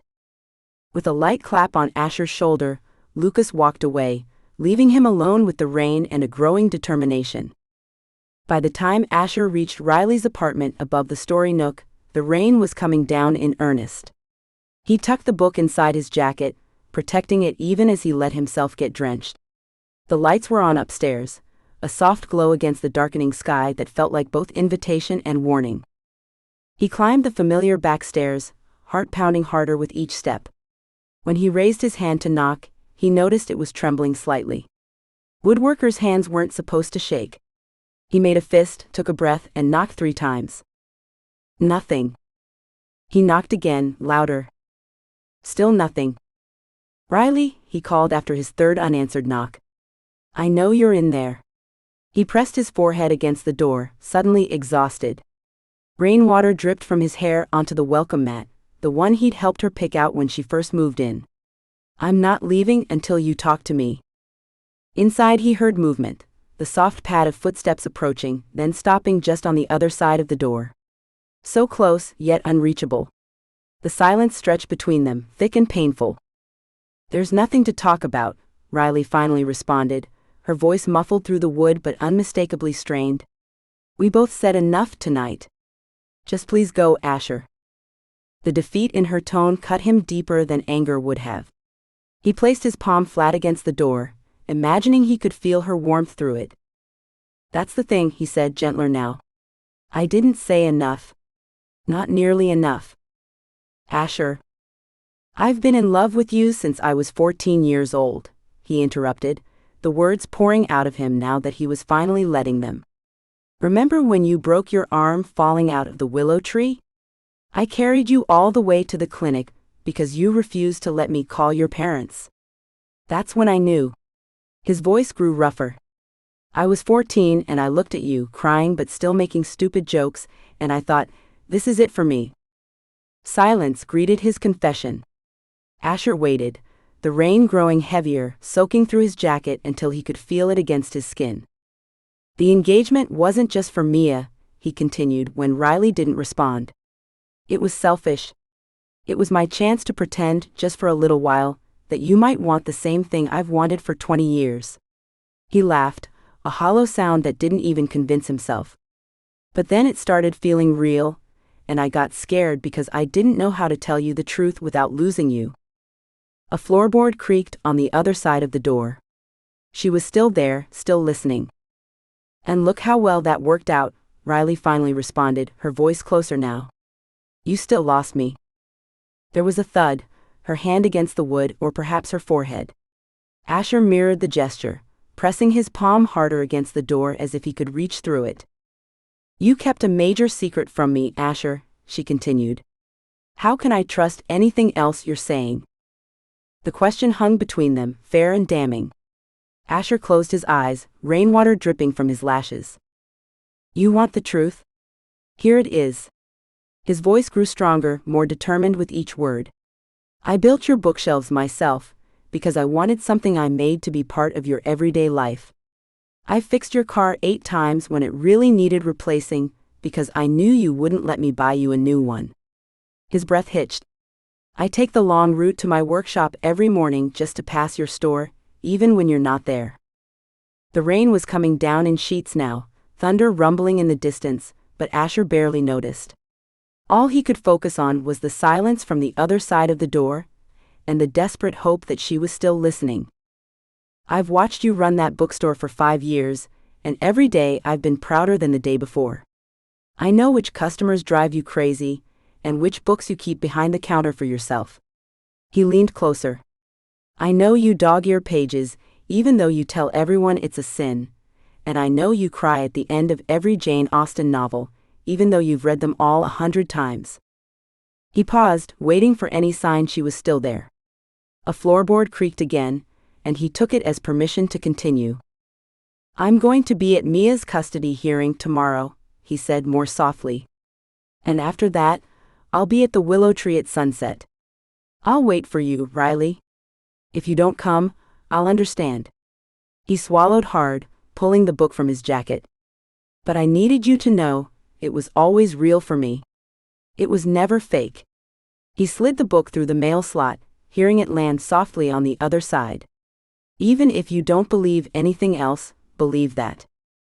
He waited another moment, hoping against hope for the sound of the lock turning, the door opening. But there was only silence. With a sigh that felt like it started in his bones, he turned away, shoulders slumped in defeat.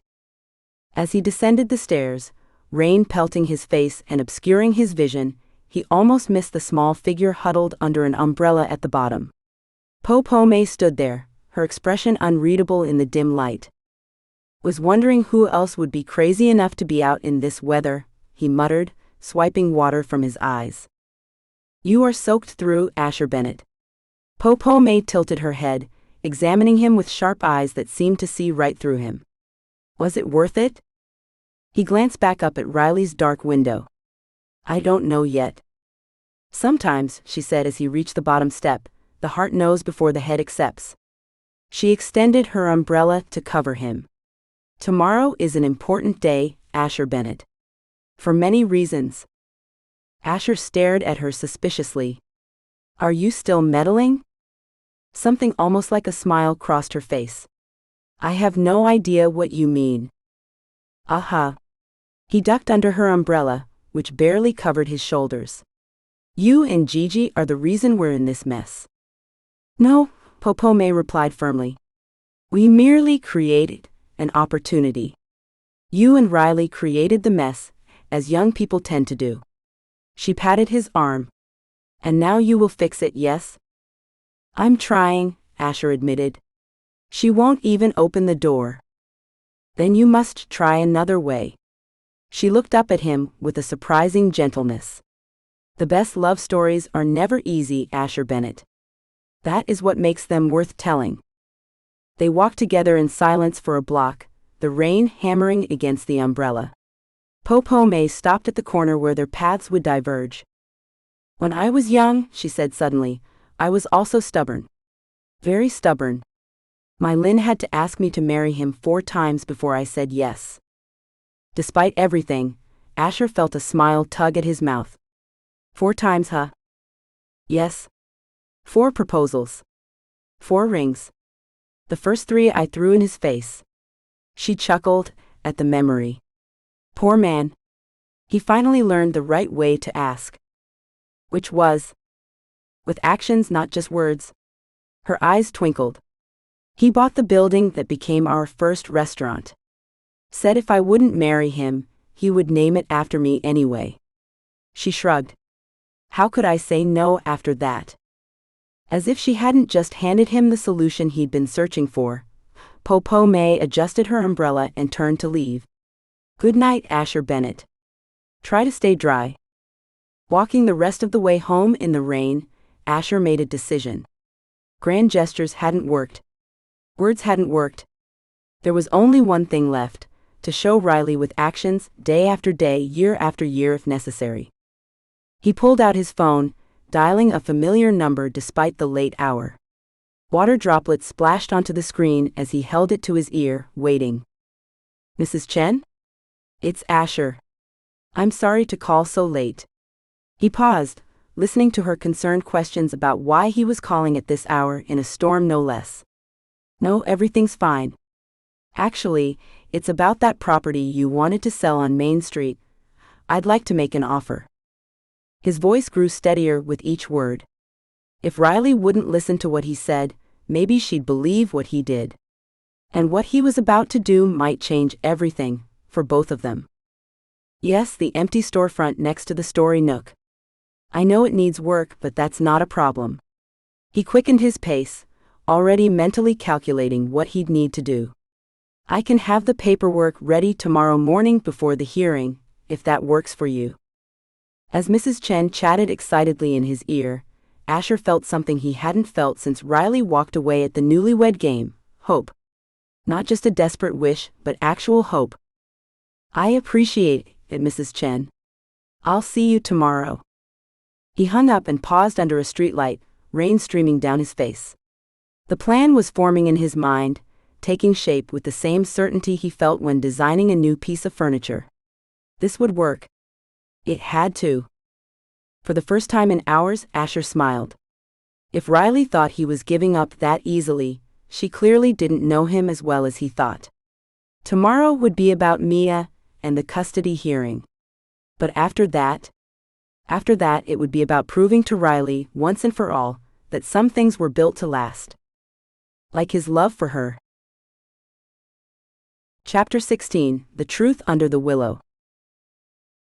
Riley traced the elegant inscription inside her first edition of Pride and Prejudice, her fingertips lingering on Asher's handwriting. To Riley, who taught me that first impressions aren't always right, but some love stories are worth waiting for. The irony wasn't lost on her. Here she was, curled up on her window seat with her most treasured book, unable to focus on a single word of Austen's masterpiece. Outside her window, Maplewood glistened with post-rain clarity. The storm had passed, leaving behind that peculiar stillness that always reminded Riley of holding her breath. She'd been sitting like this for hours, ever since Asher had stood on her doorstep last night, rain-soaked and devastated when she'd refused to let him in. Her phone buzzed for the 17th time that morning. She ignored it, just as she'd ignored the previous 16 notifications. Half the town had texted her since yesterday's disaster at the Newlywed game. Even Maggie Sinclair, who'd seemed personally offended that Riley had walked out mid-game, had sent a surprisingly sympathetic message. "Love is scary, dear. That's how you know it's worth it." A knock interrupted her thoughts. Riley considered pretending she wasn't home, but the second, more insistent knock suggested whoever it was had no intention of leaving. "I can hear you breathing in there, Riles," Lucas called through the door. "And I have coffee. The good stuff from Perks, not that sewage water you brew."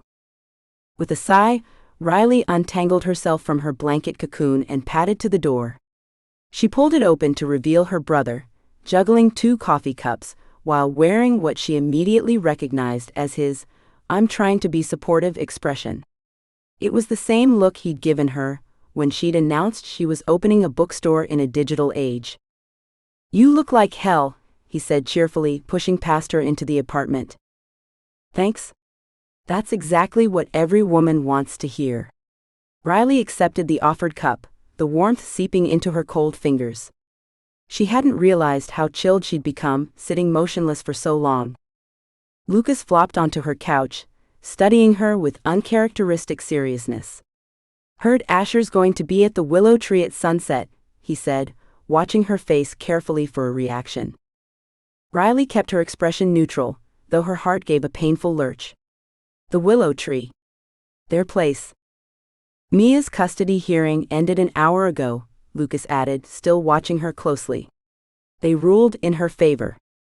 That news at least brought a genuine smile to Riley's face. "I'm glad," she said softly, and she meant it. Whatever had happened between her and Asher, Mia deserved to keep her son. Little Ethan belonged with his mother. Lucas raised an eyebrow, clearly waiting for her to say more. When she didn't, he gestured toward the window.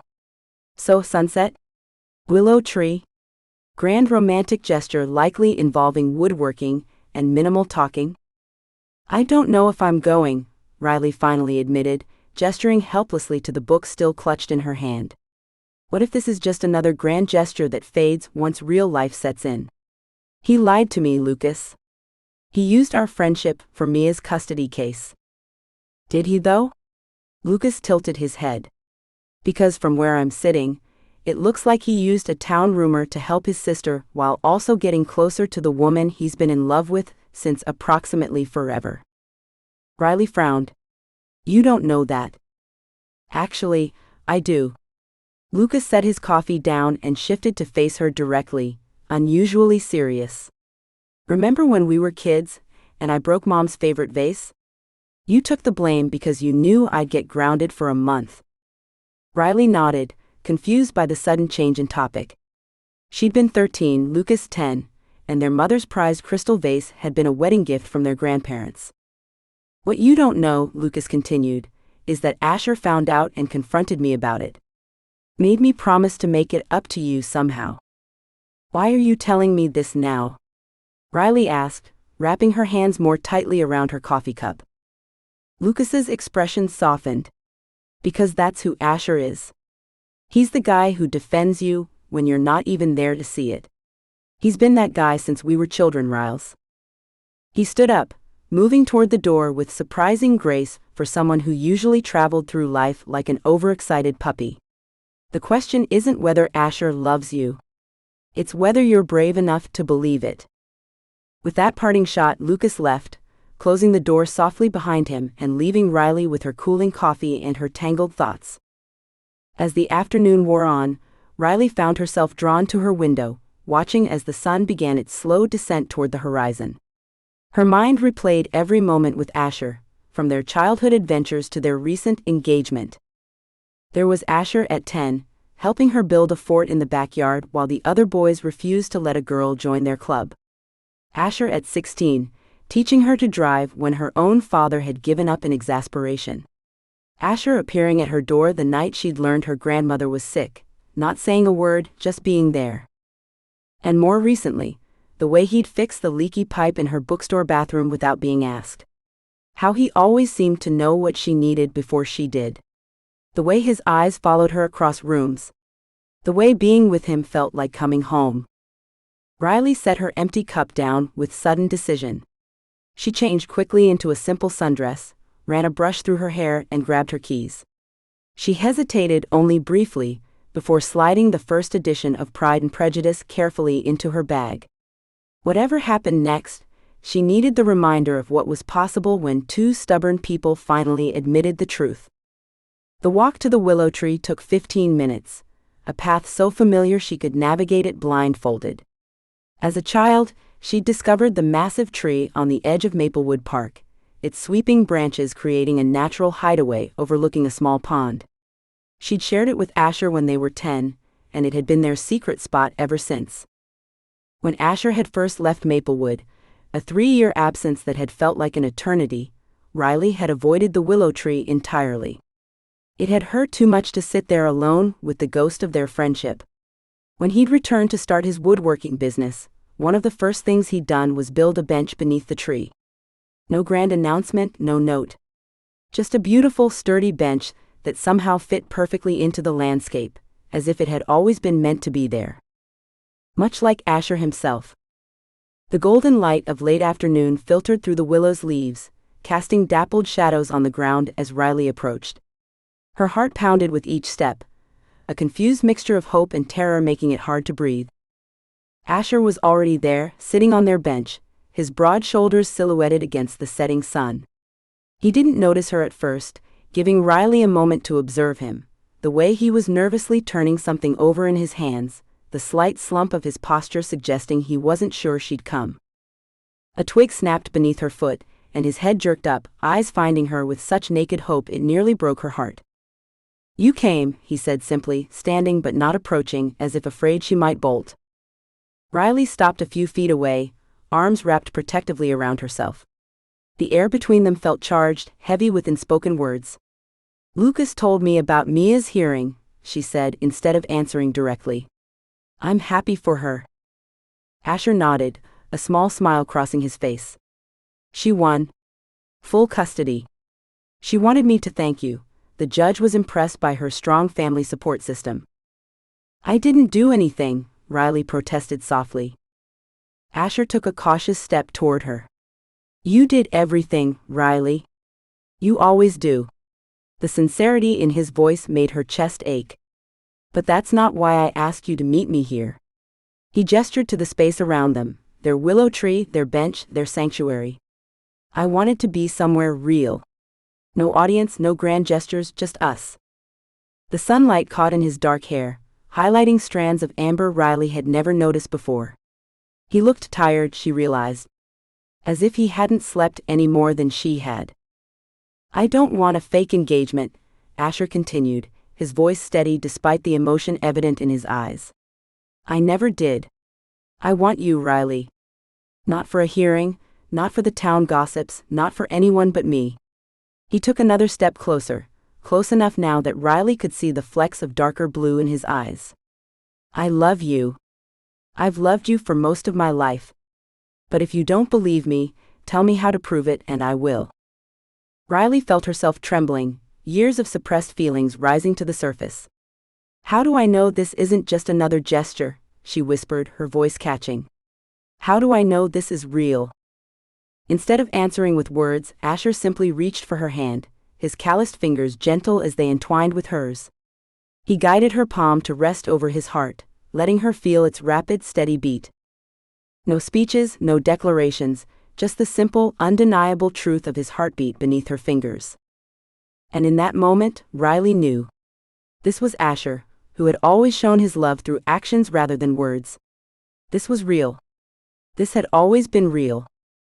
The realization washed over her like the golden sunset light through the willow branches, warming her from the inside out.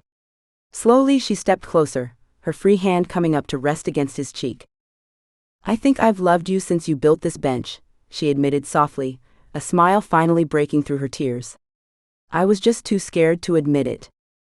Asher's arms wrapped around her waist, pulling her against him as he rested his forehead against hers. "We've wasted enough time being scared," he murmured, his breath warm against her lips. "I'm not afraid anymore." His eyes asked a question, and Riley answered by closing the final distance between them. Their kiss was soft at first, tentative, as if neither could quite believe this was happening. But then Asher's hand slid up to cradle the back of her head, and Riley pressed herself closer, and all hesitation dissolved. This wasn't like their fake kisses for the town's benefit. Those had been performances, careful, calculated, controlled. This was raw and real, years of want finally breaking free. Riley felt herself melting into him, her hands gripping his shirt as if afraid he might disappear. When they finally broke apart, both breathless, Asher didn't let her go. His eyes searched hers, a smile playing at the corners of his mouth.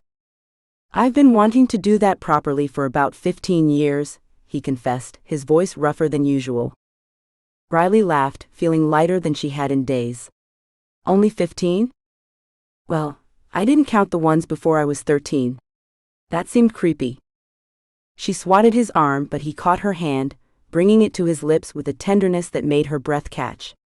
The playfulness faded from his expression, replaced by something more serious. "I'm sorry I didn't tell you the truth about Mia's case," he said quietly. "I should have trusted you from the start." Riley shook her head. "No, I'm sorry I didn't give you a chance to explain. I was so scared that everything between us was just for show that I couldn't see what was real." Asher guided her to sit on the bench beside him, keeping her hand firmly in his. "Nothing about how I feel for you has ever been for show, Riley. Even when we were pretending for everyone else, I was just finally allowing myself to show what I've always felt." The sincerity in his voice undid her. Riley reached into her bag and pulled out the copy of Pride and Prejudice, opening it to the inscription he'd written years ago, when he'd given her the book for her 25th birthday. "I've read this inscription 100 times, she said softly. "And every time, I wondered if there was more to it than just a friend giving another friend a book." Asher's fingers traced the words he'd written. "There was," he admitted. "I almost wrote something else, something more honest, but I chickened out at the last minute." "What would you have written?" Riley asked. Asher considered for a moment, then took the book gently from her hands. From his pocket he produced a pen, because of course Asher Bennett, woodworker extraordinaire, would have a pen on him at all times for marking measurements. Carefully, he added a line beneath his original inscription. "P.S. I've been in love with you since the day you showed me this tree. I'm still in love with you as I write this. I'll be in love with you when you read it." He handed the book back to her, looking slightly embarrassed. "Sorry for defacing your first edition." Riley stared at the new words, then back at Asher, her vision blurring with tears. "It's perfect," she whispered. "It makes it more valuable, not less." The sun was setting in earnest now, painting the sky in brilliant oranges and pinks. The light filtered through the willow branches, casting both of them in a golden glow. "So," Asher said, his thumb drawing lazy circles on the back of her hand. "What happens now?" Riley thought about all the town gossip, the fake engagement that had spun so wildly out of control, the betting pools and the matchmaking schemes. "Well," she said slowly, "we could tell everyone the truth." "Which is?" "That we're not engaged." Asher's expression fell slightly, though he tried to hide it. "Right? Of course." Riley smiled, enjoying the rare opportunity to fluster the usually controlled Asher Bennett. "But," she continued, "we are dating. Exclusively. Seriously. With definite potential for future engagements." She raised an eyebrow. "If that works for you?" The relief that washed over his face was almost comical. "That works for me," he agreed, pulling her closer. "Though I should warn you, If we tell Maggie Sinclair we're just dating after all this, she might banish us from town. Let her try, Riley murmured against his lips. I'm not going anywhere. As the last rays of sunlight disappeared beyond the horizon, casting the willow tree in soft twilight shadows, Riley finally understood what her grandmother had always told her. When you find your person, you'll know. Not because the world tells you, but because your heart recognizes its home. And here, in Asher's arms, with the willow branches swaying gently above them, and the first stars appearing in the darkening sky, Riley was finally, undeniably, home. Chapter 17, No More Pretending. Asher kept his fingers intertwined with Riley's as they wandered back toward town, the sun dipping below the horizon in streaks of fading pink and purple. His thumb traced small circles against her skin, a gesture so simple yet so monumental it made his chest ache. The evening air carried the scent of autumn, crisp leaves and wood smoke, but all he could focus on was the warmth of her hand in his. Every few steps, he stole glances at her profile, catching her doing the same. Their eyes would meet, and they'd share shy smiles that said more than words could. When Riley caught him staring for the third time, she raised an eyebrow. What? She asked, her voice soft in the twilight. Nothing, he replied, then shook his head. Everything. They didn't need to fill the quiet with conversation. For years they'd communicated in half sentences and knowing looks, a language only they understood. But this silence felt different. Charged. Full of possibility. The streetlights of Maplewood flickered on as they reached the edge of town, illuminating Riley's bookstore and the small apartment above it. They slowed their pace as they approached, neither quite ready for the walk to end.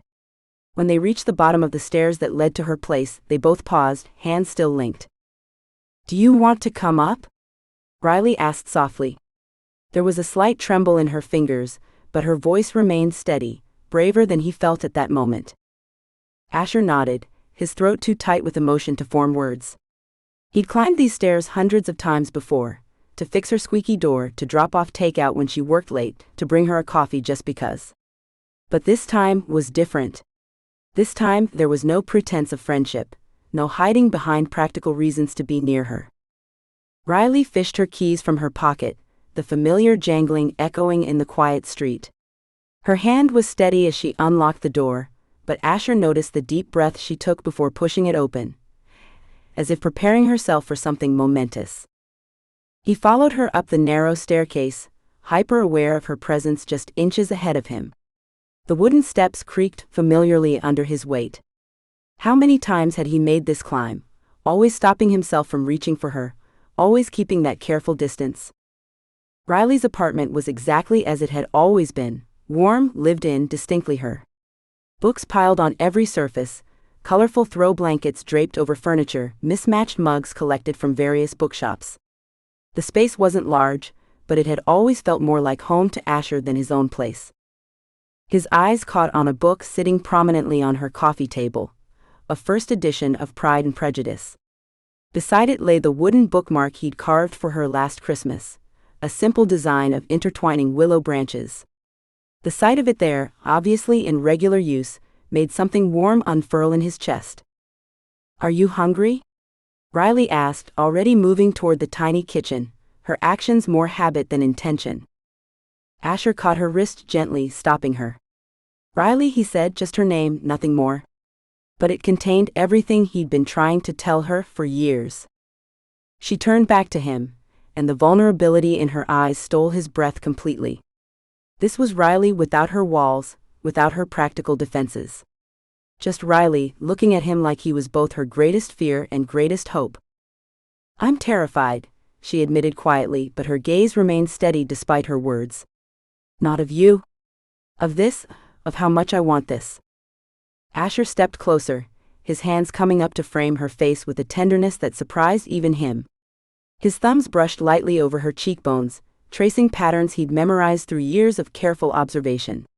The warmth of her skin under his palms felt like a miracle. Me too, he confessed, his voice low and rough with honesty. I've wanted this for so long that having it feels impossible. Riley's hands came to rest on his chest, just above his heart, exactly where she'd touched him earlier at the willow tree. The simple contact grounded him, made this moment feel real in a way nothing else could. He could feel his heartbeat pounding against her palm, betraying every emotion he'd spent years trying to hide. Time seemed to slow as Riley rose on her tiptoes, eliminating the last breath of space between them. Their first real kiss, not for show, not for the town, not part of any act, was soft, almost hesitant. A gentle press of lips, a shared breath. Asher's hand slid from her face to her waist, steadying both her and himself.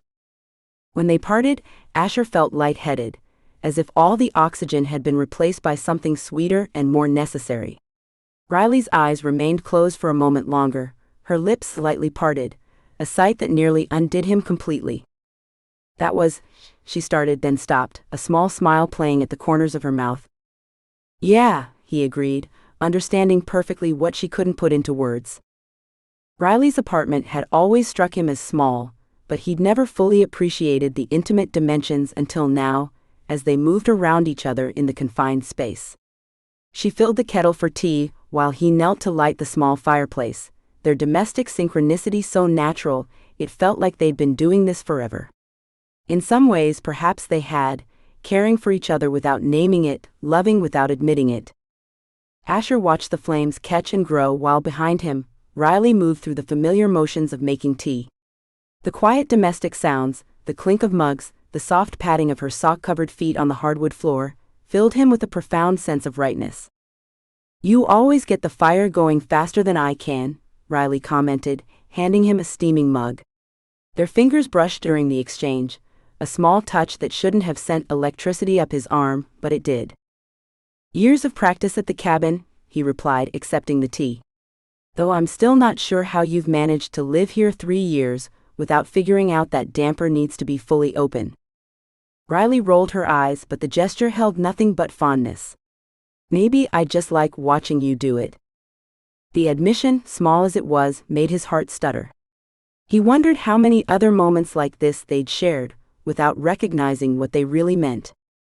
They settled on her worn sofa, bodies angled toward each other, knees touching. The firelight cast a warm glow across Riley's features, highlighting the curve of her cheek, the fullness of her lower lip.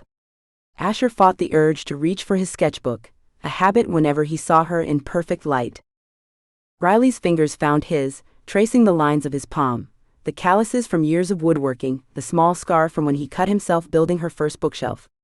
Her touch was feather-light, exploratory, as if she were mapping territory both familiar and brand new. "I used to make up reasons for you to come over," she confessed, a slight blush coloring her cheeks. "That leaky faucet last winter? It wasn't really broken. I just wanted to see you." Asher laughed, the sound warm and full of wonder. "I knew," he admitted, watching her eyes widen in surprise. "But I came anyway.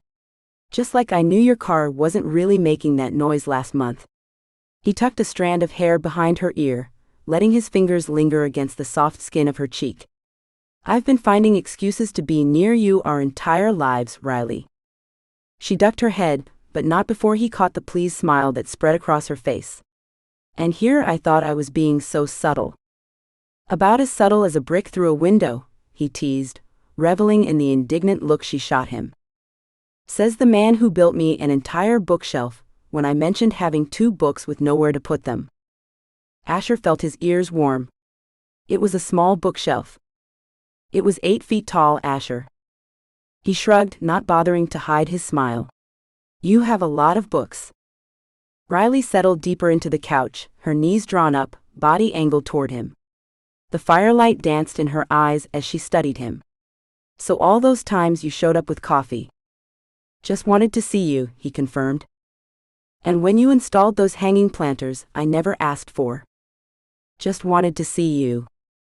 "And that time you drove 2 hours because I said the special edition Harry Potter books were released, but my shipment was delayed." Asher reached out, running his thumb over her lower lip. "Just wanted to see you." Riley's breath caught, and for a moment they just looked at each other, the weight of all those years, all those moments, hanging between them. "We wasted so much time," she whispered.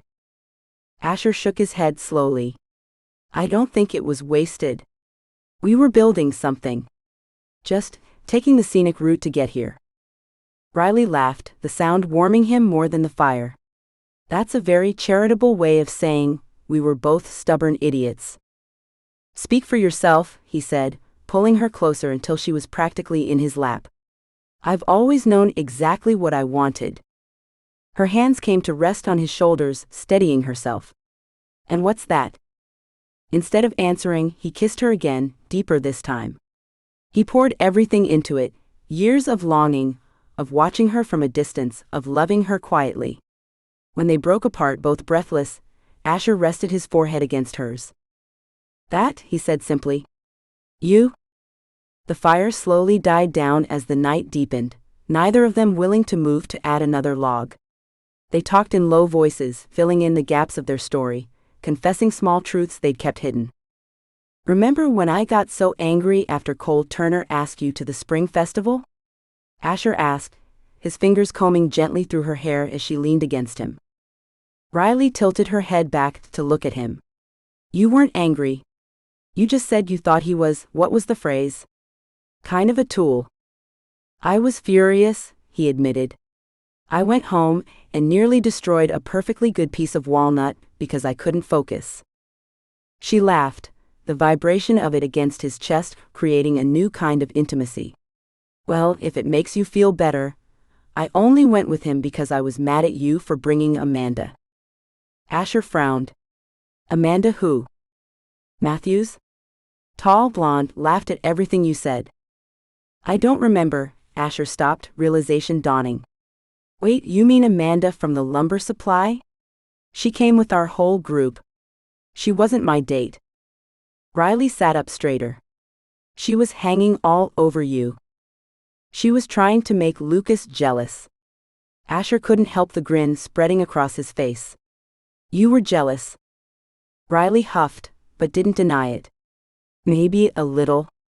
She kept touching your arm when she talked to you. Asher pulled her back against his chest, pressing a kiss to the top of her head. I only noticed you watching.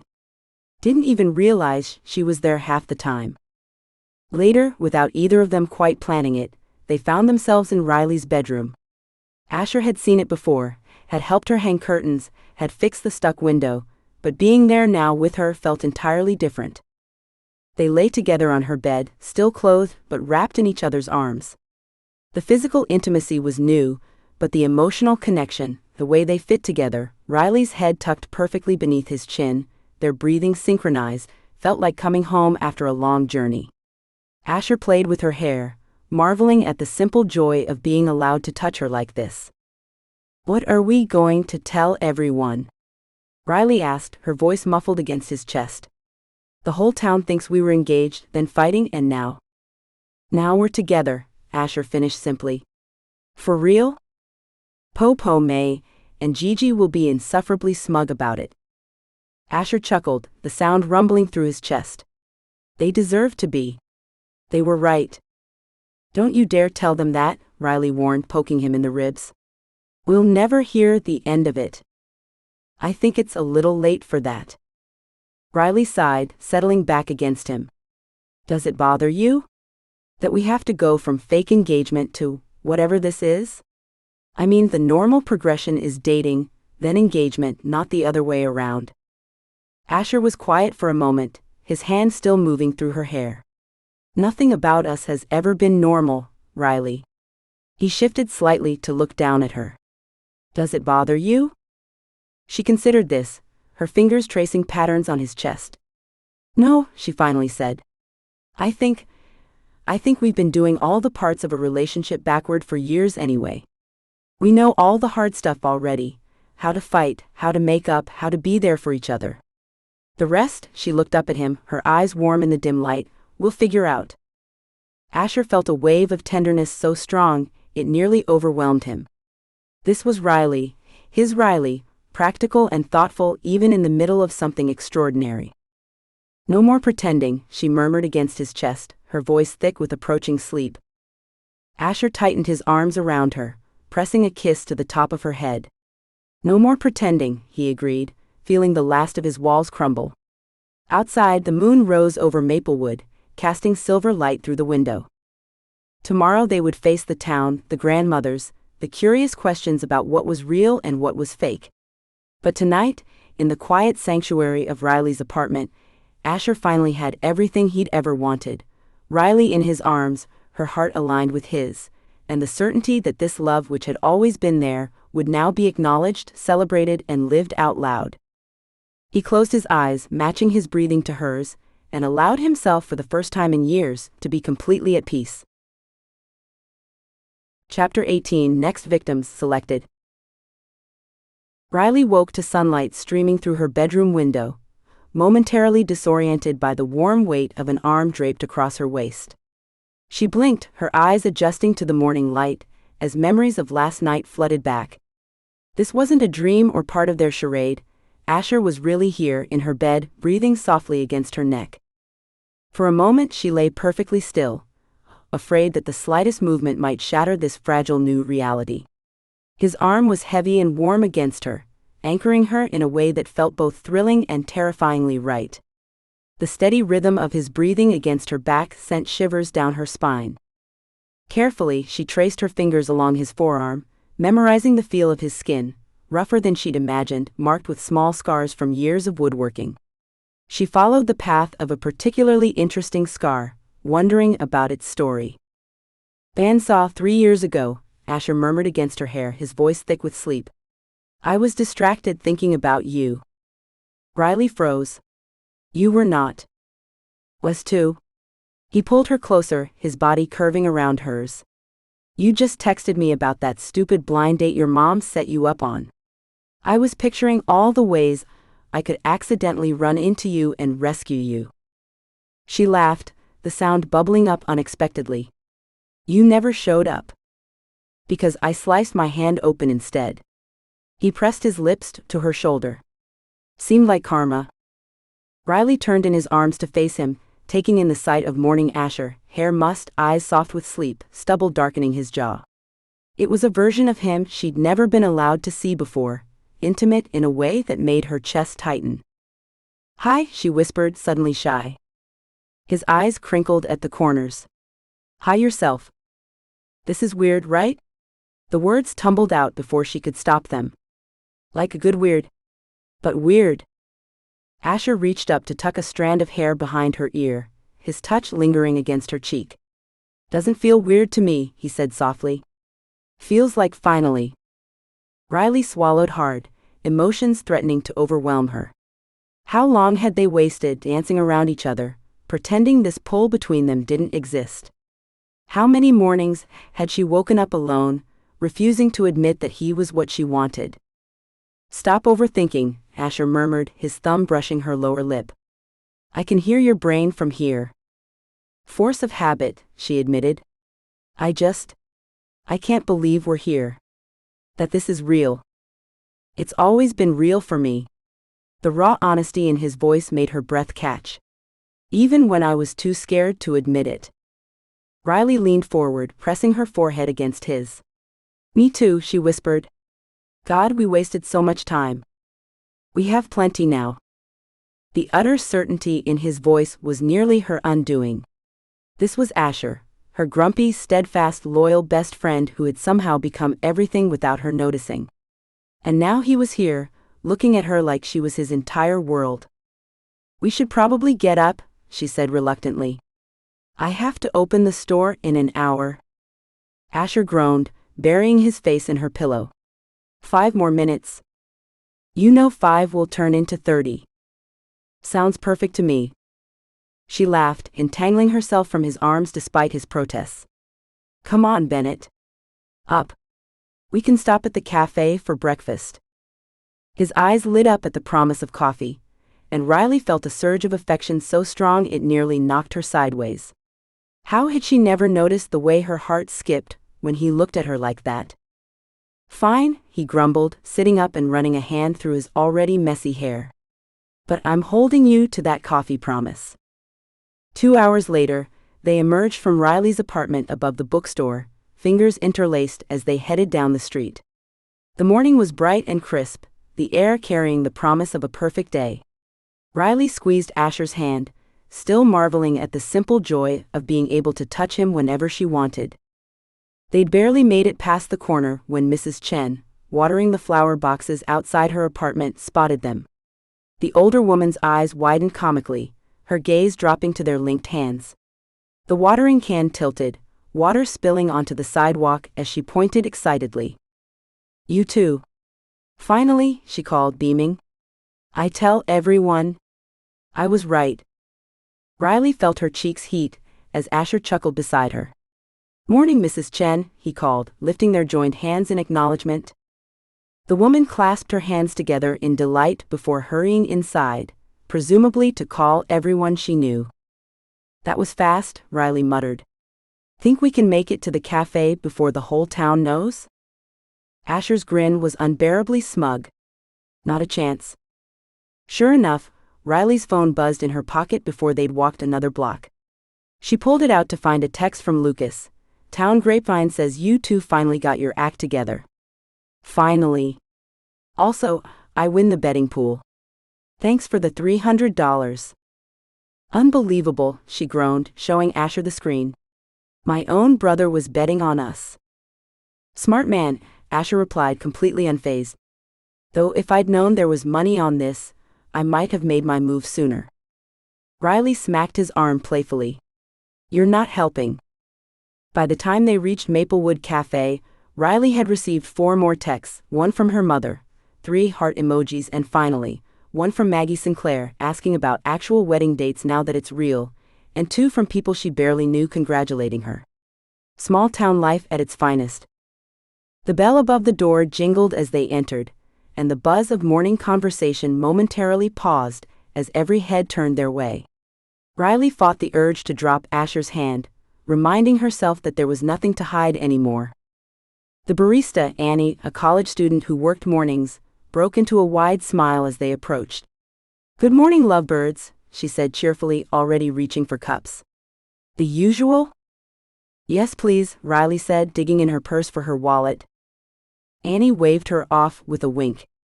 "On the house, for Maplewood's favorite not fake anymore couple." "That's not necessary," Riley began, but Annie was already moving to the espresso machine, humming to herself. "Told you," Asher murmured, steering Riley toward a table by the window. "We're going to be town celebrities for at least a week." "Great," she sighed, though the warmth in her chest belied her exasperation. "Just what I needed, more attention." "You love it." "I do not." Asher raised an eyebrow, his expression annoyingly knowing. "You secretly love when people care about you. You just don't like admitting it." Riley narrowed her eyes. "I forgot how annoying it is when you're right." He grinned, reaching across the table to take her hand again. "I'm rarely right, according to you. Let me have this one." The door jingled again, and Riley glanced up to see Popo May and Gigi entering the cafe. The 2 elderly women moved with the confident grace of royalty, surveying the room before their eyes landed on Riley and Asher. In unison, their faces lit up with identical expressions of satisfaction. "Incoming," Riley muttered. "Brace yourself." The grandmothers approached, Popo May's silk blouse immaculate as always, Gigi sporting a fashionable beret that matched her lavender cardigan.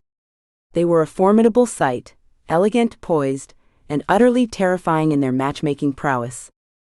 "Good morning," Gigi said warmly, her French accent more pronounced than usual, a sure sign she was pleased with herself. Popo May simply patted Riley's hand, her wizened face crinkling into a smile. "You look happy, Xiao Hu Die. It suits you." Riley had prepared herself for smug remarks or "I told you so" comments, but the genuine warmth in their expressions caught her off guard. There was satisfaction there, certainly, but also real affection. "We're happy for you," Gigi said simply, though her eyes twinkled with unmistakable pleasure as she leaned down to kiss Asher's cheek. "And not at all surprised." "Of course not," Asher replied dryly. "Nothing gets past you two." Popo May's laugh was like wind chimes. "Smart boy. You will make good husband." Riley choked on her coffee. "We're not, it's only been." "Time is just a number," Popo May waved dismissively. Some hearts know from the beginning. Now, Gigi continued, consulting a delicate gold watch on her wrist, we must hurry. The Festival of Love charity auction starts in an hour and we have preparations to make. There was something about the way she said, preparations, that made the hair on the back of Riley's neck stand up. She recognized that tone and the gleam in Popo May's eyes. It was the same look she'd had right before Riley found wedding magazines mysteriously delivered to her store. What are you two planning now? She asked suspiciously. Popo May's expression was a masterclass in innocence. Planning? Nothing for you to worry about. She patted Riley's cheek fondly. Your story is written. Others are just beginning. With that cryptic remark, the grandmothers exchanged a glance filled with silent communication before heading to the counter, heads bent together in conspiratorial whispers. That was ominous, Riley said, watching them. Someone else is about to get the full grandmother treatment. Asher's fingers tightened around hers. Better them than us. I don't know. Shouldn't we warn potential victims? Would that have helped us? He asked reasonably, lifting their joined hands to press a kiss to her knuckles. The casual intimacy of the gesture made Riley's heart skip. No, she admitted with a sigh. We were too stubborn. Exactly. Besides, he added with a grin, it all worked out pretty well for us. He had a point. As maddening as the grandmother's interference had been, without their meddling, who knows how long Riley and Asher might have continued their dance of denial. The thought of all those lost mornings, waking up without him beside her, made her chest ache. Fine, she conceded. But I still feel bad for whoever they're targeting next. By the time they finished their coffee, the cafe had filled with festival goers, the air buzzing with excitement for the final day of Maplewood's Festival of Love. Riley had spent the previous week actively avoiding all things festival-related, but now with Asher's hand in hers, the heart-shaped decorations and romantic music didn't seem quite so annoying. The town square had been transformed into a celebration of all things romantic. Food stalls served heart-shaped pastries and strawberry-dipped treats, local artisans displayed handcrafted jewelry and lovers' gifts, and a stage had been set up for the annual charity bachelor auction. Every surface was draped with flowers and twinkling lights, despite it being the middle of the day. I forgot how over the top this thing gets, Riley murmured as they wandered through the throng of people. It's like Valentine's Day exploded. It's not so bad, Asher replied, his arm sliding around her shoulders. The weight of it felt natural, as if they'd been walking like this for years instead of hours. They'd barely made it past the first row of stalls when they were stopped by Mrs. Donovan, the town's oldest resident and most persistent gossip. Look at you two, she exclaimed, clapping her hands together. I knew it, of course. Told Mabel last month you'd be together before the festival ended. She owes me a pie. Riley smiled politely, used to Mrs. Donovan's enthusiasm. Nice to see you, Mrs. D. Tell me, the older woman leaned in conspiratorially, was it the engagement party that did it? Or was it earlier? So many theories going around. Before Riley could formulate a response, they were rescued by the appearance of Maggie Sinclair, clipboard in hand as she darted through the crowd. Riley. Asher, she called, beaming as she approached. Just the couple I was hoping to see. Hi, Maggie, Riley greeted cautiously. Maggie's enthusiasm usually meant extra work for someone, and Riley had been on the receiving end of enough volunteer opportunities to be wary. Always knew you two were meant for each other, Maggie gushed, her clipboard pressed to her chest. I've already rescheduled Vanessa for a proper wedding consultation. No rush, of course, but spring weddings book up fast. Riley opened her mouth to protest. They'd been officially together less than 24 hours, for heaven's sake, but Maggie was already moving on, shouting instructions to a harried-looking volunteer as she headed backstage. Should I be concerned that our entire wedding is being planned without our input? Asher asked, his tone amused rather than worried. Riley laughed, leaning into his side. Welcome to Maplewood. At least now we're in it together for real. Wouldn't have it any other way, he murmured against her hair, and Riley felt that now familiar warmth bloom in her chest again. They found seats near the front for the charity auction, curious to see what Popo, May, and Gigi were so excited about. The grandmothers were nowhere to be seen, but Riley knew better than to assume they'd disappeared entirely. Those two never missed a chance to meddle.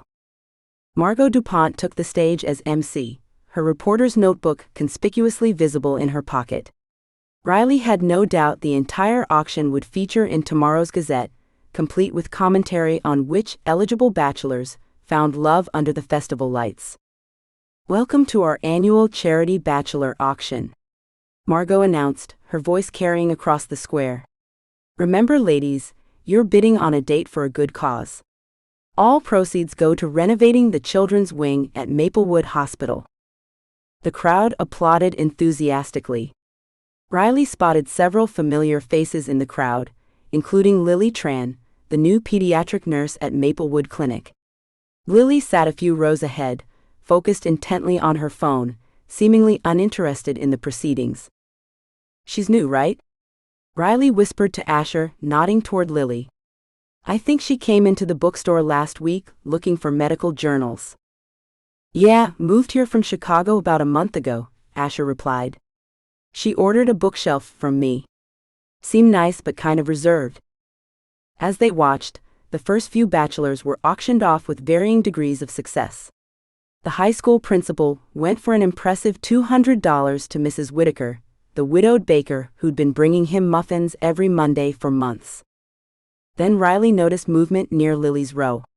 Popo, May, and Gigi appeared, slipping into the seats directly behind the young nurse with a stealth that would impress a cat burglar. They exchanged a glance that Riley recognized immediately, predatory, calculating, and utterly determined. "Oh no," she murmured, nudging Asher. "Look who's behind Lily." Asher followed her gaze, his eyebrows rising. "Target acquired, I'm guessing. Poor girl has no idea what's coming." As they watched, Margot called the next bachelor to the stage. "Next up, Chief Nathaniel Callahan." Riley straightened in her seat. Everyone in Maplewood knew Nate Callahan, the town's handsome but notoriously grumpy fire chief. He was competent, dedicated, and about as sociable as a cactus. He walked onto the stage with obvious reluctance, his uniform perfectly pressed, his expression suggesting he'd rather be anywhere else. "Starting bid is $50 for dinner with Maplewood's finest firefighter," Margot announced with extra enthusiasm. The crowd responded eagerly, bids quickly rising. Riley watched in fascination as Popo May leaned forward, accidentally bumping Lily's chair just as Margot called for a $100 bid. The nurse's hand flew up to steady herself, and Margot, ever the opportunist, pointed directly at her. "Sold. To Lily Tran for $100, she declared triumphantly before Lily could protest. On stage, Nate blinked in surprise, his eyes finding Lily in the crowd. For just a moment, his perpetual scowl softened into something that looked suspiciously like interest. Lily turned around, horror dawning on her face as she caught sight of the innocently smiling grandmothers behind her. Her expression was one Riley knew all too well: confusion, followed by dawning realization, followed by the unmistakable knowledge that she'd been outmaneuvered by masters. "Should we warn her?" Riley whispered, remembering all too well how it felt to be caught in their matchmaking web. Asher shook his head, his eyes crinkling with laughter. "Would you have listened if someone warned you?" Riley sighed dramatically, leaning into him. "No. We were doomed from the start." Across the crowd, the grandmothers caught her eye, giving her identical innocent smiles, before turning their full attention to a flustered Lily and a now approaching Nate. "Poor things," Riley murmured, though she couldn't help smiling. "They have no idea what they're in for." Asher laced his fingers through hers, squeezing gently. "I don't know," he said softly. "It worked out pretty well for us." As the festival continued around them, bright, chaotic, and full of life, Riley had to agree. Sometimes, just sometimes, the grandmothers really did know best. Thank you for listening. Please visit me at winvalentine.com to stay up to date. Please subscribe, leave a comment, and review on Amazon.